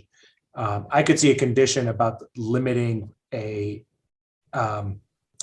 full operator license in a way that they have to do further suitability, for instance, and converting it from the preliminary to a full suitability subject to XYZ conditions more easily than I could see conditioning a temporary license under Section 6. Okay. Okay, I don't have think- 23N in front of me, so I'll accept that, but it just. Okay, Thank good. you. Thank you. So I think we've got some, just some clarification. I think you heard the discussion on that last piece. Was there anything else, Commissioner O'Brien, on that point that you raised? No, I mean, in an ideal world, I'd like to do it annually, but I also recognized even before I raised the comment that the sheer breadth of the numbers and the work doesn't make that realistic, but I would like, I heard Loretta ask for 3. Given the whole context, I could live with that, with the understanding that anything up to the 5, they'd have to come back to us to ask for approval to extend. And then even then, I'd like an update, if it's not done at the end of the year, even if they just, I don't want it not brought to our attention that they're still out there in the ether. We have a lot of business in front of us that will continue to be in front of us. So baked in there, and that could be operationally, that IB comes back with us annually for the status of all of them. And in particular has to come before the board for approval to extend a temp beyond 3. So is it up to 3 though, Eileen? Is that what you're comfortable with, or do you want to make a different proposal? I'd like it a little bit shorter, but I'm also hearing Loretta with the sheer amount of work, and I trust her judgment in terms of I don't want to add more work to IEB. I am struggling with the fact that the risk averse part of me is not really thrilled with the truncated suitability that launches this. So I'm trying to balance that with the practicality of the level of work that's going to have to go into this number of vetting, whether it's 2.5 or 3. I feel more comfortable splitting the baby at 2.5 myself, but I hear Loretta on the 3, so I would defer to my fellow commissioners on what the comfort level is across the board. As a grandmother, I'm having trouble with the splitting baby. Well, you don't have to, right? I don't want to think about it. Okay, so commissioners, help Commissioner O'Brien out. Where do you want to go? I would look at 3 years. Okay. Commissioner Maynard? I have to defer to what the director is saying. I will say, to Commissioner O'Brien's point, the way I look at it is this way. This temporary process has to happen. If not, what I'm hearing is that it would take 3 years before anyone got a license to conduct sports wagering in Massachusetts. So I look at this conundrum kind of going the other way. So, but I hear you. It would make me more comfortable the shorter it is on that temporary process. That's a good point, Commissioner Maynard. If that's what the statute contemplates, the truncated process. So, okay. So you've got some guidance, 3 years plus a requirement for the Bureau to come back to the commission. And again, So we're saying in no event greater than 5. Or like, how are we phrasing it? Saying they have to come back at 3 and they could ask for extensions up to 5, or are we capping it at 3? Or up to 2, right? Up to 2 additional years. Is that what you're saying? Right. Oh, okay. I'm just trying to make sure we're all on the same page with, it's the language is there, a year till it goes in, but in no event greater than, 3, unless IEB comes before the commission with good grounds for continuance, but in no event shall it be more than 5. I mean, it seems a little, in no event comes in there twice, but is that's all what we're agreeing to? Is that a fair summary? Yeah. Okay, that sounds good. Can we move on then? And thank you. That's really helpful. Thank you. Thank you, Director Lilios. Okay. Madam Chair, I apologize. I need to step away. And I believe Mina was planning to take 221. Thanks, Paul. All right, so this brings us to the last one, which is a again very similar to 214, in the sense that it starts with a recitation of the fees. It does call out this point that the chair made, that temporary licensees pay $1 million, full licenses pay $5 million, and that there's a credit of the 1 million towards the 5. So that's the first 2 sections, essentially. As noted, I think last time we spoke about 218, the process contemplates a payment of the license fee immediately on award of the license rather than the operation certificate. So the money comes in sooner, unless the commission determines otherwise. There is also a process to make sure that the other regulatory costs of the commission are covered, similar to the gaming model in 23K. Again, this is taken right from, in this case, 121, and I believe 120 as well. Derek, among others, have had a chance to, not more than a chance to look at this. Derek and Commissioner Skinner reviewed and weighed in on this as well. So this one, I think, is fairly straightforward, but happy to take questions. Any questions? So you want to, do you want him to walk you through it? Are we all set? Derek, do you have anything you want to comment on? No, I just want to say thank you to Commissioner Skinner, as well as Mina and the A&K staff and our internal team for reviewing this. I think they cleaned it up nicely. I think they followed the statute, as well as referenced our budgetary process that happens in 121. So I think it's a pretty clean, pretty straightforward reg. The one piece that you do want to pay attention to is the fact that there is that $1 million contribution that we have to assess to the Public Health Trust Fund. That would be borne by all licensees except Category 1 sports wagering licensees, and they already have to pay $5 million to the Public Health Trust Fund, which is why they were not included in this process and not included as part of the statute. And it's prorated, is that how it works? Or how Yes, and we have language in there. So it's prorated as their share of adjusted gross sports wagering receipts.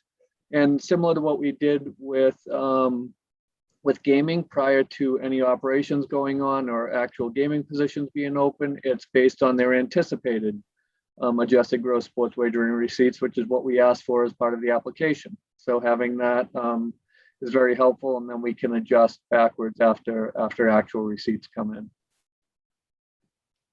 Commissioner Skinner, anything you want to add?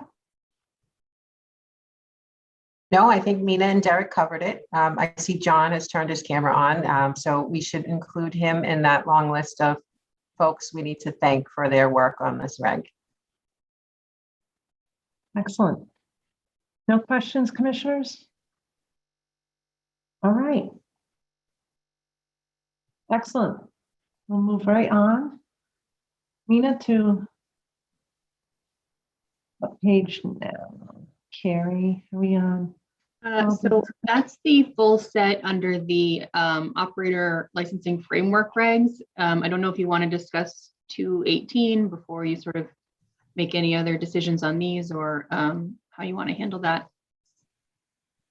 We're moving now to, that was the last of those. Do we need to revisit anything, Mina?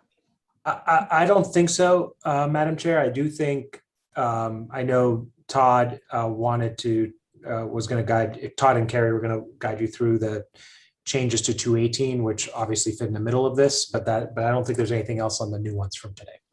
So from what we just went through, you're all set. Yeah, thank you Okay. for all the feedback. Appreciate it. Thanks, and thank you for the great work. Thank you. Okay, Todd and Carrie.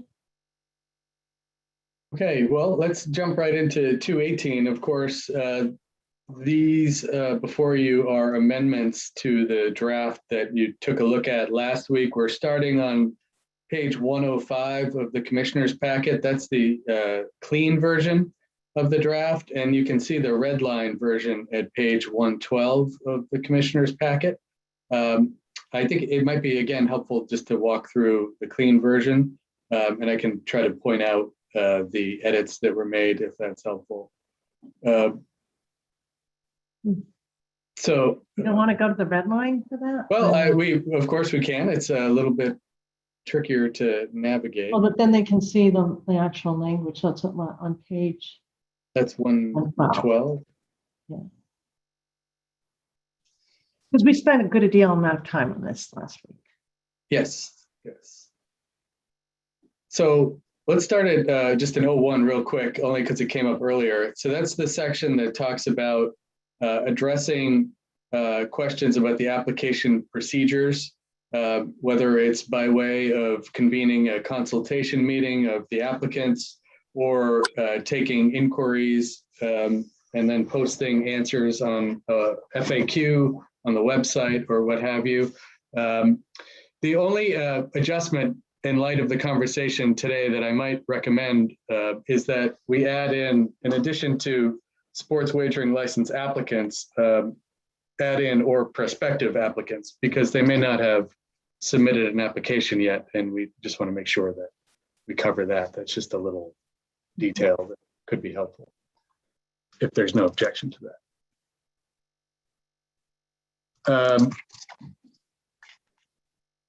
Now we're on to 02. So this is a section that was amended a little bit.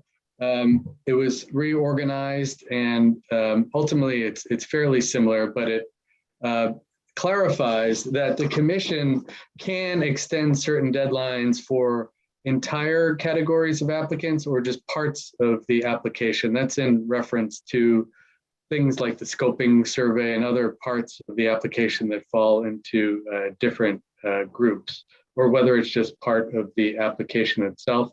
Just adds a little more flexibility into the process for the commission to address any issue that may arise in the course of the submission process. It does not paint the commission into any corner, just gives you additional tools to navigate, including if things like a certain category of applications will not be ready by the November deadline. The commission is able to extend that deadline, set a new deadline, deal with it in any manner it sees fit. So that's the whole purpose of 118.02, is to establish that there will be a deadline, but that the commission has the ability to extend it or modify it in certain instances.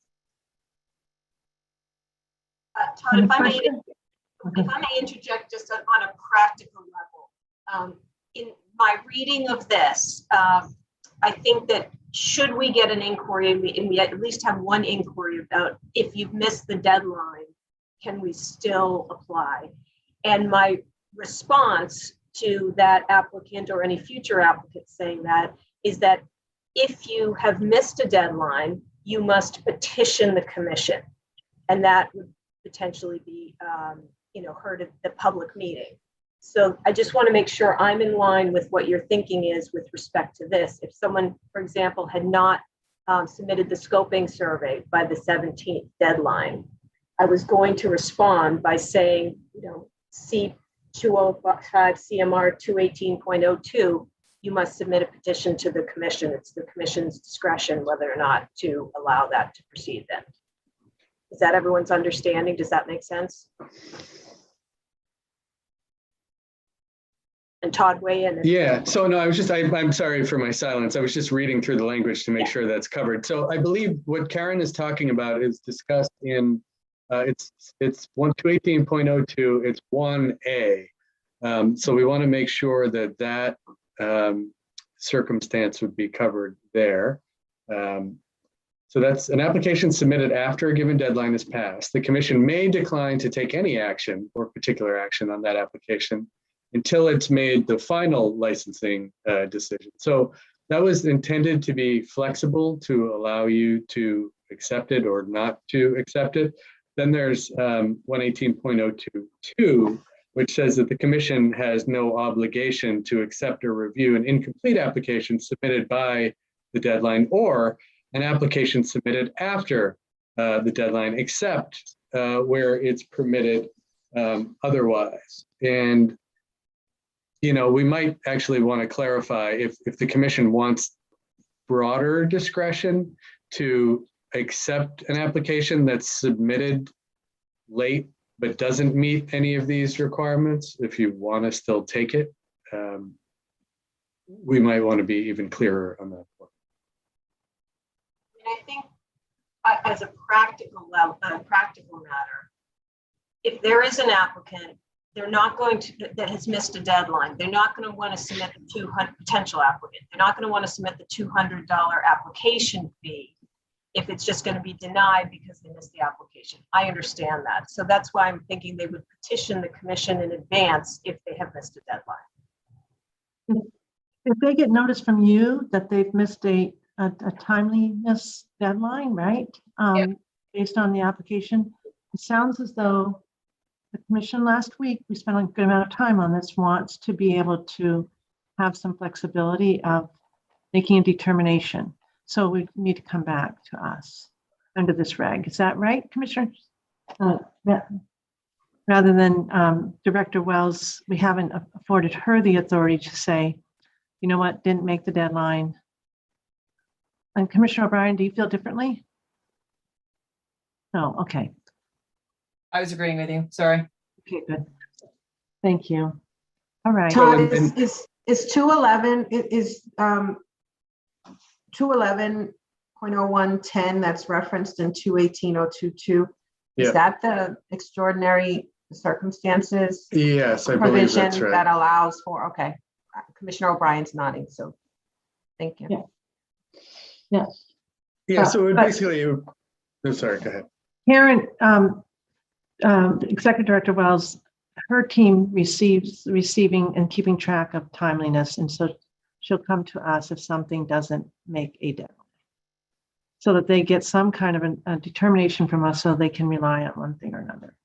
Right, and we'll need to be timely on that, Karen. All right, thanks. I'll notify the company that Okay. Okay, Todd, sorry. Sure. So moving on to 218.03, I believe this is bottom page 112 in the commissioner's packet. You'll see that the title was adjusted based upon that discussion for starters. Instead of administrative completeness, it was changed to administrative sufficiency. And an effort was made to capture the commission's sentiments from last meeting. So you'll see that the first adjustment is that it's made such that the Division of Licensing is the entity that will take on the administrative sufficiency review. The second thing, and this is in paragraph, well, it's actually labeled as 3 in the red line, but it's 2 in the clean version. It expressly describes what the Division of Licensing is going to be called on to do and what parts of the application it will be called upon to look at. As you'll see, for starters, it looks at only those parts of the application identified in 211.011C through F. Those are the so-called suitability documents, the multi-state, the supplement, and the scoping survey and all that stuff. It does not include. Scoping survey is A, isn't it? Oh, is that right? I'm sorry. My point, I guess, is that it does A not and include. B, It doesn't include the actual application. Doesn't include the application. That's your main point, right, Tom? Yes, it's basically just all the suitability documents. So you got to Um, make sure to read 3 after 2. Yes. And that the division will only be looking to determine whether all information or materials required to be provided in response to each question or request has been submitted. That's all they're doing. It's not a substantive review or anything along those lines, just checking to make sure everything is there.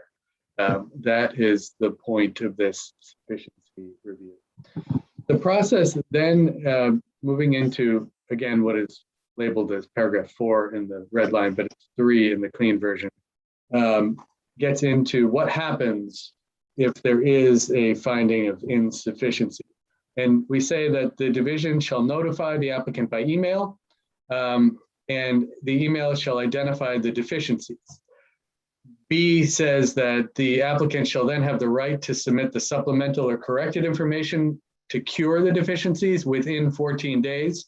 You'll recall that part of the conversation that where the commission was inclined to make that a right as opposed to a discretionary decision as to whether they'd be allowed to cure. So under this language, the applicant has a right to cure within 14 days.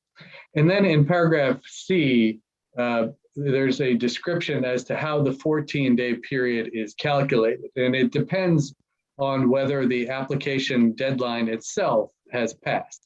And that if the deadline has not passed, it begins the day after the deadline passes. And if it's before that, it begins when the notification was sent. So there is a way to calculate the time by which an applicant would have to cure any deficiency. Those are the substantial changes to this section. Let me just pause there, see if there's any comment or whether that captures the essence of the conversation from last week. Nice job. Any questions, comments? Todd, Commissioner Skinner. What's the rationale for substituting the word sufficiency for completeness? I don't think I understand it. Yeah, I think it's really just a matter of nomenclature. I think there was just concern that completeness suggested that there'll be a very thorough review of everything. And it was just a way to signal to not only applicants, but internally that it's really just a very high level review to ensure that everything's there. So that, I mean, that's it. There's really not much more to it than that. I would add one other small point, which is that when this was drafted as completeness, the review would be of the entire application. The review is now to ensure that certain parts of the application are sufficient to permit the IEB to do its job. Yeah, I didn't have that confusion relative to what you just laid out. I understood completeness to be exactly what sufficiency is, to be honest. So I was just calling it, I was just wondering why we changed the word and what effect that really had. Seems to me none. Yeah, it doesn't have any legal effect. I think it was just summarizing the conversation last time about, because it seemed to be a term of art for those of you in the licensing world. I think anyway, maybe had some concern that because there wasn't necessarily going to be the meeting and the sit down and the calls, et cetera, that maybe people might be used to.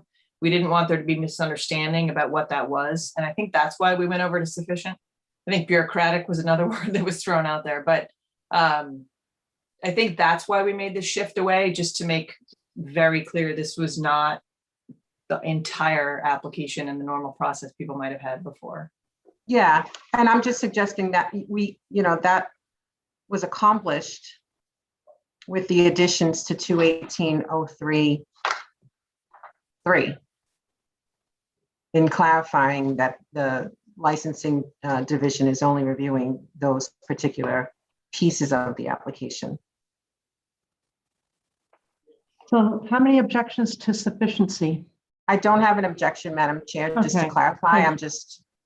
Okay, thank you. Just wondering if we needed to move on it. Okay, thank you. I agreed with Commissioner O'Brien's point. I think it was hopefully to add some administrative clarity because of different processes within the organization. Okay, what do we got next? All right, so we're on to 218.04, and I just wanted to make an administrative note as we're going through here.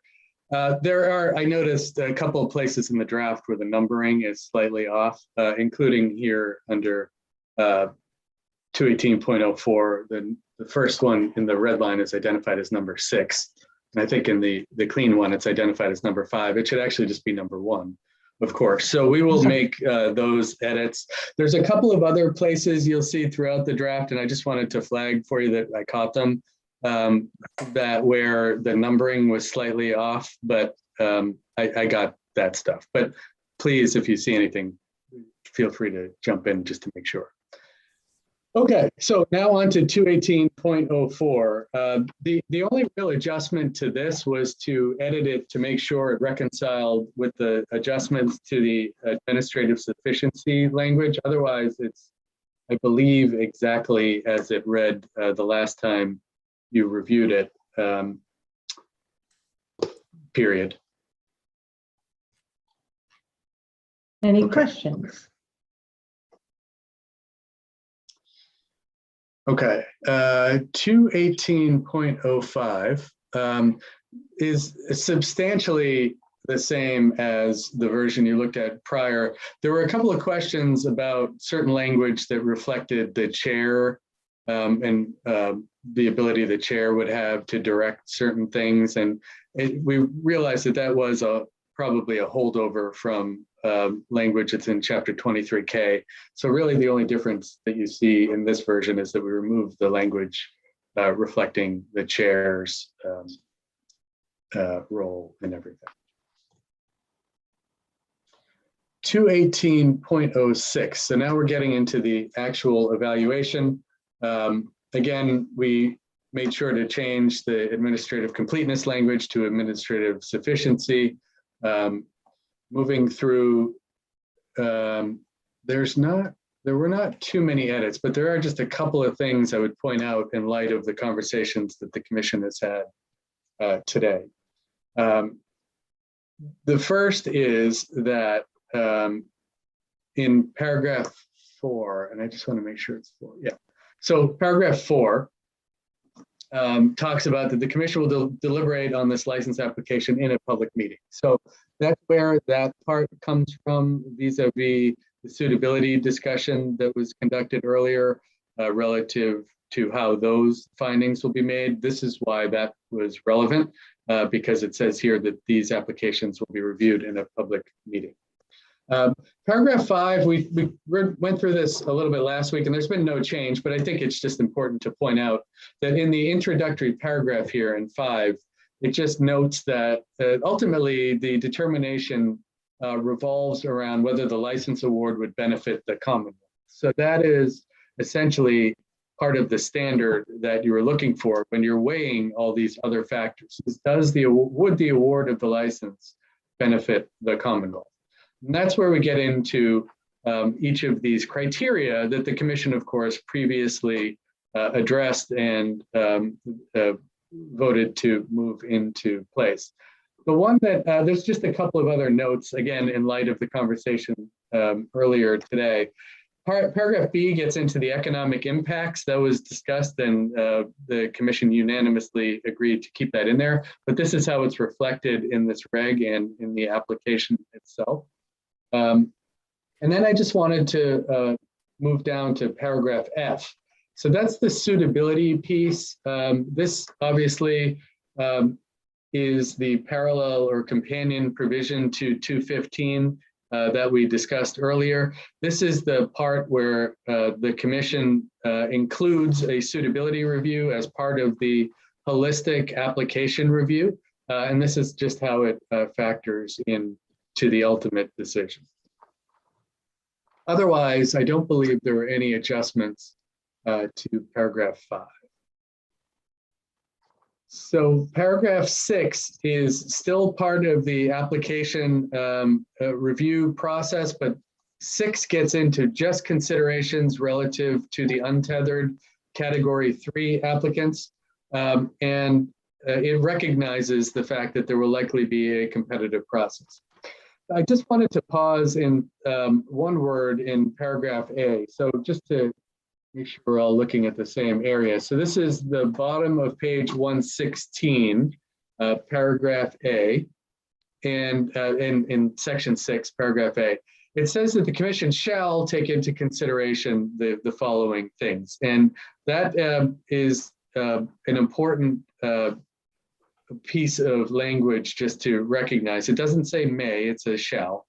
The commission shall take into consideration the variations between the applicants as they relate to any other applicants or licensees, and how granting any particular application or combination would maximize the overall benefits and minimize overall harms to the risk of the Commonwealth. I just wanted to point out that that is a shall, and ensure that that is indeed the commission's intention. And A and K, you're fine with that in terms of discretion that you like to give us? Is that good? I think there is still a great deal of discretion embedded in that shall. Excellent, thank you. Otherwise, there are no other adjustments from the last version you saw. Paragraph B, which is on the top of page 117, just talks about the competitive process. We've gone through this last time, but that's obviously a critical component to the untethered Category 3 review. Okay, Commissioners, questions for Todd? Nice job, right? That was a lengthy discussion to have to put that all together, so thank you. Sure. So, well, now we'll get into the suitability piece, and this gets into a little bit of the nuance that the commission has discussed today. So we want to make sure that we're all comfortable with the adjusted language. I believe it reconciles nicely. There are one or two edits I might recommend to you as we go through this. So paragraph 7 talks about the supplemental suitability decision. This is the part where you get into post-preliminary decision. So as we talked about in the 215 context, there are two kinds of suitability reviews. There's the preliminary review, whereby the commission's decision is largely based upon the attestations and the open source review and the litigation review. And then there's the supplemental suitability determination. So after essentially the licenses have been awarded, the IEB completes the review and is now coming back to you. And that is what paragraph 7 gets into here. So it's after deeming an applicant eligible to request a temporary license, the commission may make a supplemental determination of suitability. And B gets into the findings the commission could make, either essentially that the applicant is, or prospective licensee is suitable, in which case you shall award the license, or they're unsuitable, in which case you shall deny the license at that point. So that's why paragraph 7 is important, because it recognizes the idea that there will be a preliminary suitability finding in some cases, not necessarily all cases.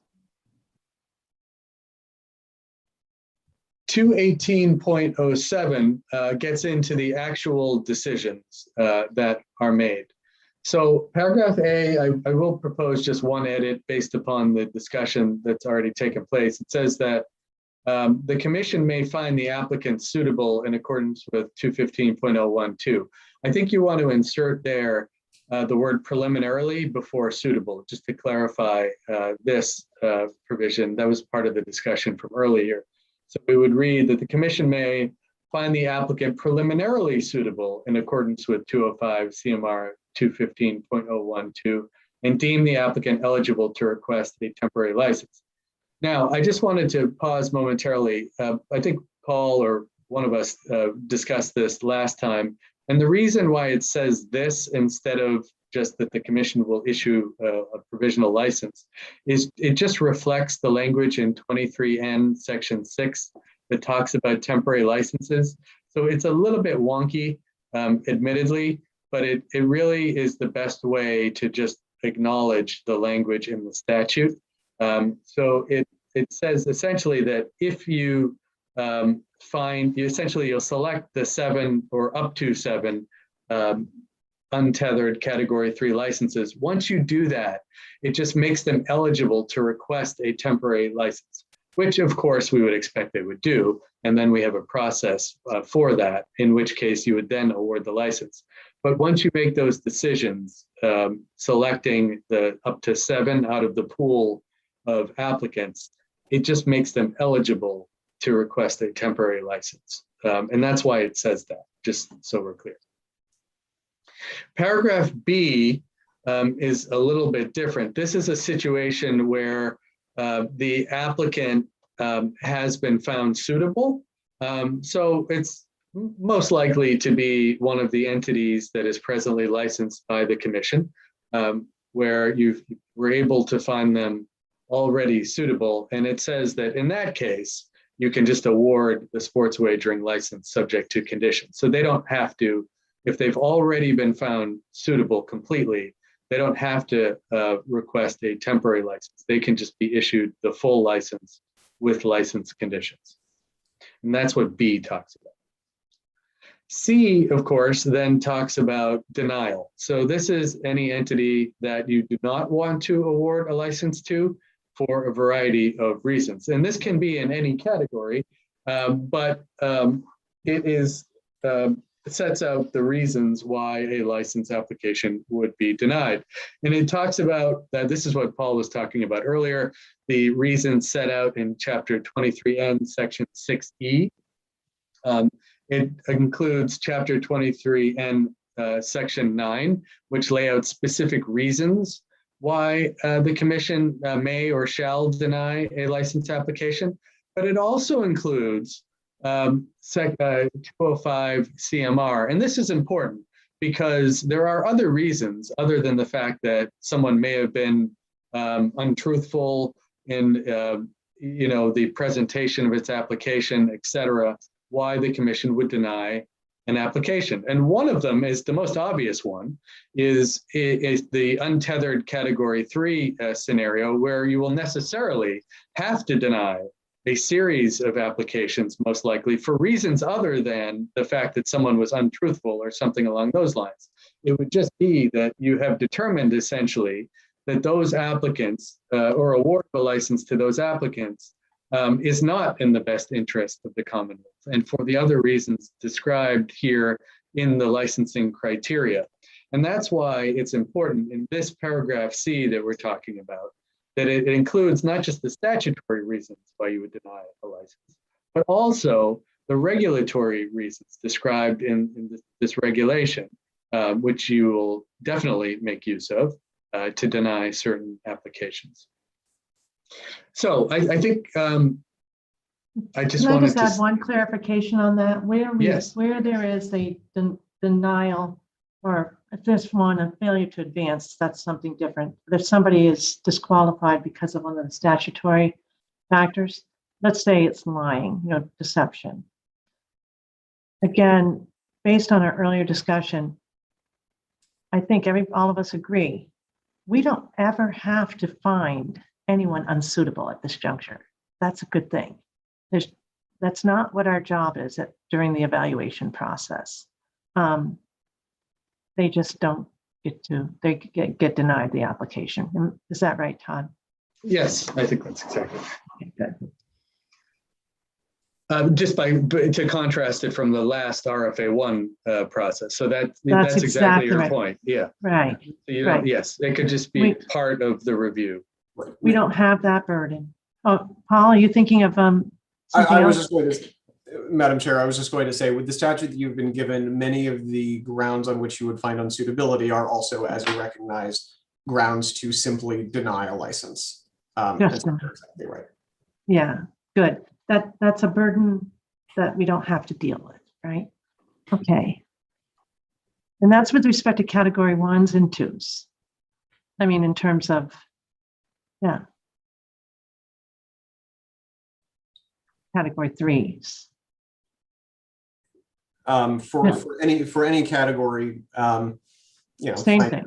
Yeah. Deny the application. Okay. All right. Okay, so that brings us to 218.08, I believe. So this is on page 118 of the commissioner's packet. This is largely unchanged with one notable exception. And we've already talked about this a little bit, but this is paragraph 4 here is brand new.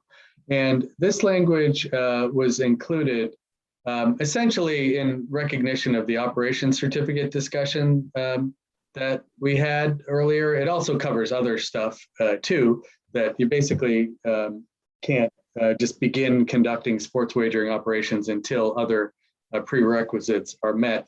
We might include, in light of the previous discussion here at the end, where it says, and 205 CMR, including having been issued an operations certificate, just to be crystal clear as to what the intent is here.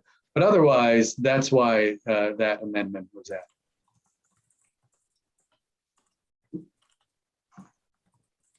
Okay, so that actually, I think, brings us through 218. I want to pause for a second, commissioners. We have another reg that is going to, it would be Carrie's next reg, correct? Todd, on confidentiality? Yes. Okay. Well, actually, I want to make sure we talk about voting. On the first set, did we decide that you're coming back with revisions? So no vote on the first set, the meaning under 5A, all of 1 through 6. Yes, I think that's right. Specifically the suitability issue, but there are, I think, a couple of other edits in there as well. And commissioners, can we vote on the license evaluation reg that Todd just brought us through? Or do you want us to delay all the votes until next week? But I'm afraid we're going to forget what we are voting on. Yeah, I wouldn't even call it delaying. I mean, I don't, there's certainly no harm. It's not delay. I don't want to forget, because Yeah. if we'll have to go through it again. Well, we certainly won't forget. We don't have to worry about that. But no. Actually, I'm not talking about you, Todd. I'm speaking about when we go to take a vote next week, commissioners might forget what they are now voting on again, and we might have to walk it through again. And that's probably not the most efficient process. Is there any reason why we couldn't vote on B today? Because we just went through it. If everyone's comfortable with the couple of minor edits I just mentioned, I think you could definitely vote on it today if everyone's comfortable, and we could just hold the filing of it until you've reviewed the rest of the regs next week. Does that impact you in terms of emergency evaluation, emergency regulatory process, Carrie? No, that's actually ideal, particularly where all of these regulations cross-site to each other. So we ideally would file them all together anyways. Okay, so if we vote, it doesn't matter this week versus, okay. So while we have just had this review, do I have a motion on this one?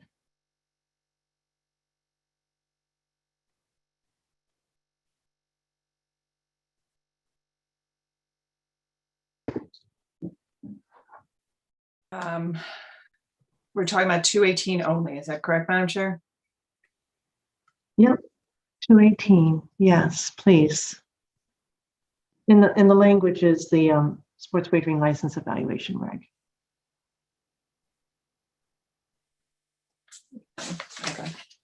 So we would be voting on 218 today, but they wouldn't be filed until next week. Did I understand Carrie correctly? We would hold the filing, yes, until you've approved the rest of this suite of regulations, so that we don't have to remove any of the citations. That would be the alternative, given that there are a lot of cross citations. We'd like to keep those in. So I can't prevent a motion, but I would prefer to hold and consider them all, vote on all of them together if that's the case. So what I'm actually wondering as a compromise is, do we do the small business impact statement and vote on the actual verbiage that we've discussed today? And that when we do everything else, there is included in that a motion for doing this by emergency and going forward with the promulgation process that'll tie in with all of the other 200s that we've talked about today. Carrie, does that work? Sorry, I may have missed a piece of that. Could you say that one more time? So what I'm prepared to do today is move on the small business impact statement and approval of the language in 218 as discussed here today. Mhm. Do we hold on voting approval for the implementation on an emergency basis till we do the cluster next week that we finished talking about today, so that they're all going together at the same time?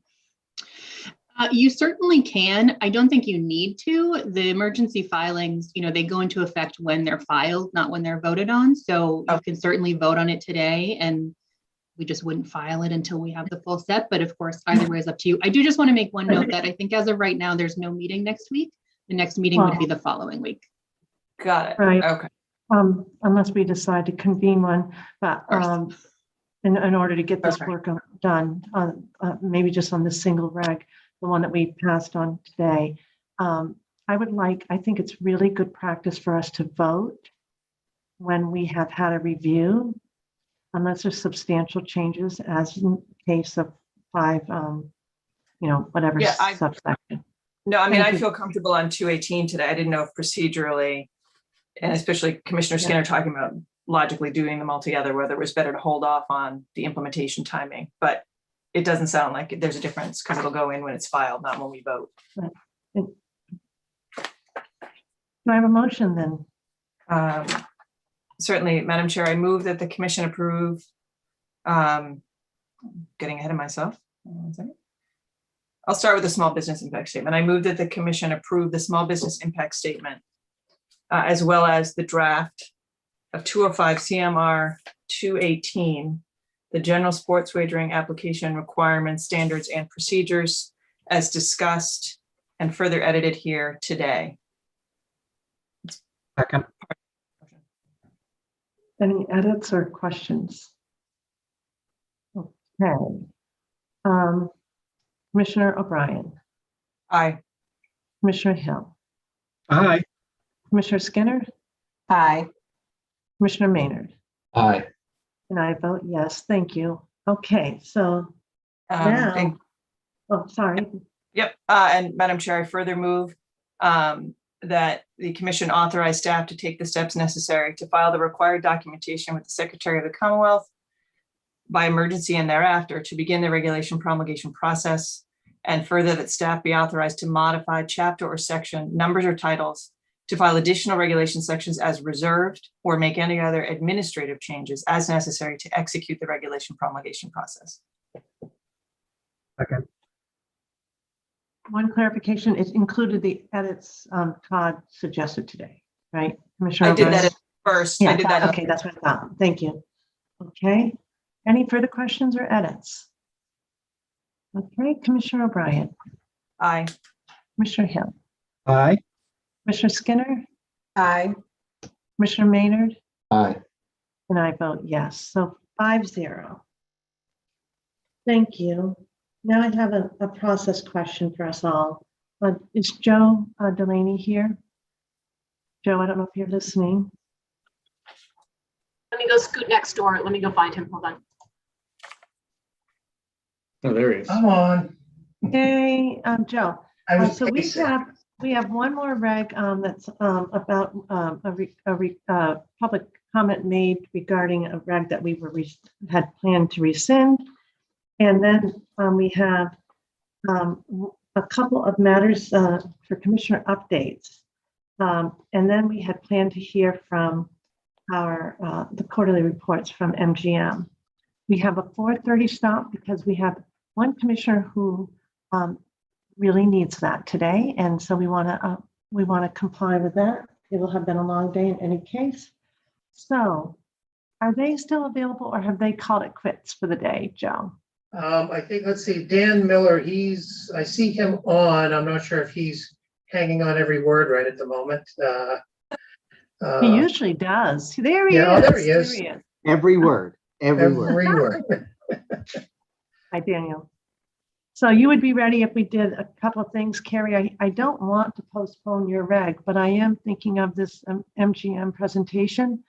Commissioners, should we honor MGM? And maybe take care of these couple of shorter matters, and then Daniel, do you anticipate about 20 minutes or so? Is that what you're thinking? Ultimately that, yeah, maybe slightly longer just because it's 2 quarters together, but not by much. So about, okay, half an hour or so, okay. Commissioners, feedback, please. I mean, if we needed to strike something for a 4:30, although I hate to have it go off, but Carrie's reg doesn't seem to have as much of a time import as the others. Carrie's, are you kidding? No, that's fine. Whatever works for you all. Excellent, Carrie. Excellent. Thank you so much. Commissioners, how do you feel about that? Okay. Thumbs up. What do you think? Anybody else?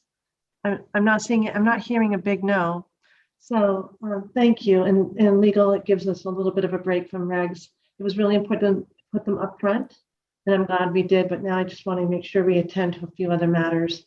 And Carrie will just have to put this on for the next day, and we'll look for whether that's an intermediate shorter meeting. Okay.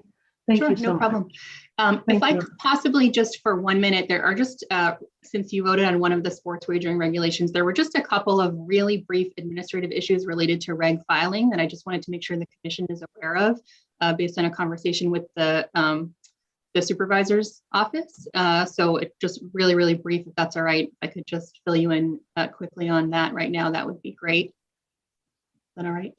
Yes, absolutely. So we did speak with the supervisor's office about some of these issues since we've had, regs coming through for emergency filings, and they did let us know, and we just want to make sure you're aware of this, that when we file an emergency regulation, or essentially what happens is if there are intervening regulations that have not yet been allocated to anything, in the register, they publish those pages as reserved sections. So essentially right now we filed, for example, a 202, we've filed a 240. So all of those intervening sections are currently filed as reserved, which is of course fine.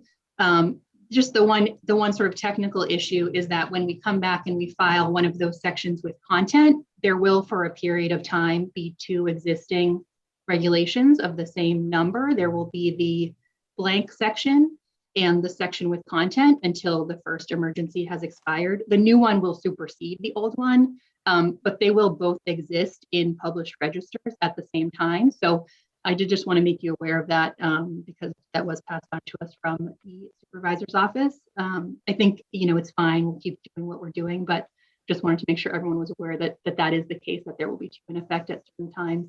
And because of this issue, they did request, and Todd touched on this as well, that when possible, we file bundles of regulations rather than sort of piecemeal regulations. So we'll work on, trying to do that moving forward too, as we present them to you, and possibly waiting on a filing until we have a whole bunch to file, as long as it doesn't affect any dates or anything like that. So, so all fine, but just wanted to make sure you were aware since we had spoken to them about that.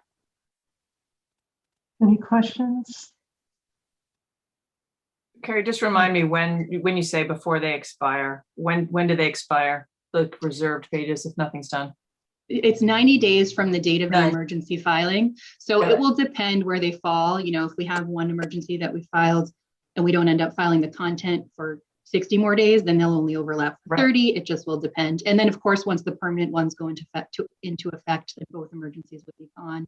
And we only have one remaining. But And then are we queuing up these for the public comment? So the 90 days is all taken care of on the others? So we have to talk about the permanent process? Oh, yes, of course. Yeah. As soon as we okay. file the emergencies, we're getting the permanent promulgation process moving. Okay. All right. Thank you. I know that probably there were some parties who were interested in the regulation that we were going to be addressing today under 5C, but we have decided to move forward on commissioner updates right now under section 6. And if by a miracle we are able to get through, we'll add in, or if a commissioner who needs to leave decides it would be okay for us to proceed, that would be okay too, but I just don't know what everybody's end of the day is. I know that we have folks externally who are waiting on these matters. So we're going to skip right now to section 6.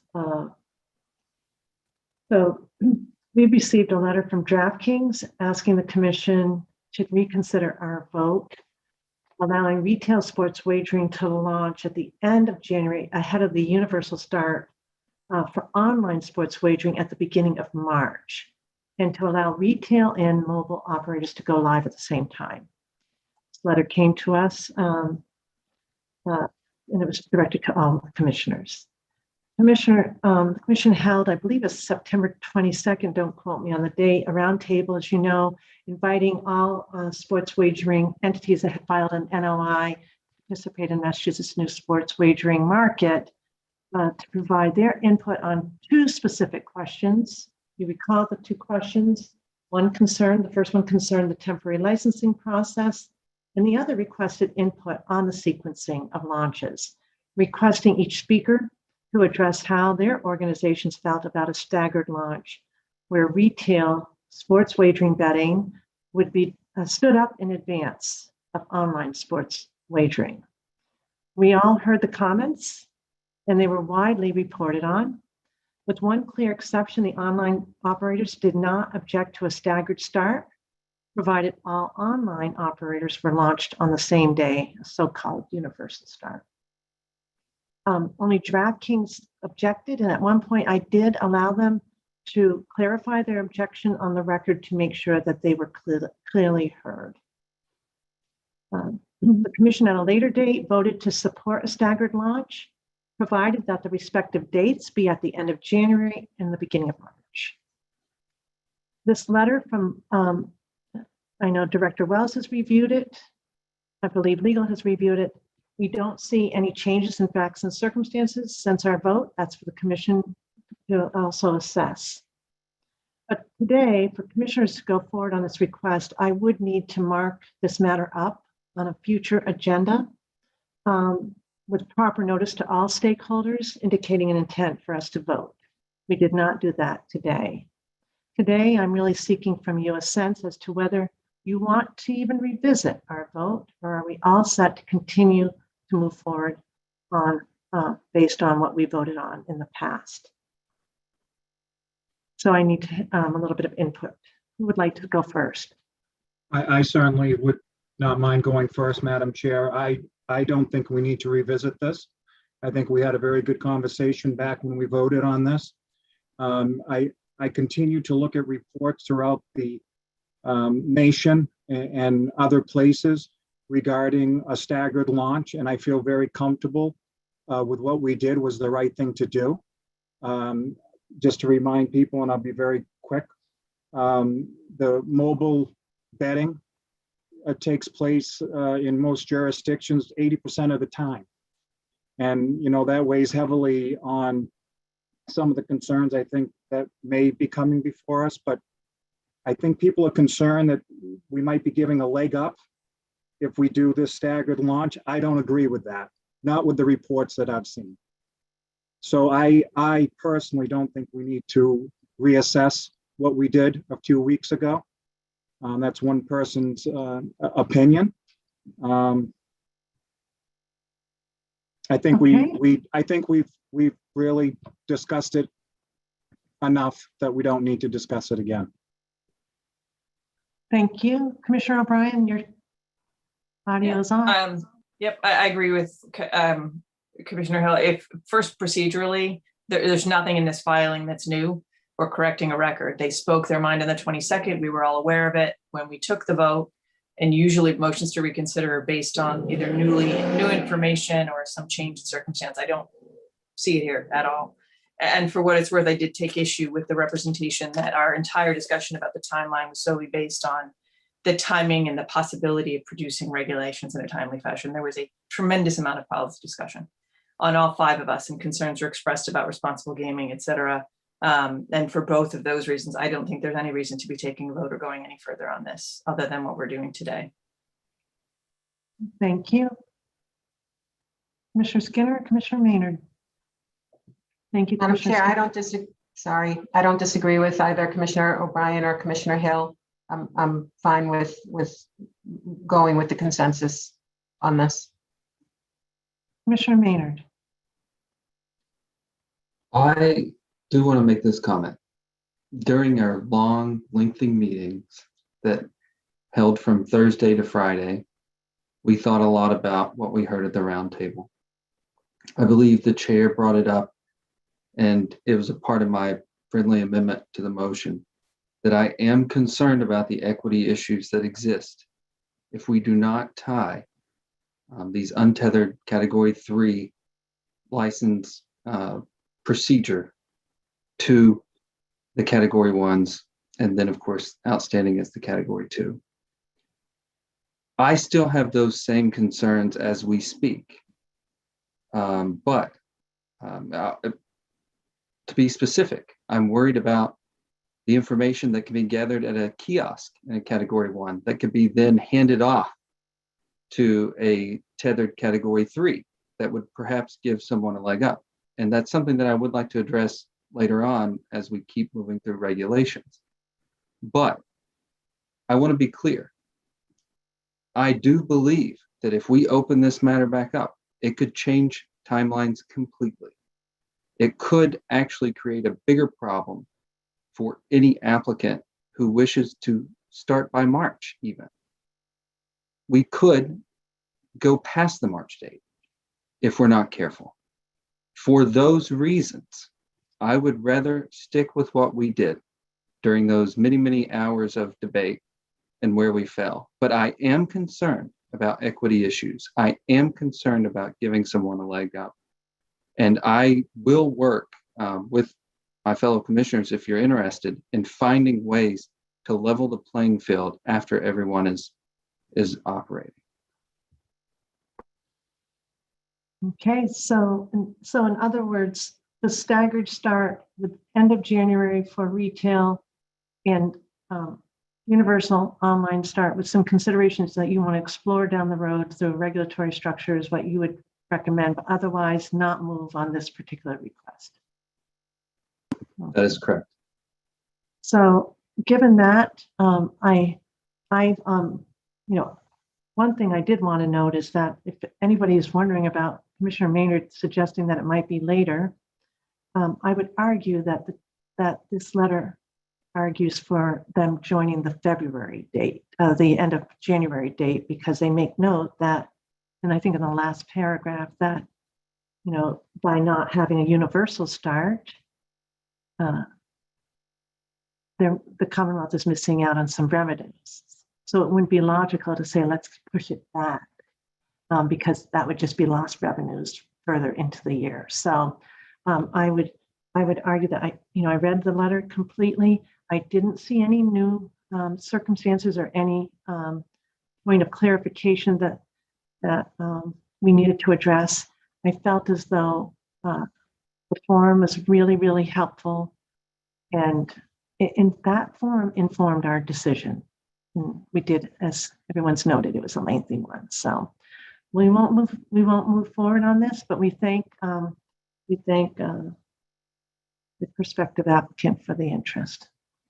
Okay, then we're going to move on to item 6B, and that is important to the commission as a commissioner update because it's about our evaluation process. So Derek, can you update us on your good work that you've been, Karen noted it at the top of the day, not the hour.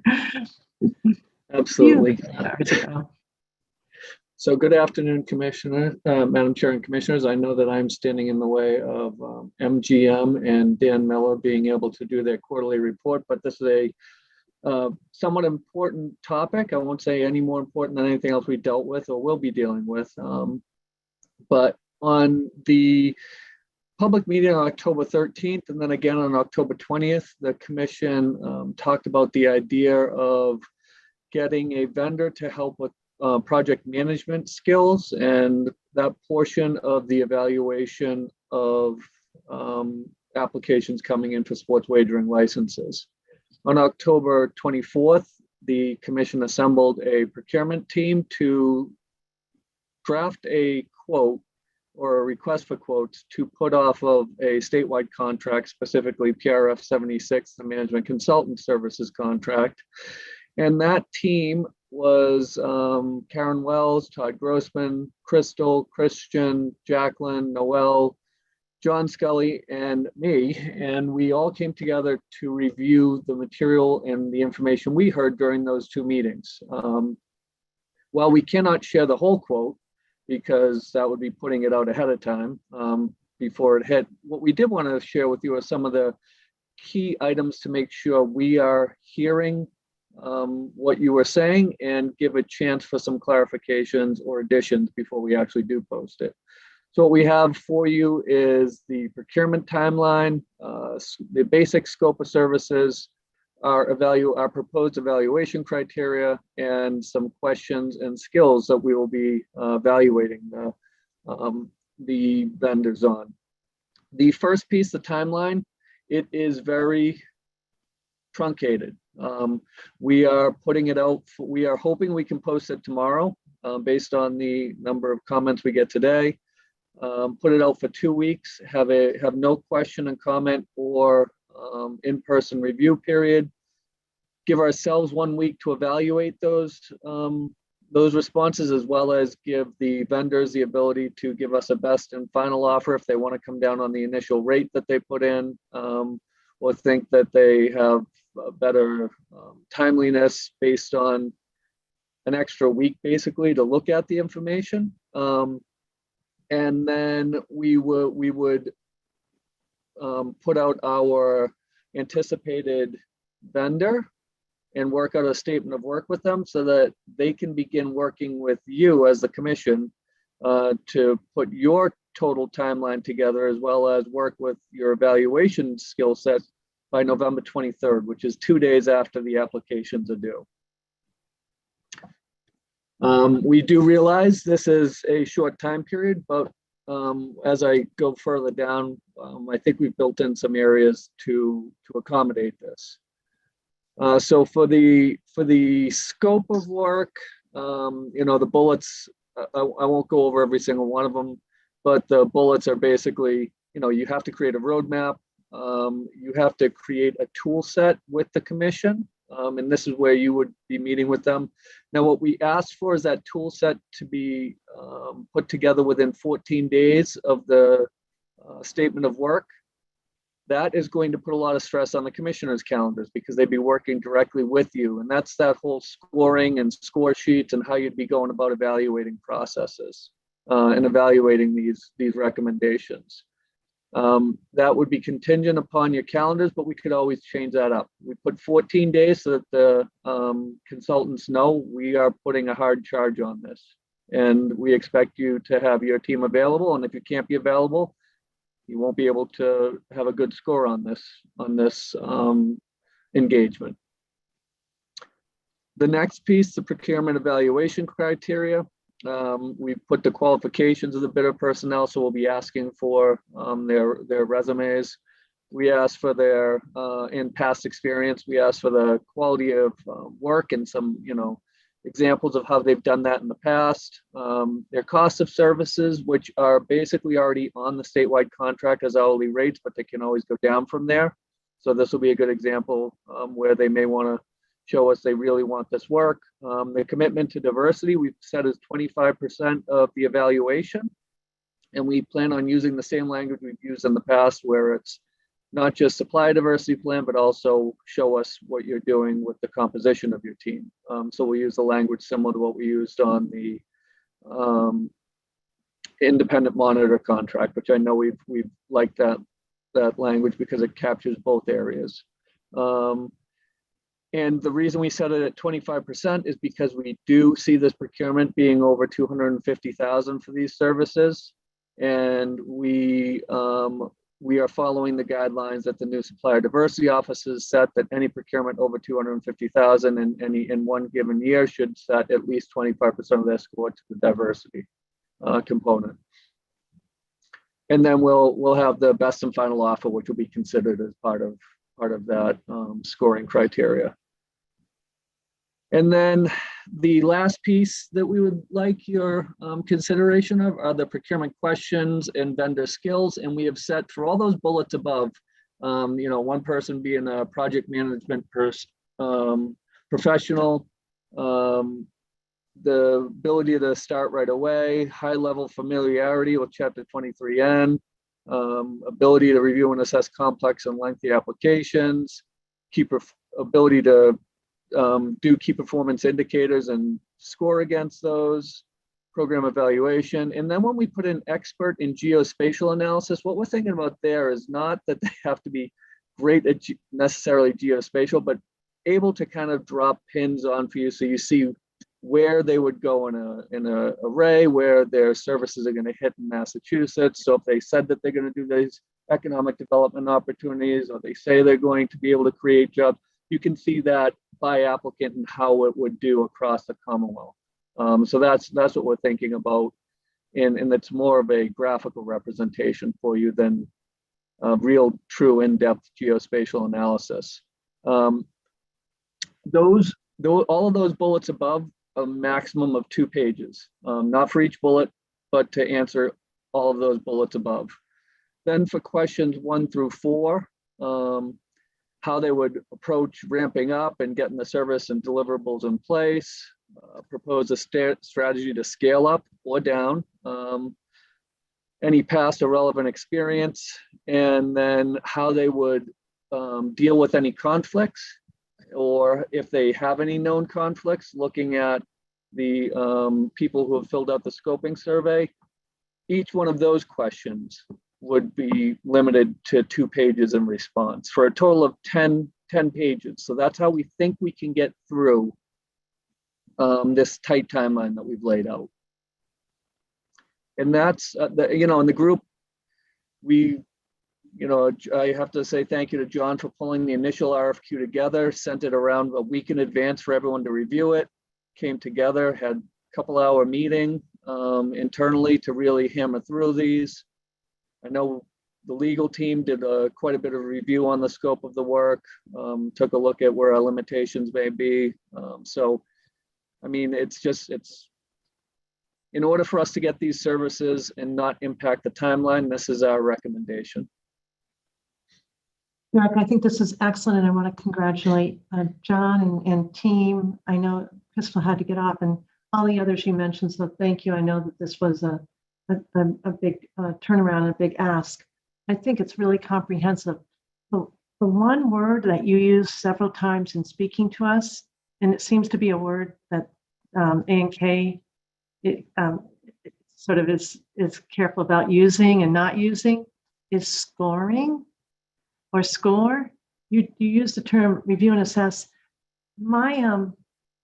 As I imagine how we're going to manage this process, I think the one major challenge I feel we're at greatest risk is that process of scoring. However, if it's little s, whatever it is, but how do we get through the if it's the assessment, if that's the word we're using, assess for score.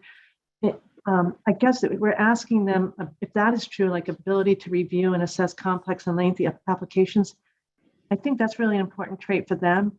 Then it's now translated to guide an entity to review and assess or score, whatever. So it's actually not only their ability to do it, but how do they teach us? How do they guide us in a public forum with all the great caveats that A&K, and I'm sorry that I didn't get a chance to thank A&K before they left, but A&K as well. So Derek, that's all I've got. I thought it was excellent. Thank you.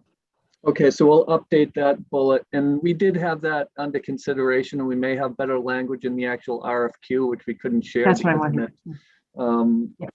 And we'd really contemplated that under that third bullet of the scope of services that we had highlighted. This is with that tool set that will help you guys get your scoring cards or review sheets or whatever you're going to use to make your best value determinations and figure out who these finalists will be. And we do have a little more language around that, but I can make sure that we update that in the question to really point out it's not just that you have the ability to do that, but you have the ability to guide a public body on how to do that. And I'm going to be taking notes all along the way. So on that, so thank you. Any other comments on this? Commissioner Skinner, Commissioner Maynard, Commissioner Hill, Commissioner O'Brien. There we go. No, just Derek, just to make sure that, you said this is what needed to be done to fit into the timeline. Do you have any concerns at all about us missing out on anything or doing anything inappropriately, though truncating the process? So I don't, because it's off of a statewide contract. And if you look at the vendors on the statewide contract, they're really big. And they're really, really in depth. And we do have some smaller vendors on there too.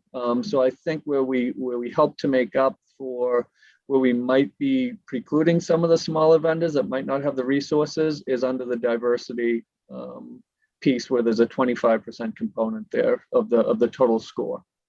So do they anticipate partnering at all? Is there any chance some of the smaller ones would partner with the bigger? That's allowed under this process? They absolutely could. Okay. And that's how they would get there if they're a bigger prime vendor and they don't have, they're not a minority of women-owned or veteran-owned business, they'd have to partner with other vendors to help out. What was our turnaround on the independent monitor process, Derek? We posted, so we had a lot more internal time. I think we met for a month internally to draft the scope. Then we posted it for 30 days, and then we gave ourselves 30 days to review before we awarded it. So at the end, it was, but that was truncated too, though. That was a long process. And that wasn't state contract. That wasn't state contract. No, and the scope was a lot bigger too. Yeah, and the price. Yeah. Yes. Mm-hmm. Okay, but I couldn't remember. It felt efficient, but it was a nationwide search, and the results reflected it. Okay, excellent. Thanks, John. We're very lucky to have your expertise. No other questions? Oh, that's really nice, John. Any other questions for John or Derek? Madam Chair, I just want to echo your sentiments. Excellent work done by the team. Thank you. Very comprehensive, right? Okay, everyone else all set? All right, then I think that we'll move to Chief Delaney. Thank you, Madam Chair and Commissioners. So today we have MGM here to do both their second quarter and third quarter reports. If you remember back over the summer, we had some scheduling challenges. So we decided to have these two reports done at the same time. And so without further ado, I'll turn it over to Daniel Miller and Gus Kim from MGM. And I think there's a few other folks here from MGM as well to give their presentation. Hi, Joe. Thank you very much for the introduction. Good afternoon, Madam Chair. Good afternoon, Commissioners. Good afternoon, MGC staff. It's always a pleasure to appear before you and give you a presentation. But I have to be honest that unlike my good friend and colleague, Dan Miller, I was not hanging on every word. I had some other work to do, so I was jumping in and out. But I heard as much as I could of today's hearing. And on behalf of MGM Springfield, I thank the commissioners. I thank the staff for the incredible tireless work you are doing to get sports betting launched as soon as possible. MGM is no different than most people with a vested interest in how this plays out. It's top of our mind as well as yours that we get this started as soon as possible, obviously in the right way. So I am very thankful for the hard work that you are doing to make sure that we launch this on a timely basis, but also that you are making sure that we're dotting our I's and crossing our T's. So thank you very much again for the wonderful work that you guys are doing. My colleague, Dan, is going to actually do the deck presentation because I am not very good with technology and I'm definitely would mess it up. So Dan, will you start scrolling through the deck? Okay. So here is our Q2 revenue and taxes. As you can see, we're doing very well year over year. For the same months, we are up from 2021. So we're very pleased with the way things are going. Next one, Dan. Same thing with Q3. Again, year over year, we are ahead of the game from last year. And so we hope we can continue to keep this good work going forward. The same information, just summarized into in form that shows you the comparison Q1 in 2021 to 2022. And as I had stated previously, you can tell that we are ahead of the game for the most part from last year to this year. This is just a little bar chart that we showed to show you that our GGR post-COVID is actually surpassing our 2019 GGR. So again, it took us a little bit of time to ramp up after COVID, after the pandemic, as I'm sure every other business similarly had issues. But we're very happy with the progress we have made, and we hope and we expect to continue to grow our business going forward Q4 and into 2023.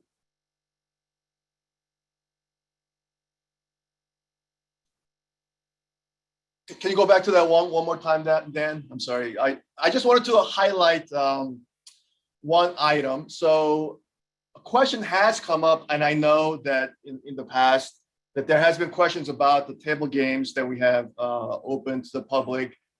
We have right now 48 table games that are currently open. During our peak times, which would be basically Friday and Saturday nights, we have 36 of those 48 tables open. And of those 36 tables, our occupancy is about 4 per table. We have, at least with respect to the blackjack tables, we have up to 5. So we are definitely seeing that we are at where we need to be, in order to accommodate the table game demand that we see on a day in, day out basis here at MGM Springfield. As for the lottery sale, we're very happy to report that we see year-over-year increases in lottery revenue, 29% overall in Q2 and 25% in Q3. So we're very pleased with that as well. And again, just a year-over-year comparison of the lottery sales. On the diversity spend, we are working very hard. We are constantly monitoring the ability for us to generate more MBEs, WBEs.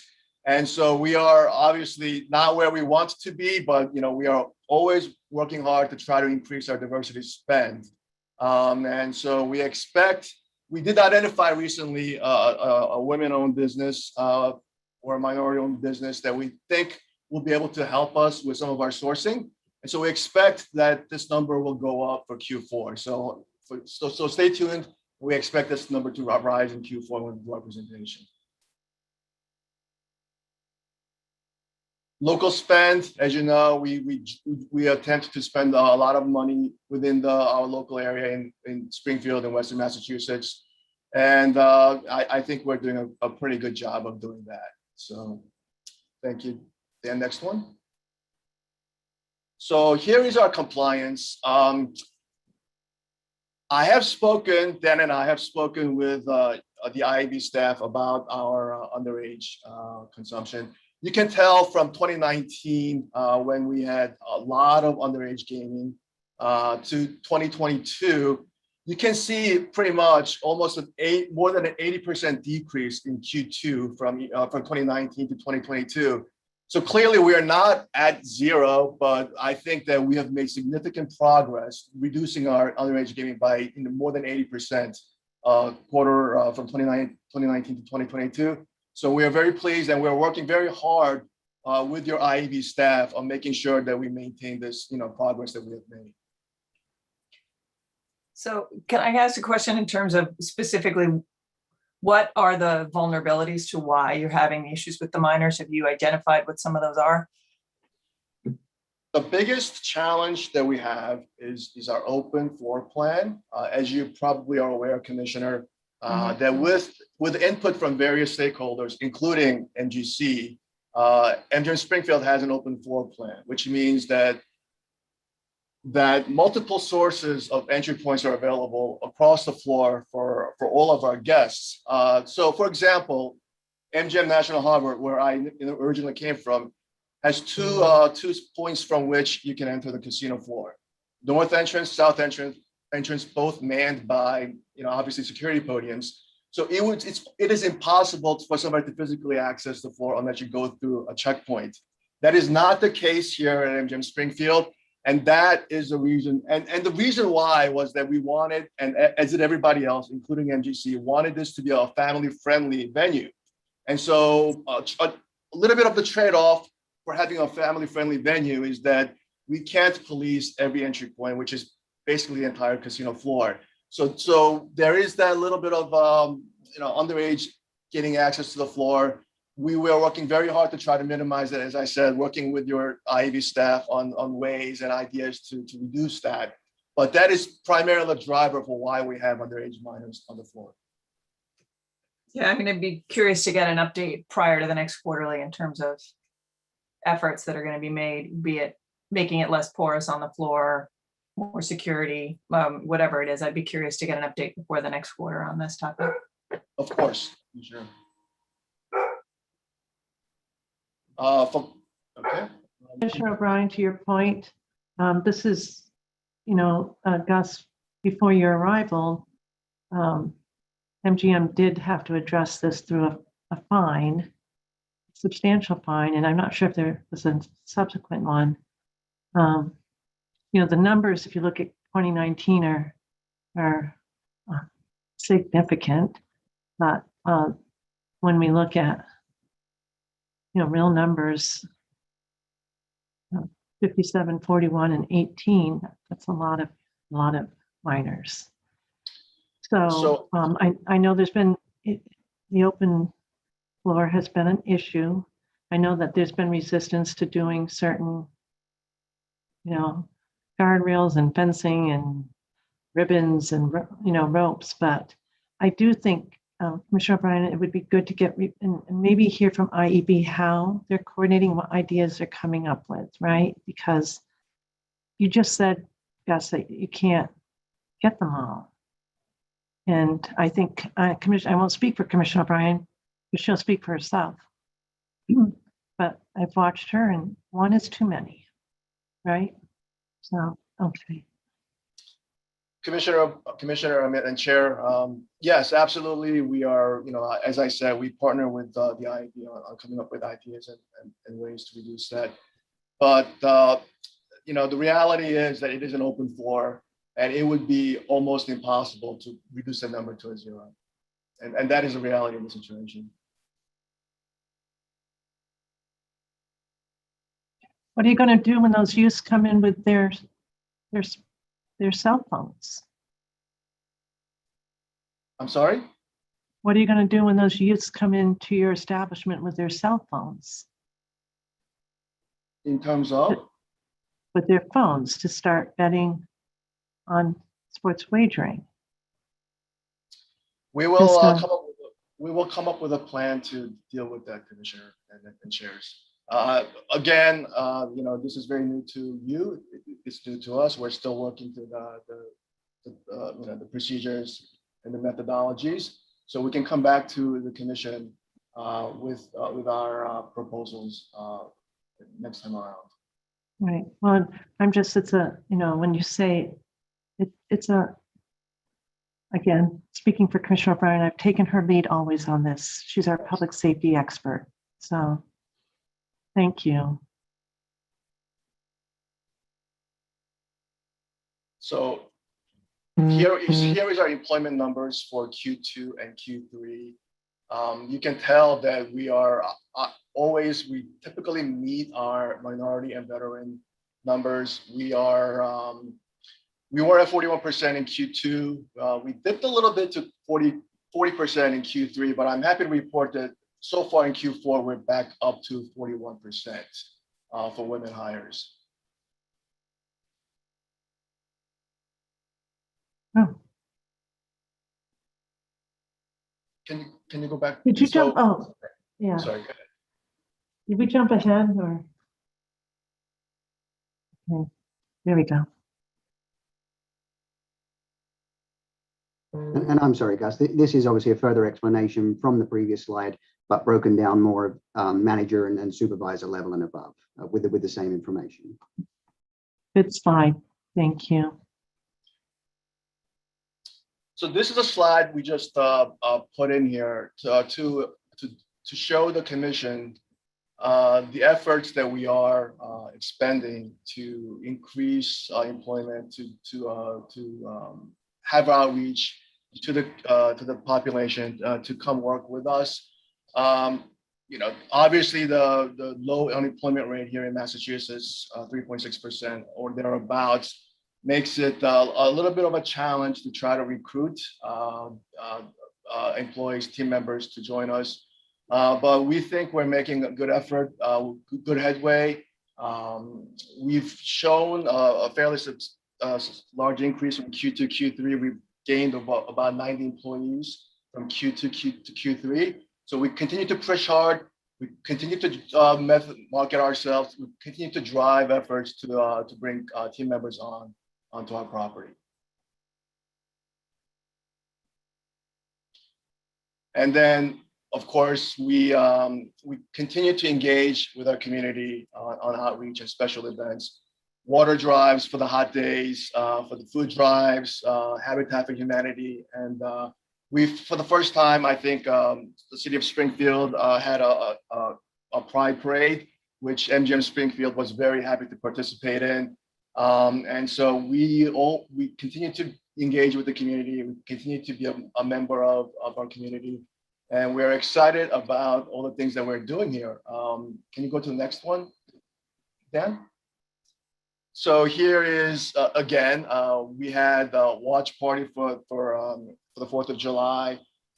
We have our 4th anniversary celebration where we had some of our community leaders come to the property and celebrate with us our 4th birthday. And we had our Springfield Puerto Rican Day Parade. Again, we were a participant. And so, again, MGM is very excited and very happy to be such an integral part of the Springfield community. That looks great. And as commissioners, as you know, our Game Sense, we moved Game Sense to a better location, to a bigger location, more lights, more space for the Game Sense team members to engage with our patrons. And so I think you've seen it, or at least some of the commissioners have seen it.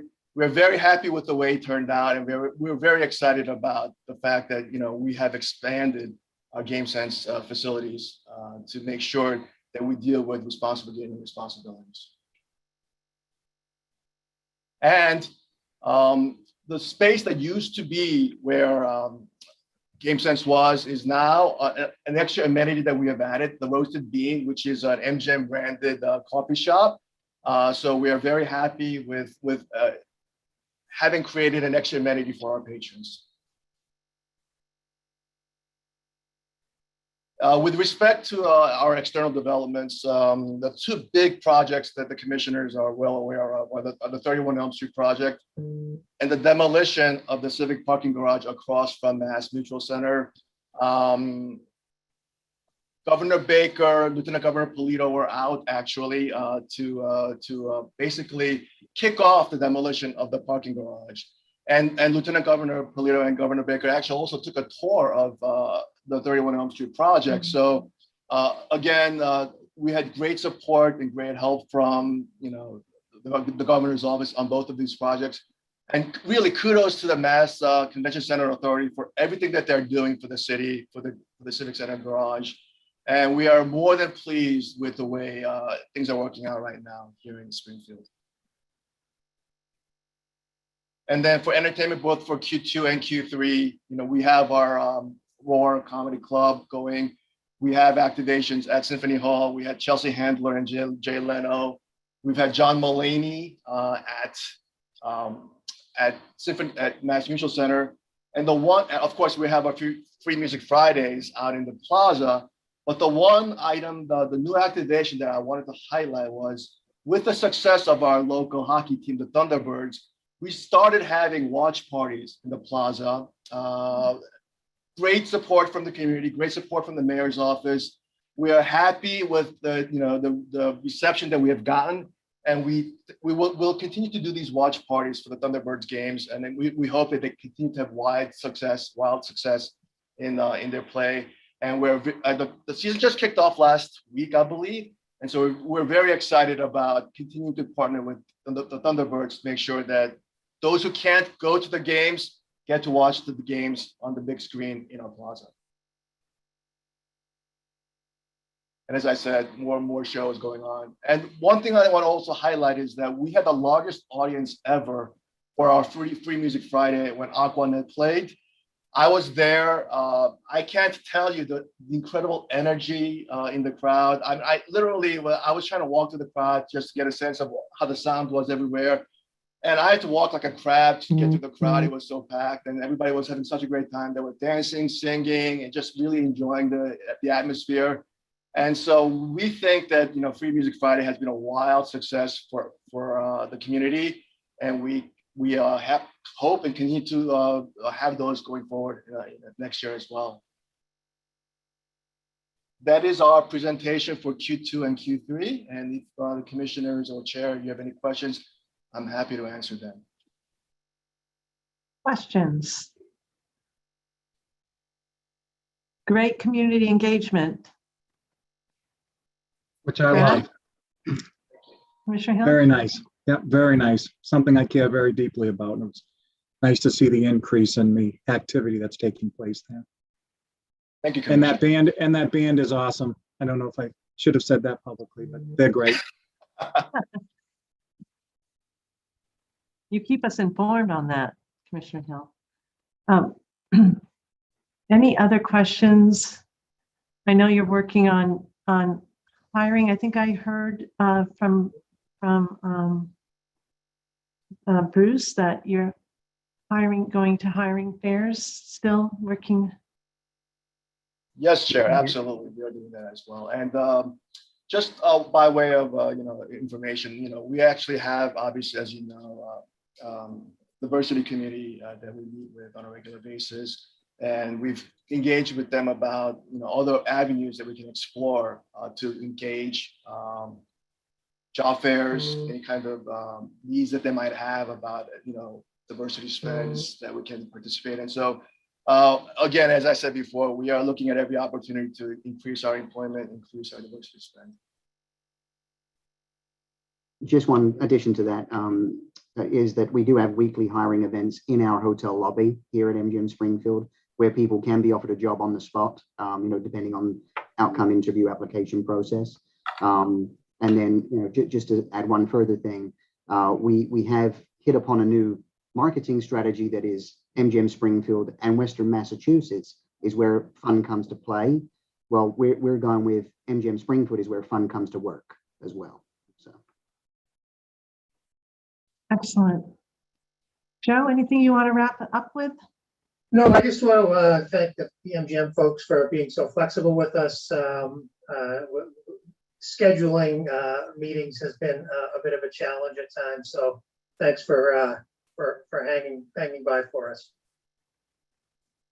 Again, we're happy to be flexible. I know that sports betting is top of mind for many people, and we're just as excited about the possibility. And so whatever we can do to make the commission's job easier on their score, we're happy to do it. And I think the only other thing I'd like to say is just that, that 31 Elm Street, we're really excited to see that project finally underway. And I'm going to be following up a little bit with the city and seeing if maybe we can't get a tour or something out there, before the weather gets too bad. Although I know schedules for commissioners and others are a little difficult at this point. So we'll see what we can do. That would be great. I prefer going in before full-on demo started. I'd love to see where it is now.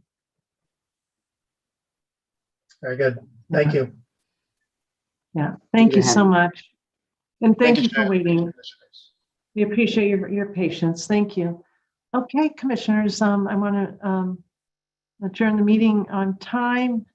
So if I could have a motion to adjourn, unless there's some other business that we need to address right now. I would move to adjourn, Madam Chair. Second. All right. And we'll go back to the matters that we had to, that we'll readjust next week or the next meeting. Okay, Commissioner O'Brien, Aye. Commissioner Hill, Aye. Commissioner Skinner, Aye. Commissioner Maynard. Aye. I vote yes. Thank you. And thanks again, Daniel and Gus. Very nice to see you. Thank you, everyone. Great day, full reports. Great work. It can't be for all of you. We just appreciate every effort you're making. We just appreciate Karen's leadership, and we thank each and every one because you all make really big impact. So thank you so much. Thanks, everybody.